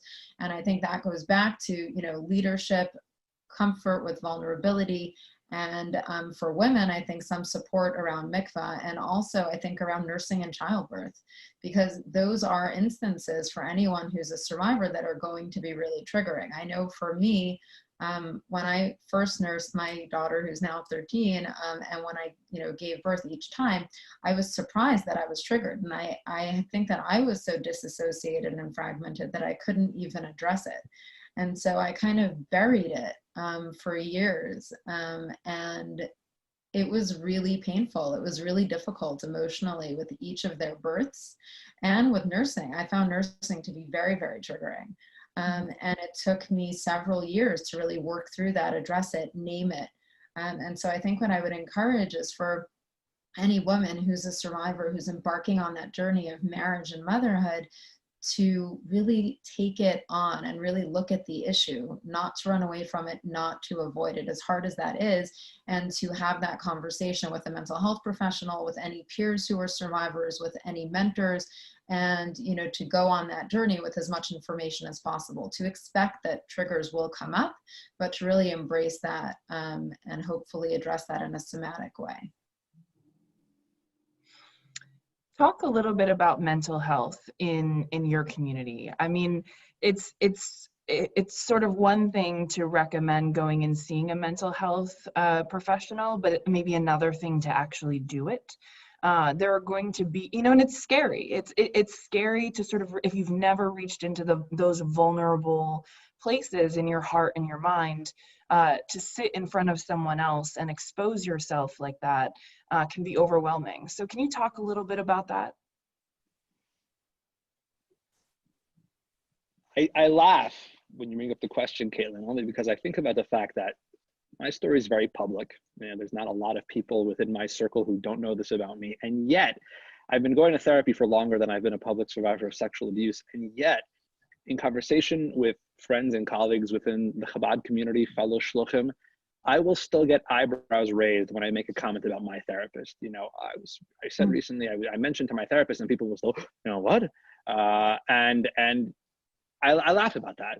I chuckle about that because it is a taboo topic in our community. And the funny thing is, and as you very correctly brought up, as rabbis and communal leaders, we are recommending people to go to therapy right, left, and center until we're blue in the face. And yet it's a very, very big jump from recommending and encouraging and imploring someone to go to therapy and sharing with them how beneficial it will be for them to go to therapy and how necessary it is for them to go to therapy, than to actually take the step on her own. And so I think that at its core, a lot of the taboo around therapy and a lot of the concern around therapy really stems from not properly understanding the issues that send people to therapy.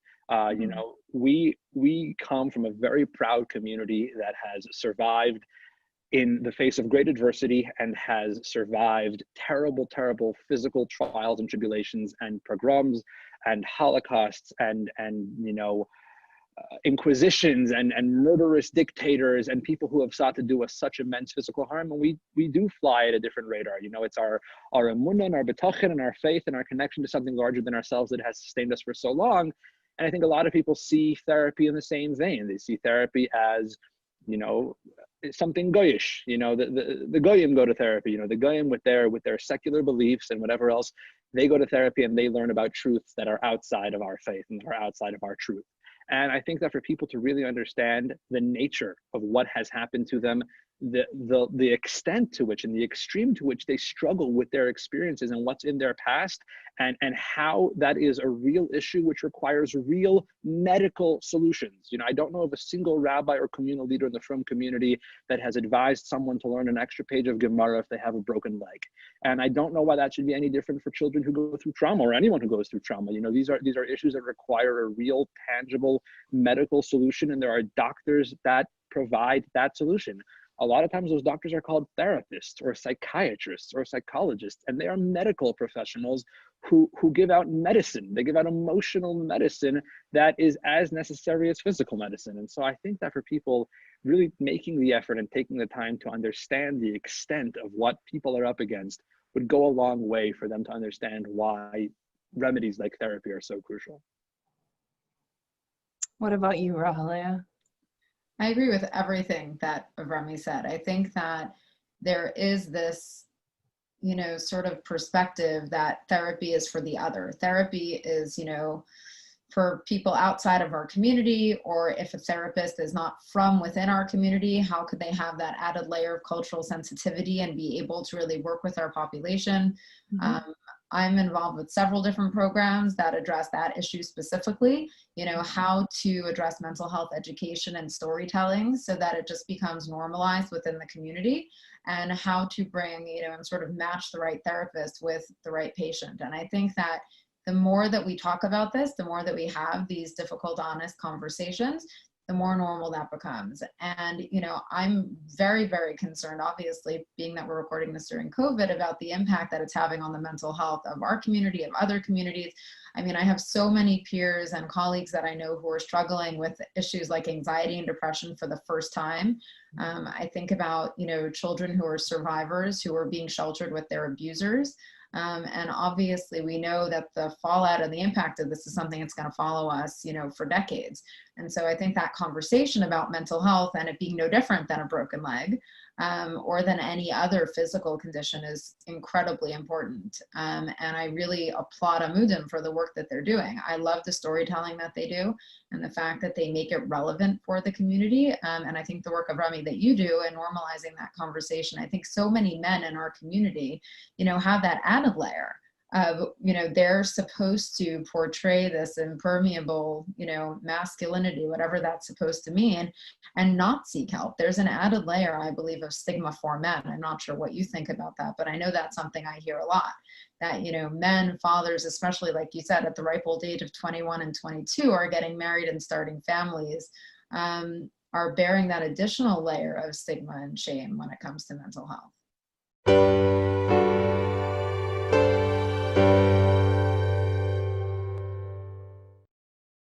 What's really important for people to realize is that the sexual abuse does not just end after a victim is abused.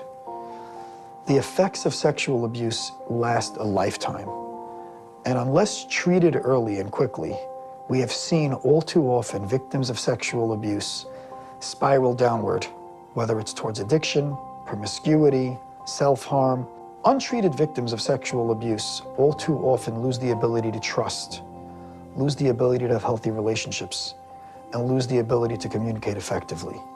It is so important that as soon as we find out that somebody was sexually molested, we get them the proper treatment as quickly as possible so that we can give them the chance to lead a real, healthy, great life.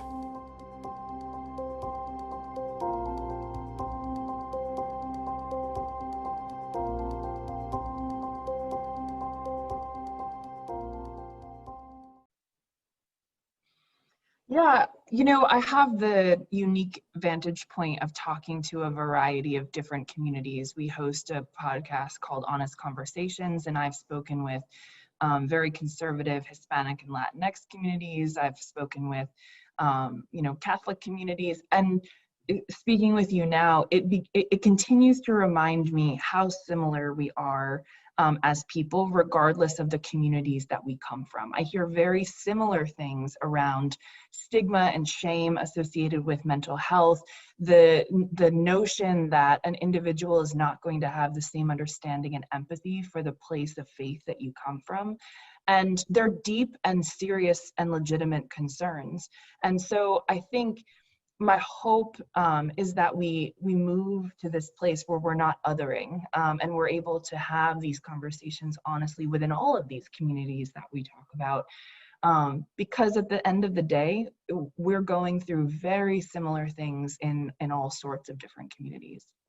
Bringing it back though, you know, I'd love to hear and focus specifically on the adult survivor situation. I've heard, Rahale, you talk quite a bit in the years that I've known you about isolation within your community.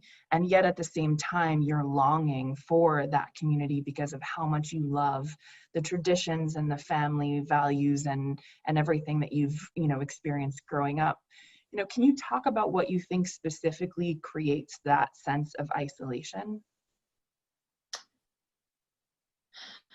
I mean, I think that, you know, as Remy said, I think that our communities are beautiful and have this incredible heritage and these life cycle moments. I know for me, one of the ones that I specifically treasure is, you know, Shabbat, Shabbos, like sitting around the table and having that weekly milestone where we all sit together, really talk to each other, rituals of Kiddush and Challah and all of, you know, sitting with children and engaging them in conversation. I think there's so many beautiful rituals and life cycle moments. I think that there is a sense of isolation as a survivor because it's just that, I don't know, I think for me, it's always been that thing that we just don't talk about.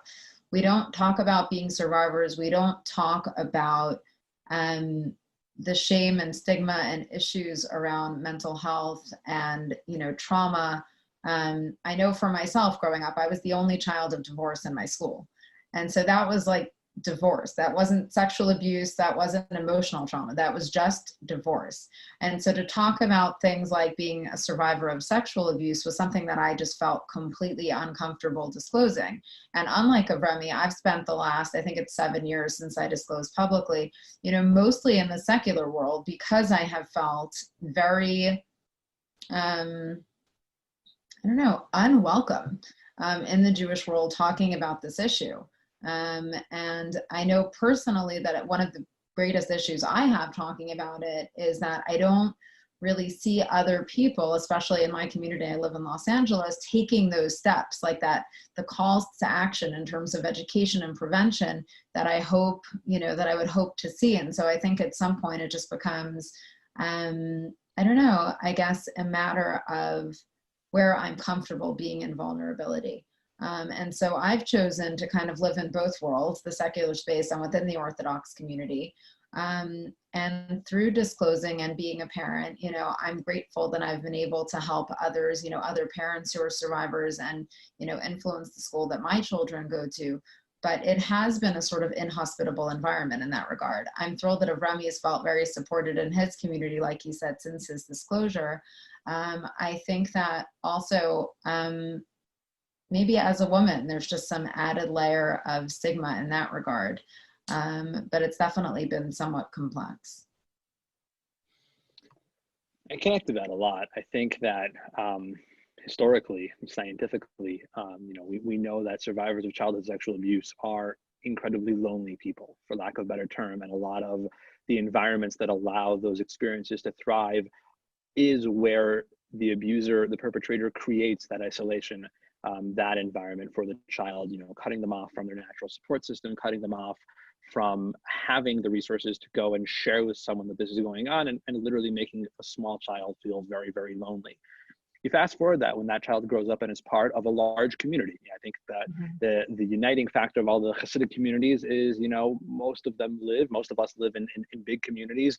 And for us, being part of a Hasidic community is being in shul on a Shabbos with hundreds of other men, thousands of other men, being part of these large communal events and environments where you feel united and uplifted and part of something larger than yourself. And I think that when someone who is struggling with those demons finds themselves in that sort of environment, and they're in this shul on a Shabbos morning with thousands of other people, and it's beautiful, and everyone's singing the same tune and saying the same davening, and it's all, at least from an outward perspective, in the same place, I know personally that child is standing there and thinking, my goodness, I must be the only one here that's like me. Everyone is kind of on their planet, and then there's me. I don't belong.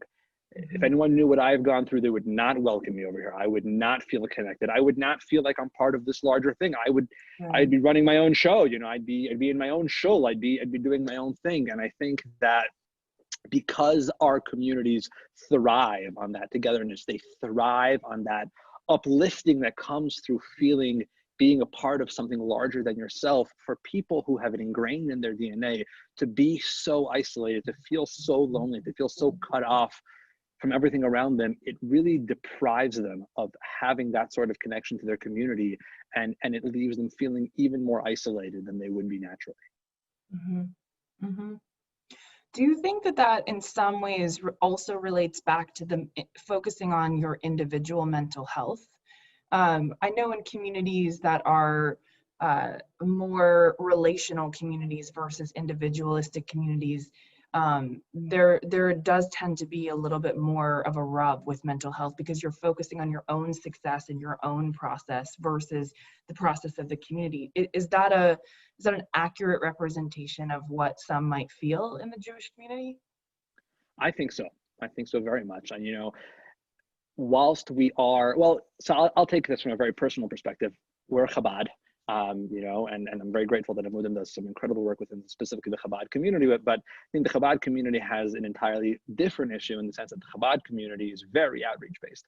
And so in addition to building strong insular communities, we're also shipping people all across the globe to go out and strengthen Jewish communities in their locales like Salt Lake City, Utah. And we have this mantra, we have this mentality and this philosophy of dedicating one's life to selflessness and care for others and putting other people's needs way above yours. And so I think someone who's raised in that sort of environment, the notion of taking an hour and a half of your time to speak to a therapist about what? About your own issues, when you could be dedicating that time to be doing so much good. And, the idea of prioritizing your mental health beyond speaking to a therapist, taking a mental health day, taking a day off when you just don't feel up for putting yourself aside and really taking the time to sit with your issues and realize what's bothering you. Who does that?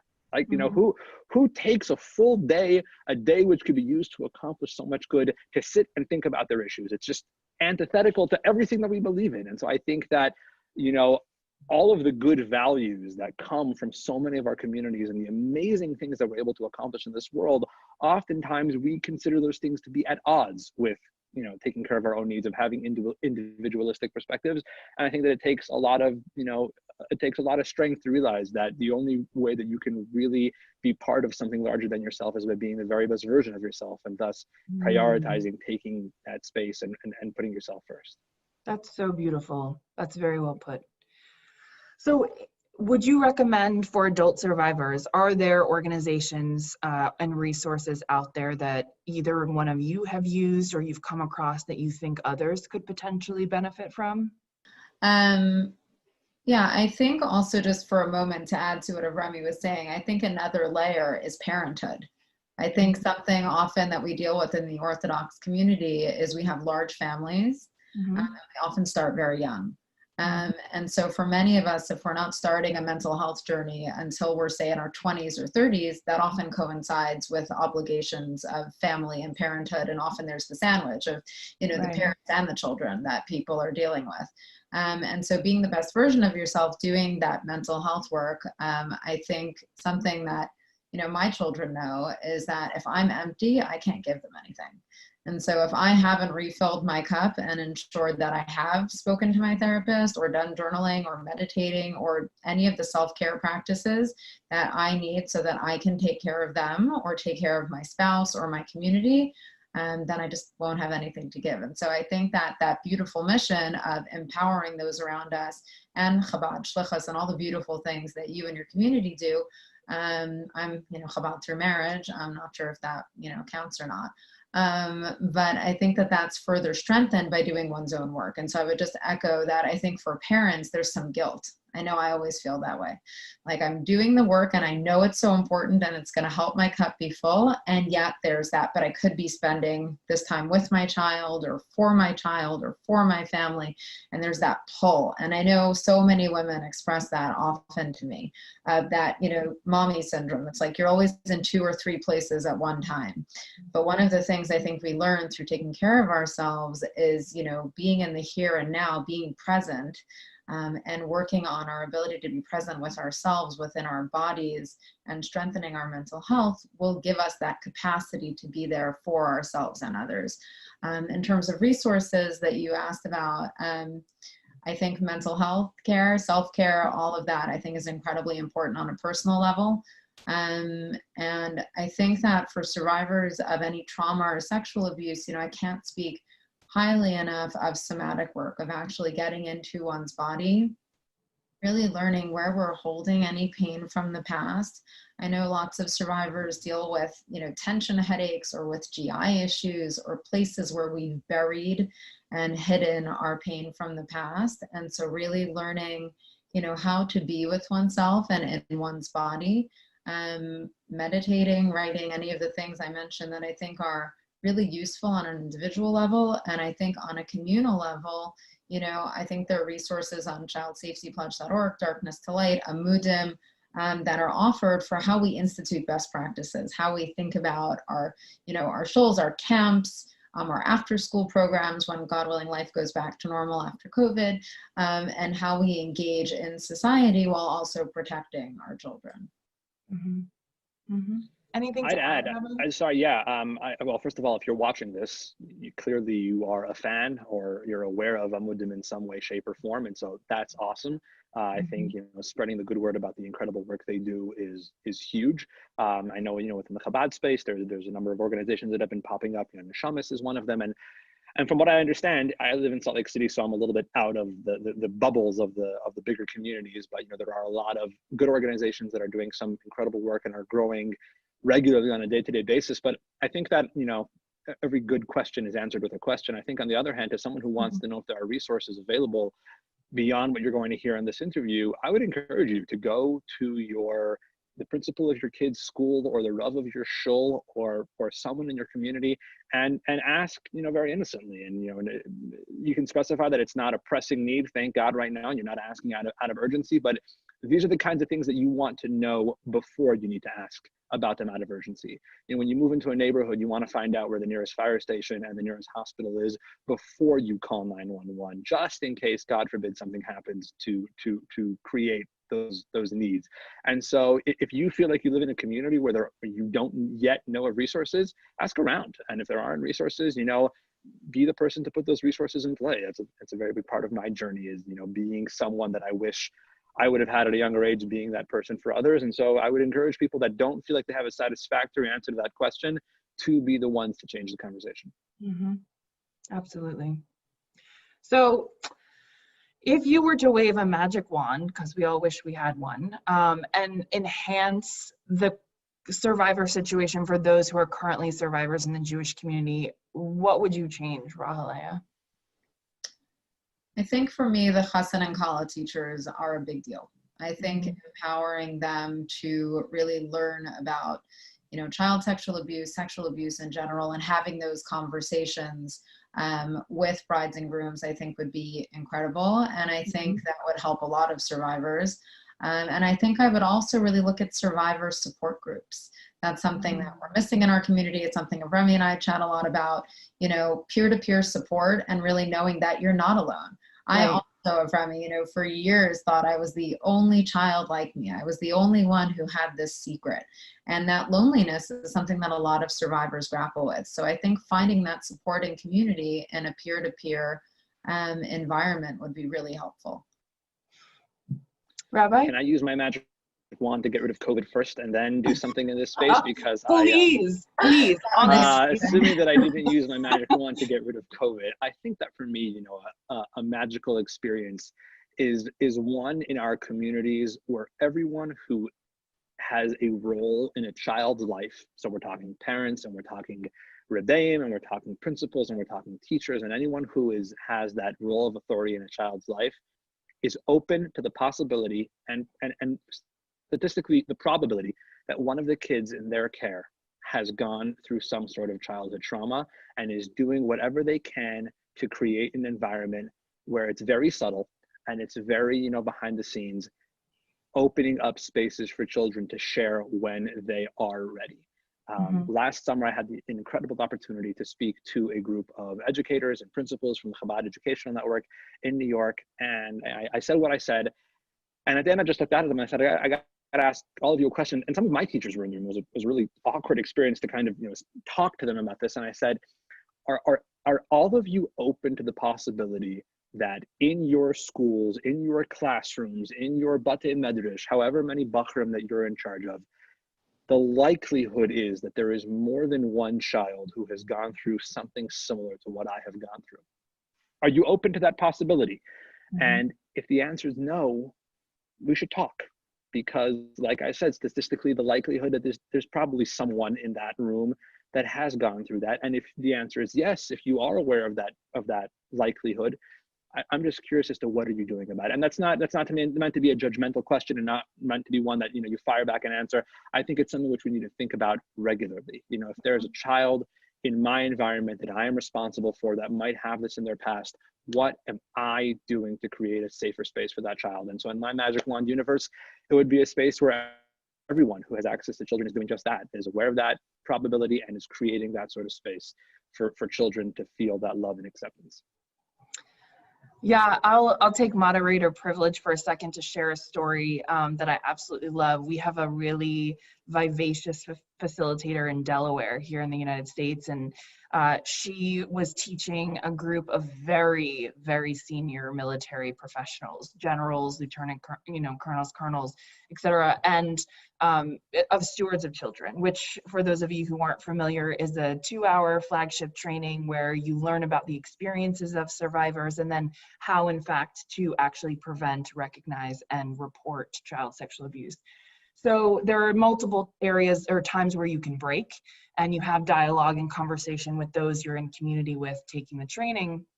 And one very sort of, decorated military professional says, well, I'm in my 50s and I've never met a person in my life who has, suffered from child sexual abuse. And the gentleman sitting next to him turned to him and said, well, now you have. And here is this group of very strong testosterone-driven men who, make their living on being very intense, and that moment of vulnerability changed both of their lives forever. And I think that's exactly what you're talking about, Rabbi, is, this moment where someone is willing to speak up and that other person is willing to listen and to understand that maybe their perceived reality in this world is not exactly what they thought it was. So That's an amazing story. Isn't it great? It That's gives me amazing chills story. every time I tell it.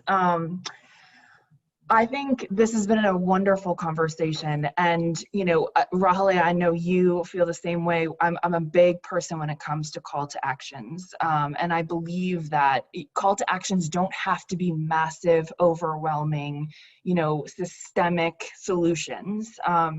And I think it's better when they're not, because at the end of the day, we want to create a world where there are these standard operating behaviors so that there doesn't feel like there's shame and stigma associated with protecting children from child sexual abuse. So I would ask you, both of you, what do you think anyone watching this video could, turn it off, leave their office or their home and go and do today that would help their community be a safer place for kids and a more inclusive place for adult survivors? Well, I think that, what Remy mentioned before, I think it's really just sit down with your co-parent and with whomever in your life is involved with your children and have a conversation about child sexual abuse. How can you prevent it? How can you detect it? How do you want to engage with your sort of sphere of influence and with any youth serving institutions that are involved with your children, any caregivers. And I would encourage parents to also look at the video on childsafetypledge.org. It's really short and it's very encouraging, I think, and empowering. There's nothing scary that anyone will see there. And so I think it's just having those conversations about prevention. Mm-hmm. That's a great answer. I'm still so blown away by your story, Caitlin, and I think that along those lines, I would encourage people to take 1 hour to educate themselves on the topic. And I think that if you're watching this, you obviously believe enough in the power of this topic, and you believe that this is a legitimate enough issue that you've spent this time, listening to this conversation. And for that, I'm personally very grateful. But if you think that this is a real issue that might affect your community, that might affect your family, that might affect your kids or somebody your kids knows, why don't you go take an hour and watch a video online that Rachalea mentioned, or find an article or read a book on the topic. But what's more, if you don't think that this issue is a legitimate issue, why don't you have an open mind? Why don't you take an hour to consider the possibility that this might be something which you are facing in the first person and you're facing in real time? And like that general in Caitlin's story, you think you live in this perfect world where we're all walled off from these issues. Why don't you give the world a chance to change your mind just for an hour and take some time to look outside your bubble and be exposed to a little bit of a paradigm shift and see how that goes and come back. Well, I'm not really sure I need to wrap it up any better than that. So I'm just going to say thank you to both of you. I think I have seen a considerable amount of vulnerability and transparency in this conversation. I know that some of the things that you've said today might have been difficult for you to say. And so I want to honor that and acknowledge the growth that both of you have gone through to get to this place where you're willing to have these conversations. So thank you so much. And thank you for including me in this conversation today. Thank you so much. It's been an honor.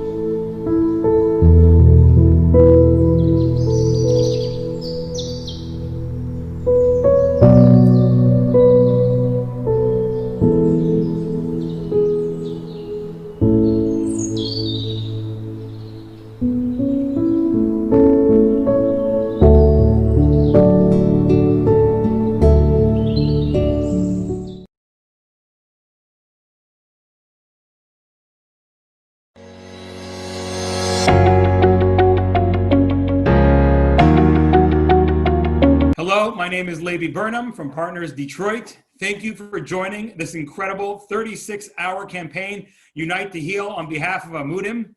It's hard to believe, but Amudim is only here for about 6 years. It started at the end of 2015, and now it's become a household name in the Jewish community, just like Chai Lifeline, just like Satmar Bikur Cholim, just like OHEL. These are all organizations that, God willing, Mashiach should come very soon and we won't need anymore. But in the meantime, until we have Mashiach and all these problems are solved, they are desperately needed. And every little thing that we can do to support an organization like Amudim, if we can be the Amudim, the pillars that hold up Amudim, we're doing something incredible.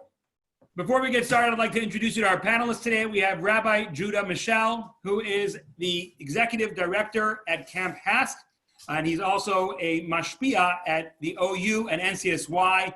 He's actually a hilarious human being as well. As we were doing our sound and makeup, he was just entertaining all of us. Okay, and then with us we have Mr. Charlie Harari. If you don't know who he is, you've been living under a rock for the last decade or so. But what he really is an incredibly inspirational young man. He went to Shayasha with me back in the day, and then went on to become Mr. Charlie Harari.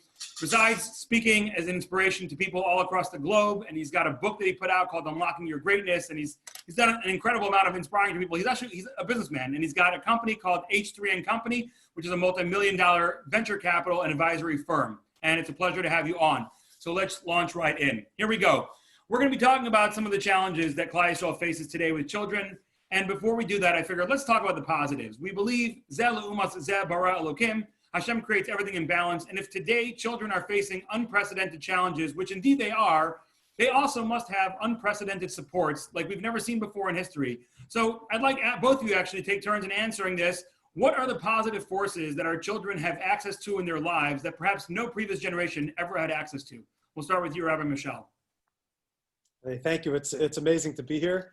Just thank you to Amudim for this incredible opportunity. What they do for the community is unbelievable. And to you, Rabbi Burnham, thank you for hosting. It's always good to see you, Charlie. This is great to share. I think that kids today are very lucky. We're living in exciting times. We're living in an extraordinary generation. The closer that we get to Mashiach, the closer we get to the world being fixed, the closer we get to the world reaching its potential and becoming whole again. I mean, those challenges, like you said, certainly are greater. But I think our kids are growing up with incredible opportunity. They're growing up in a generation with extraordinary role models that are accessible to them. They're able to, with the click of a button, access the greatest teachers and the most inspiring personalities, men and women everywhere in the world and anywhere in the world, the plethora of modalities, in any language, for any level. Since Matan Torah, there hasn't been such an iteration and such an incredible widespread sharing of Torah every single moment. I also think that our kids are very lucky to be growing up in a generation where self-awareness, even if it's not so easily attained, at least we have a language of openness. There's a language of sharing, of vulnerability. I think that people are less afraid and less embarrassed to ask for help these days. Amudim is definitely a big part of that. Also a response to that. We're not afraid to say I can't. We're not afraid to say I need help. It's understood that we need each other. And I think that it's hard to imagine that in history there's been so many different ways that Klal Yisrael and Jewish people are trying to help each other in responding to needs across the world. I think that growing up in an environment of arevos and awareness like that is something very, very special, and our kids are very lucky. All righty, Charlie.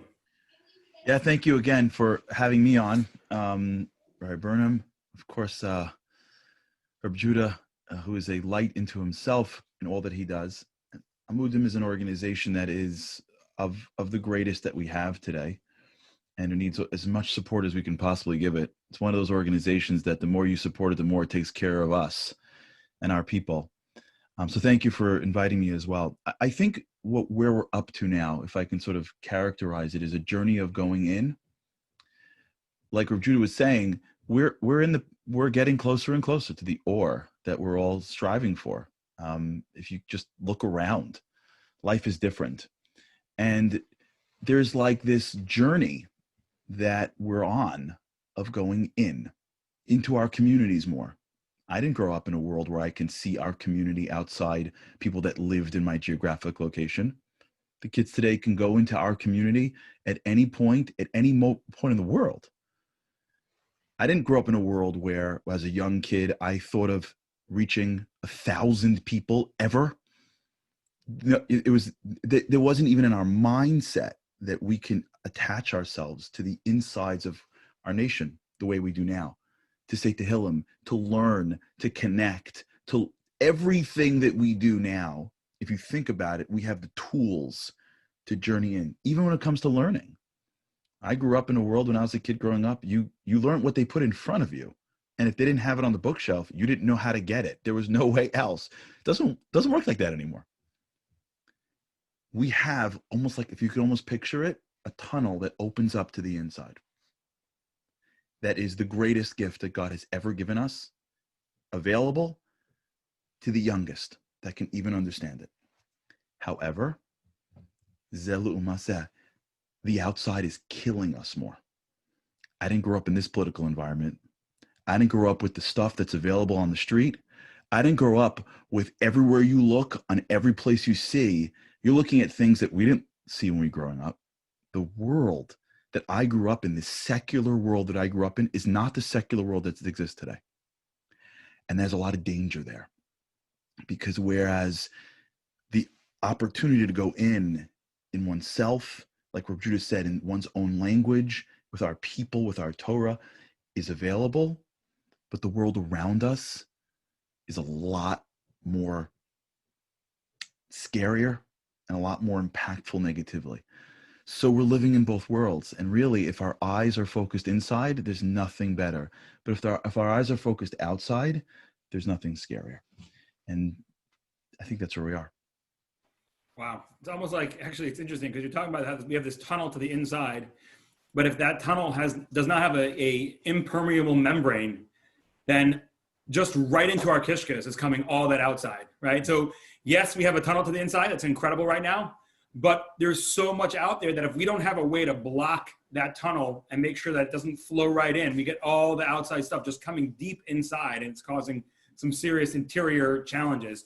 So that kind of brings me to my next question, which Charlie already started answering, which is sort of what are the negatives? Like, what's the Zelu Mazeh in terms of the negatives that no one felt before? So Charlie said his opinion, and I'd like to hear from you, or of Judah as well. But I also want to hear what is an important part of the solution that's often being overlooked. So, Rav Judah.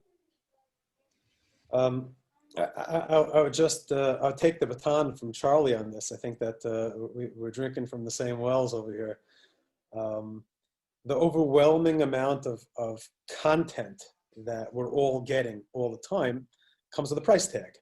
And that it's, sitting there scrolling through, having access to everything, everywhere, all the time, even if it's important content, often comes at the price tag of contact, where it just remains skin deep.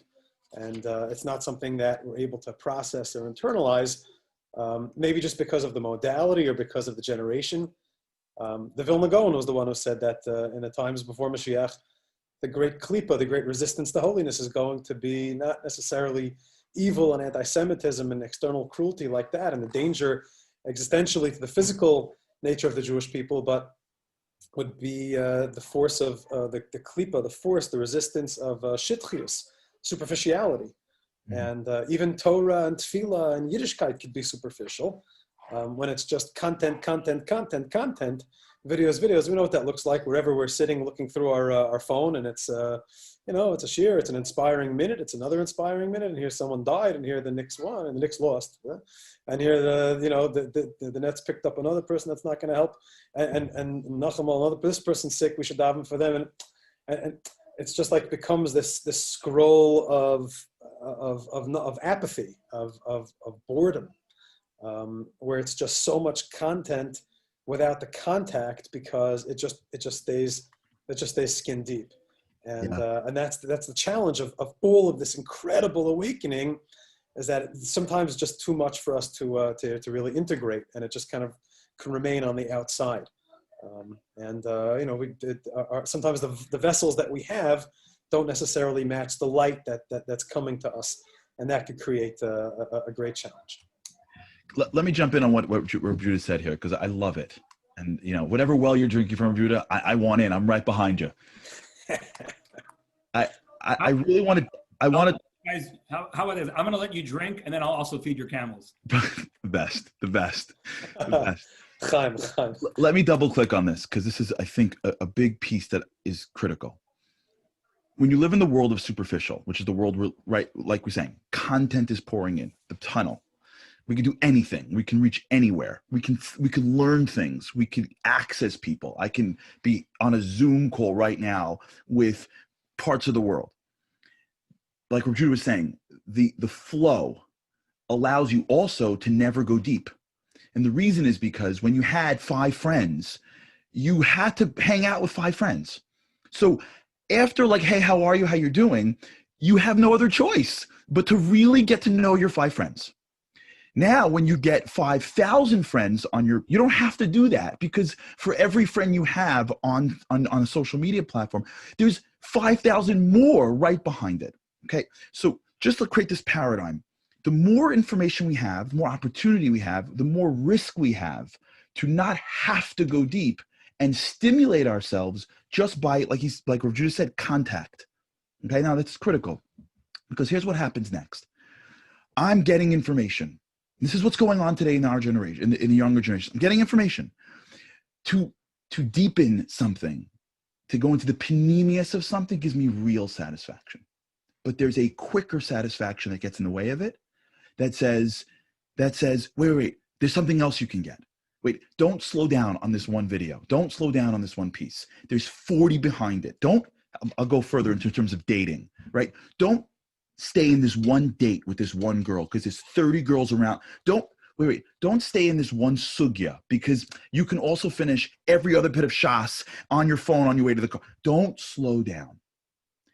Because there's so much information, we have this taiva, if you can say it that way, more quantity. So you can be a mile wide and an inch deep. And when you're a mile wide and an inch deep, you never get into the panemius of everything, of anything. Now, what that happens is you stop feeling, because feelings is panemius. It's a panemi feeling, right? There's a reason why marriage or children or chaverim or a rebbe, there's a reason why you go to a yeshiva and they'll tell you we're learning one tosfos for a week. It's a different experience when you're deep. Once you have so much, you don't know how much more you can get, but you don't get the feeling. So as a result, one of the great challenges that we can live in this world and never feel. Everything feels exactly the same, which is why sometimes we need extra stuff to make us feel.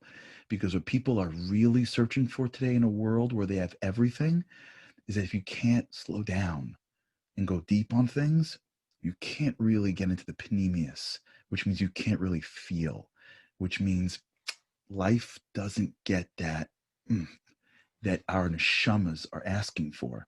And when you feel that, and you don't know what to do, because you can't get any more. So now you have no more solution. It was okay when we were like growing up and like we heard stories of the guy who grew up in this small little town and said, you know what, when I make it to the big time, then I'll feel it. At least he has a goal. If you grow up and you have everything and you still don't feel, then you get to the world of Yesh. And then that's a greater challenge than, in my opinion, than the substance, this taiva, that taiva. That's challenging. Taivas are challenging. And it's going off on the wrong goose chases is a big problem. But what's even bigger is once you give up this concept of really connecting to things deeply, then you condition yourself to not feel. And then life doesn't have that feeling that you need to really find simcha. And that's when the whole thing starts to come around. You know, a Rebbe of mine once said an amazing mashal. He said, like, we're always trying to figure out how we can keep all the outside noise out.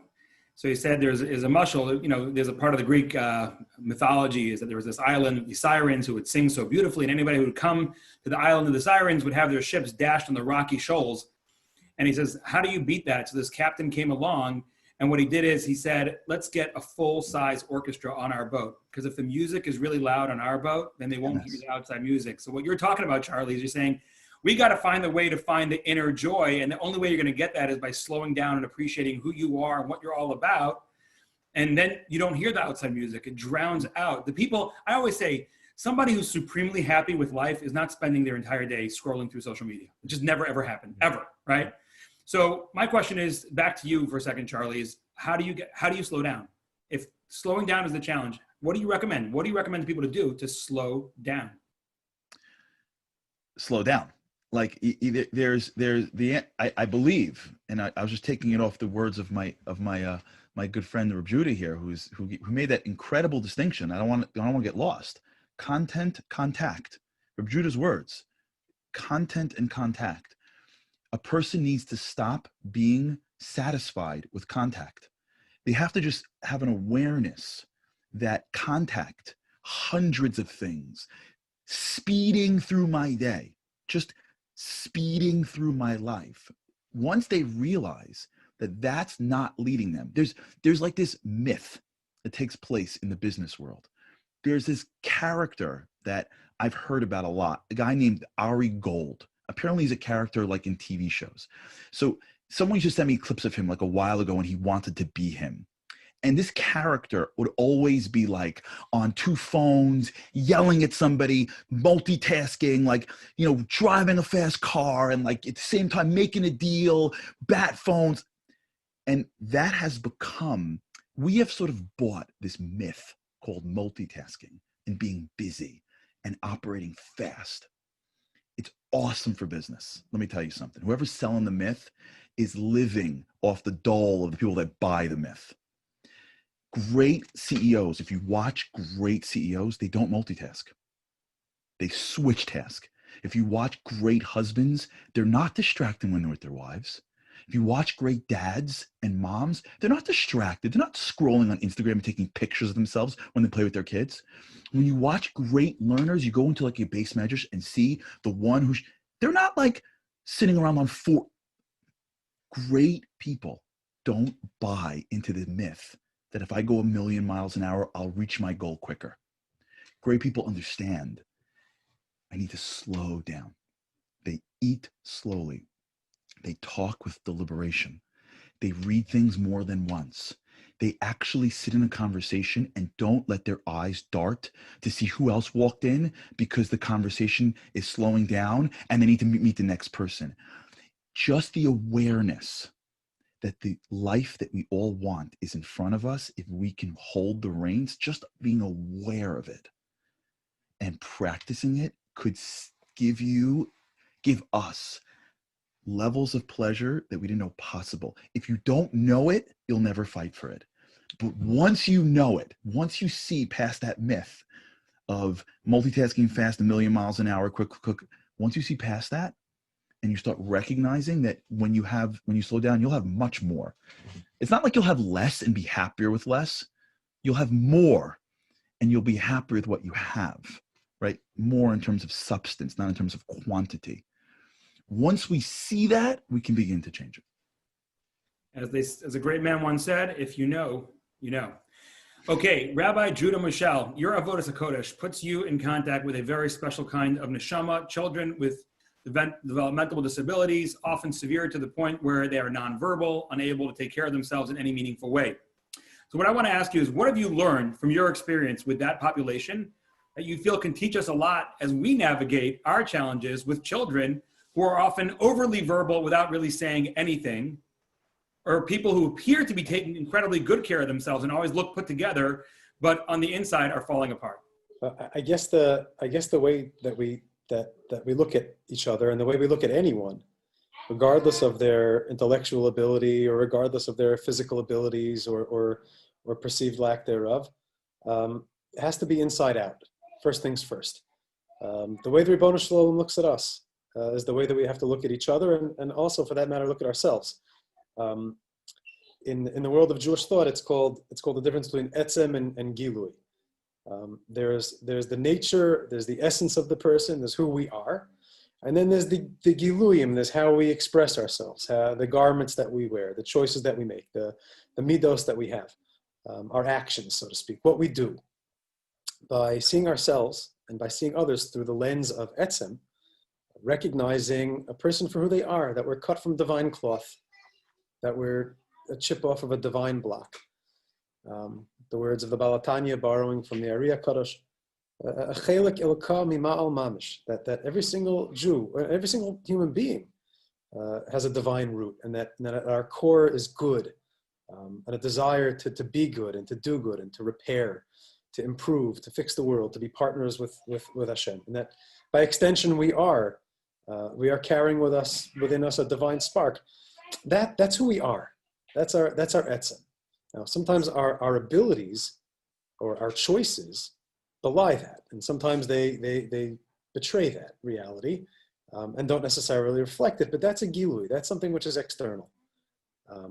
Now, for an individual who has, let's say, special needs and qualifies for government funding because of their individualized educational protocol, or because of their IQ or whatever it may be, if someone who has autism, I imagine you're referring to my work at Camp Hask. So you imagine somebody with a developmental disability, or somebody who has what's called special needs. So they're identified. The handicap or the perceived need for help is very clear. It's very open. Maybe it's chromosomal. Maybe it's something which is behavioral. Maybe it's a spectrum disorder. In that way, we respond. We say, listen, it's not their fault. It's who they are, and we're going to try to be, as helpful and sensitive and careful as possible. But we all have special needs. We're not meant to do this alone. Every single person in the world, is part of this big jigsaw puzzle called the human race, and more specifically, in Klal Yisrael, we're all part of this incredible fabric called the Jewish people. By recognizing, first and foremost, that every single person is precious, and that every single person's going through something that we don't know.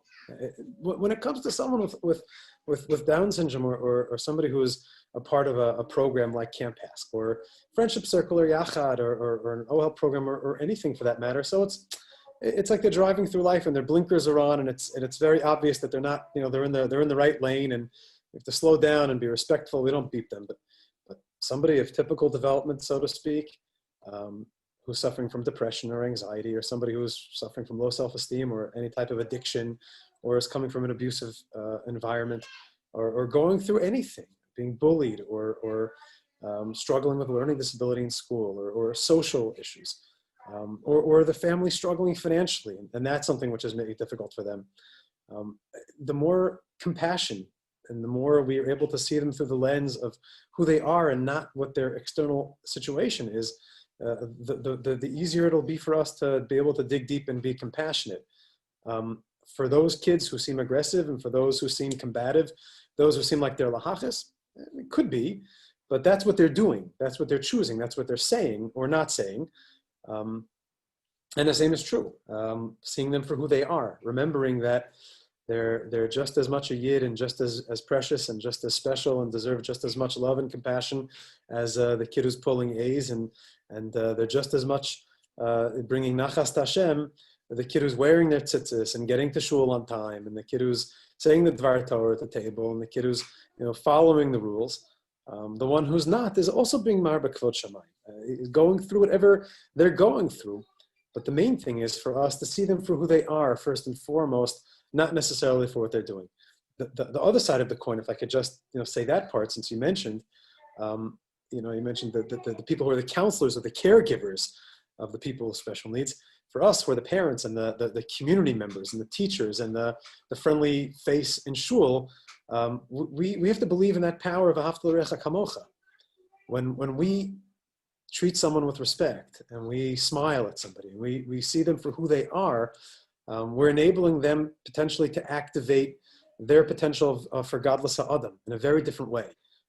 We all need patience, and we all need love, and we all need sensitivity, and we all need rachmanis. We want it from Hashem, and we hope it for ourselves and for our own children. We certainly have to be that for each other's children and neighbors as well.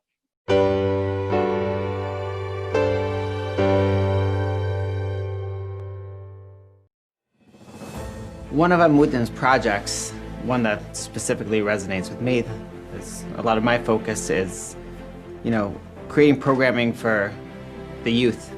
Kids have been falling through our systems. There's not enough going on to try to keep them connected. And we've tried to create resources and programming to keep them engaged, keep them involved, to allow them to build relationships, mentors that will help guide them, that they'll feel comfortable with, that can help navigate, these difficult periods.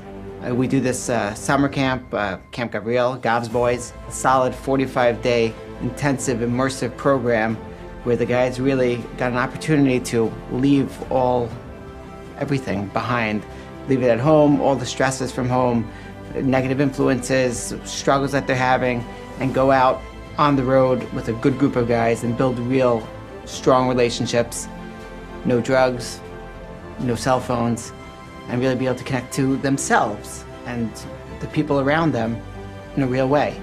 And they carry that with them, and that's something that is always moving to me, to watch these guys grow and watch how far they come, and as they develop these relationships, and you could see them start making goals, and where do they see themselves in 5 years from now, and what can we do to start moving there? It doesn't mean that's magic, that everything turns around overnight. This is a process that happens, but for the first time they feel that they're connected. And if somebody feels like they belong and they're connected, then the rest is really just part of the process. The rest will happen. The rest will fall into place. We follow up camp with programming throughout the years, ongoing activities. We have snowboarding groups on a regular basis, a Hanukkah party that we're doing, ongoing Shabbatonim to try to keep them interested, connected in a healthy, meaningful way.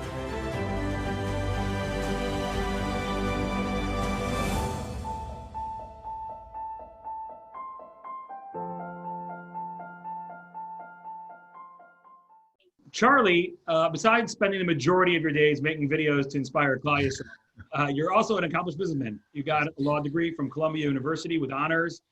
You worked at a couple of prestigious law firms. You were working at a multi-billion-dollar real estate firm, and now you've got your own venture capital firm called H3 that you founded.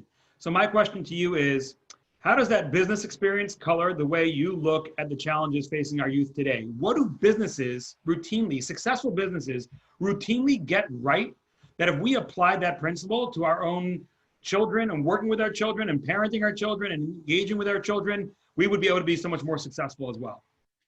Oh, great question. What a great question. What businesses get right, a lot of time I spend is in companies. So what businesses get right, the great businesses, what they get right is this incredible, insatiable thirst for excellence. You can walk into a company and right away know if they're going to be successful in 10 years. Not by their products or their services, but by their thirst, their hunger. Great companies are never satisfied. Great companies are always figuring out how to do it better. Great companies are always open to criticism, and that they know that the criticism is only going to make them better. Steve Jobs invented this model. It's called rapid innovation, MVPRI, minimum viable product rapid innovation. It's amazing. You buy an iPhone and it costs a lot of money, and you know you're buying another iPhone the next 2 years. And along the way, when you have a problem, you know to say something, and Apple's not like offended. Apple's not like, what? You don't like my phone? I'm not talking to you ever again. I'm not inviting you to the bar mitzvah. Apple's like, really? What hurts? Okay. And every week, if you own an Apple, you're going to get a software update, because they don't care about their own personal feelings. They care about one thing: excellence. And you have other companies that are the leaders, and everyone thinks they're awesome. And you can't say anything to anyone. 10 years later, they're gone. When it comes to education, our children, it's personal. We get offended quickly. We take things very personally. When it comes to ourselves, we stumble and fall and then think that we're bad. Sometimes I speak to kids who are like 17, 18, 19. And they've decided who they are. I'm like, wait, who you are? You're a teenager. No, because when I was 15, you know what I did? What? That's it? The phone's dead because it fell on the phone and broke? No company would ever do that. They would say, how do I make sure the screen becomes unbreakable? When we think about our lives, the lives of each other, our friends, our education, and some do, I'm not taking away. There are a lot of educators that I know that are always iterating. I know a lot of rebbes and teachers, always parents learning and iterating.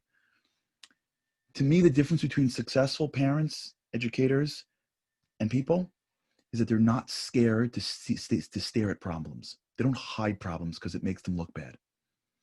They don't hide things because I'm embarrassed. They do it b'tzina. There's no reason to go out and share your problems with the world. No one's able to watch the board meetings in Apple. But at the same time, there's this drive towards, I want to make it better. I want to make it better. I want to make it better. And when we all adopt that mentality, Sheva Yipol Tzadik V'Kam, that you can fall and it's okay as long as you learn how to get better. And we really have that desire and we're willing to look at things that are uncomfortable, to make changes even though they come from different sources, to not take things so personally, whether it's self or family. We end up being more insightful, making more decisions, adapting, iterating, and going forward. And that to me, I think is the greatest yesod, and then I'll end, which is a business knows that they are by definition not complete. And the world's going to change, and they need to change with it. And if we realize that, I believe the Kodesh Baruch Hu says, hey, that's why I look at you. Yeah, that's why I made tshuva, because I don't think you're supposed to be complete. You know when you'll be complete? The second before I take you back. So if your eyes are open, you're not complete. It's okay.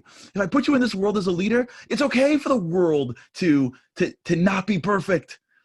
And if we just let ourselves go a little, like just relax the perfectionism a drop and increase the iteration a drop, we'd be better. I think we'd be happier. And I think we'd be closer to Mashiach. All right, awesome. Incredible, thank you. Let's wait until a little bit of controversy, because what good is an Amudim panel if we don't get a little bit, we don't rustle a few feathers. So this is gonna be a question for both of you, right? There are certain things that never work. For example, just calm down. That phrase, never, ever, ever in the history of mankind worked, right? Another one, I know what you're feeling. No, you don't. Never worked, ever, right? So there are certain things that never work, but we do them all the time. We tell people to just calm down. We tell people, I know what you're feeling, right? So my question is like this. Klal Yisrael is trying to deal with a lot of challenges facing our youth. And there's so many well-intentioned people, but many people are doing things. And some of these things become part of the dogma of how you work with challenged youth. And it's just so, it's so wrong. It's so not going to work. And you see it sometimes, and it drives you crazy. You want to just say, come on, this never in the history of mankind worked. What are those things that you see that you just want to say, buyer beware, this will not work? And we'll start with you, Charlie. Two things. I mean, there's so many, but I'll just do two. Dragging God into it, right? Your kid's little and he doesn't listen to you. And you go, it's going to be an Aveira. Really? Because you can't parent your kid. You got to now bring God into it now. Why do we got to take the Kodesh Baruch Hu, who is Kel Rachum V'Chanun, Erech HaPayim, and turn him into a monster because we can't figure out a way to relate to children? The kid can't learn. It can't possibly be because you don't know how to teach. It has to be because he's got some neshama from Amalek sitting in your classroom, and it is your mitzvah to chop his head off. For real? You can't leave God out. You can't just let the Kodesh Baruch Hu be the sweet Zaken, the Erech Anpin, the great grandfather that we look to and say, of course Hashem loves us. We're not okay with that. We can't leave the Kodesh Baruch Hu out. We have to drag him in always. It drives me crazy. I see parents, it's an Aveira. Really? For real? Do me a favor. Do me a favor. If a kid is struggling, leave the Eibishter out. Let him be the grandfather that everybody loves. Let him be a Zaidi. And if he's got a problem, let him at least see it as a psychological, an emotional, a physiological, an educational problem. Let it stay in the Olam Asiyah.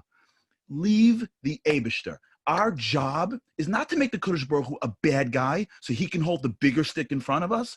Our job is to make the Kodesh Baruch Hu a good guy. That's our job, to get people to say, well, I know I can't go through this daf, but like, of course Hashem loves me. I can't really figure this out. Yeah, but of course Hashem loves me. Like, I'm having a hard time with managing in a school, but yeah, of course Hashem loves me.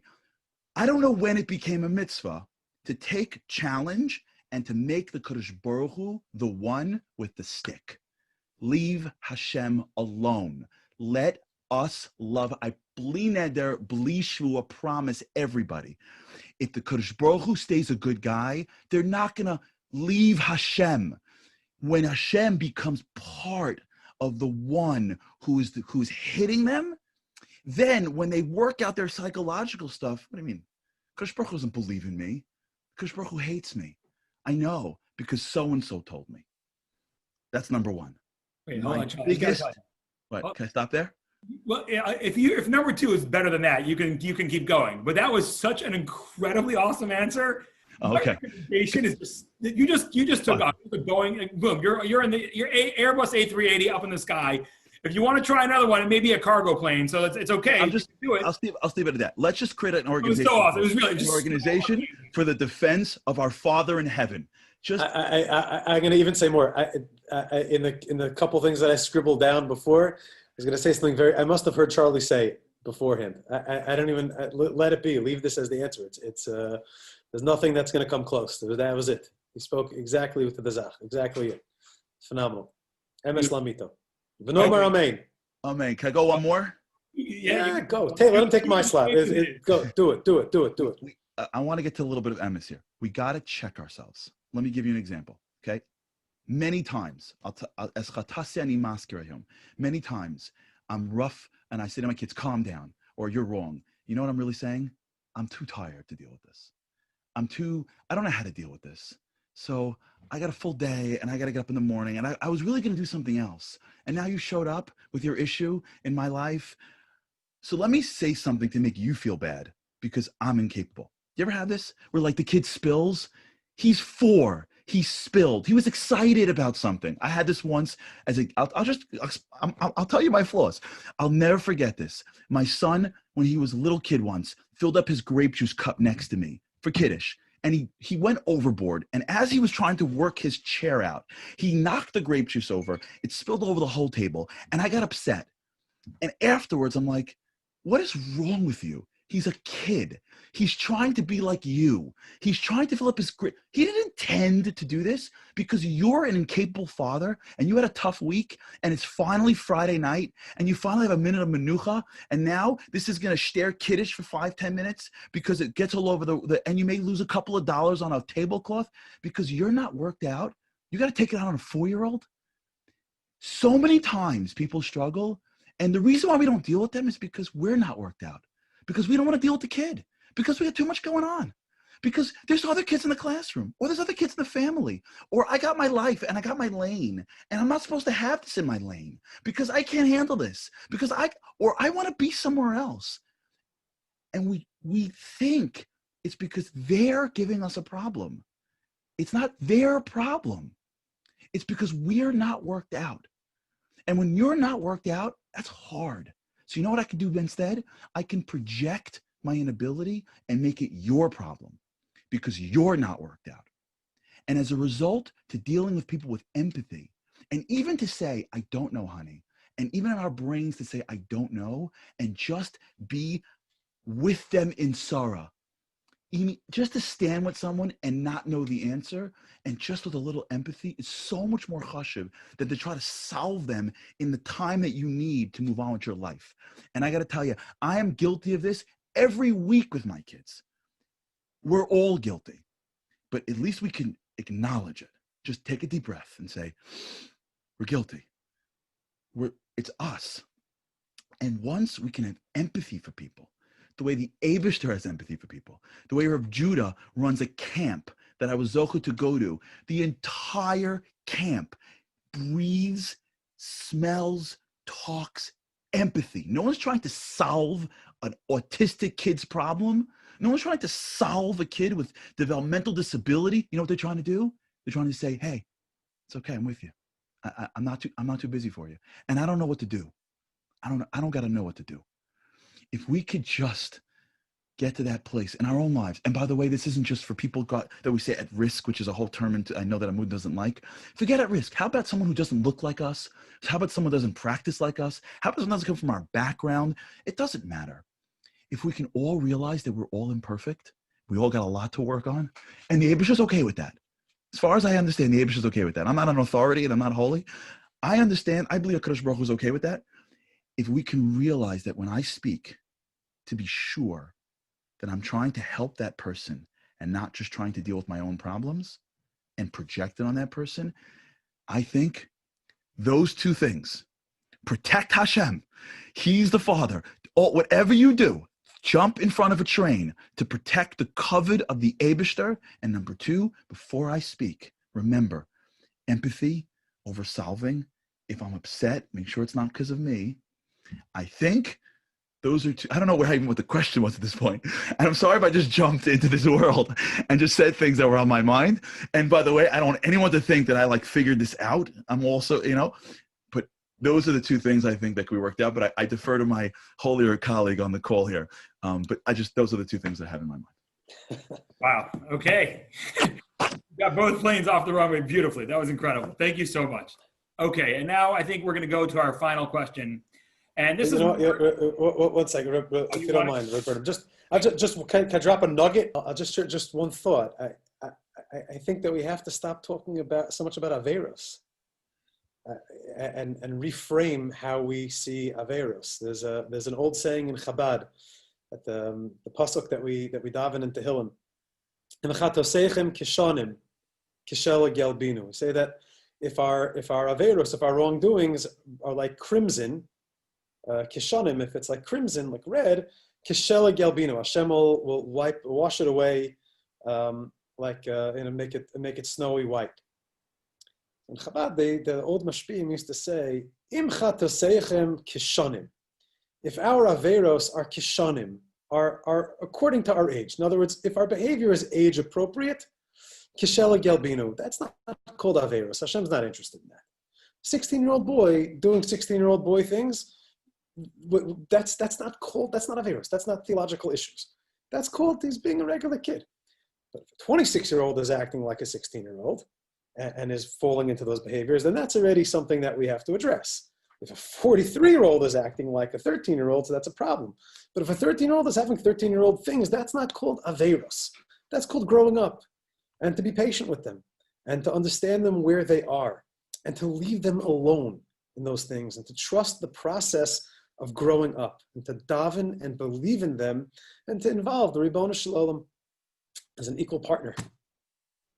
Wow, this is beautiful. This has been amazing, by the way, and we should do it again sometime. That's a nugget. Love it. That's a nugget. That was a nugget. That was a nugget. That's not even a nugget. That's a steak, my friend. That's not a nugget. It only looks like a nugget. It has the appearance of a nugget, but it leaves you satisfied like a steak. It's like when it's in when I hear it one morning, when I see it one morning on your broadcast, then I'm going to know that it turned into something. When I tune in for the coffee in the morning, then I'll know if it's a nugget. Then I'll know if it's a real. So this has been awesome. We should do it again sometime, maybe for next year's Amudim fundraiser. Before we go, both of you have dedicated your lives to helping Klal Yisrael and in being involved deeply in both the pain and the joy and the beauty that is Klal Yisrael. If you can perhaps share with us each a personal story that hopefully we don't know yet, something about you that actually was something that might make us laugh, might make us cry, but will help us really understand what turned you on to dedicating your life to Klal Yisrael when you could have just gone for the lucre, for the plata, for the big bucks, and instead said, I'm going to spend the majority of my time helping Klal Yisrael. Go for it. So I'll start. Halavai, I should dedicate myself to Klal Yisrael. I'm not even close to what I should do. And I should be zoicha one day to that being really MS. That should be the bracha too, that would be the greatest bracha of all time. I wish I was doing what Amudim. I wish I was dedicating like what Amudim does, what Judah does, I wish. Let me just share with you a story that impacted my life. And I've told this before, so I'm sorry if someone has heard this before. When I was in 12th grade, I was not exactly the best student. I spent most of my high school years in the principal's office. My mother's number was on speed dial in the principal's office, his wife, his mom, and my mom. In 12th grade, the school that I went to, they had what was called seminar. Seminar, Judah knows this well. Seminar was a senior freshman Shabbaton. They invited seniors to come to the Shabbaton as advisors, and they invited all the freshmen as like an intro. Now, I was not the best student in the slightest. I was always in trouble, but I was like a good kid. Like I was involved in the government and I played sports. So I wasn't a menace to society. I just couldn't sit for more than 5 minutes. So the day comes when the seminar list is and they put it, the school that I went to, they didn't just send it, they put it on the board. So when you walk in, like everyone sees who was chosen. Now, I always thought that they thought I was a good kid, but I couldn't sit. I thought that the school thought of me was that I was a good kid, but I couldn't sit, which is, I don't know if I was a good kid, but I couldn't sit. That was my perception of myself. The day came, I looked at the seminar list. I came to school, they posted the list on the board. Who were the advisors? And it was everybody, almost, right? And I looked down the thing, and my name wasn't on it. They rejected me as an advisor. Now, remember, this isn't like teaching AP math, right? This is like going to a Shabbaton and dancing around. And at that moment in my life, I thought to myself, maybe I'm a bad kid. Like, maybe I got it wrong. Like, maybe I thought too much of myself, and I'm really a bad kid. Like, here I am thinking, like, they sort of know that, like, I can't sit in class, but, like, maybe I'm wrong. Maybe I'm just a bad kid, and they don't want me near other kids. Now, I was a tough guy in high school. Not too tough, but tough enough. So I'm like, this is stupid. I hate seminar. I don't want to go anyways. You know that? Call my mom, pick me up. My mom picks me up. I blew out for the day. I was out for the day. That night, I got a call from a teacher who was my 9th grade elective teacher. He's now a principal of a school in the 5 towns. His name is Yotav Eliach. He wasn't my teacher. He wasn't my teacher last year. He was my teacher for an elective class in 9th grade. You with me? And this wasn't like he WhatsApped me a note. He had to go to a book. Remember the old days? Search to my name, go to H, look up in his directory, pick up a phone attached to his wall, call my house. You understand how many steps that is? My mom picks up the phone and goes, Rabbi Eliach was also the principal of school. I'm like, I didn't even do anything. How am I in trouble? I wasn't even in school. I pick up the phone. He goes, hi, it's Yotav. I passed by the list today and I saw it. And I noticed your name wasn't on it. Man, they don't know you. You're an incredible kid. How did they miss it? 2 minutes. It changed how I saw myself for the next decade. I'd be at a crossroads and I'd say, and I would think that I was a better, like maybe I'm, the self-breath that I took came because some teacher took 2 minutes to tell some kid that he was a better kid. Did he know I was upset? Did he know I went home? No. Was I screaming in the hallways? No. Did he have an achrayus? No. He wasn't my teacher. He wasn't my principal. He wasn't my parent. He was just an individual that saw me. And because he said something like that, it changed me. What we can do with our eyes and mouth is build people for generations or destroy people for generations. Eyes and mouth. Forget the pocketbook for now. Forget the chachmas. That's all important. Forget all the stuff that we do. Eyes and mouth. To build or to destroy. Firsthand. And I'll never forget it. And I didn't even remember it. I was telling over a speech and I said it and I didn't even remember who it was. And I saw him 20 years later in a supermarket and I told him and he didn't even remember it. You know why? Because that's who he was. He did it for everybody. That's my 2-second story of something that impacted me in life.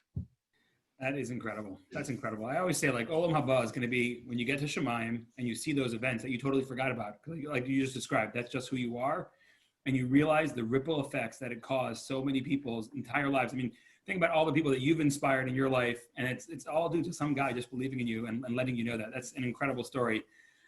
Rabbi Judah Michel. I instead of pointing to a specific moment, I could also aspire to use, whatever opportunities to make an impact in the world, to be a good person, to be helpful. My wife and I both come from families that were outward focused, and we talk about it a lot. I don't think I ever heard my parents, and my wife could also say, I don't think that she ever heard her parents say, care about people, be involved in the community, work for Klal Yisrael. But growing up, my father was a managing director at Moody's and Dun & Bradstreet and busy in investment banking. And my mother was handling a full house of kids and a teacher all the time. And they were constantly busy, helping people and involved in the community. My father and a group of other dads in the community literally built the playground of the elementary school that I went through, and every Sunday would go with them every single Sunday for hours building the actual playground, not paying for it, building it. My mother was the chapter president in Hadassah at the time, and was busy all the time in the PTA and State of Israel bonds and Volunteers for Israel. I saw my parents take their vacation days and volunteer. Busy with the shul, setting up, cleaning up, being the treasurer, being on the board, and Sundays at the Dag Hammarskjöld Plaza for Russian Jewry. And then most notably, both my parents, we adopted a family of Russian immigrants to Muncie when the Iron Curtain opened. So if there's anything that we're involved in that's good for the Jewish community, that's good for Klal Yisrael, I could say it's because my parents didn't say do this, do that, but they just did it. And we grew up in an environment of seeing firsthand, real role modeling, what it means to give a darn about other people and what it means to be dedicated to the Jewish people. So if today's a day about trying to create a stronger society and a more empathetic and helpful society, and about being somebody's somebody, and providing support like Amudim does to so many parents and children and families and to all of us, let's walk the walk and let's create a helpful and caring, loving, accepting society that's supportive and being there for each other. And God willing, our neighbors and our children will follow. Wow. Okay. This has been an amazing hour. It's really been humbling and a great honor to be with Rabbi Judah Michel and Charlie Harari for this past hour. We have deep appreciation to Amudim for all that they do for Klal Yisrael. I mean, these are people like exactly what Judah was just saying, people who just spend their lives taking care of every need in Klal Yisrael that pops up, and the dedication of Rabbi Gluck and his incredible, incredible team. Let us throw our support behind Amudim and everything that they do. Let us be united together in support of this incredible organization that is supporting our people in Klal Yisrael. Thank you so much and have a wonderful day.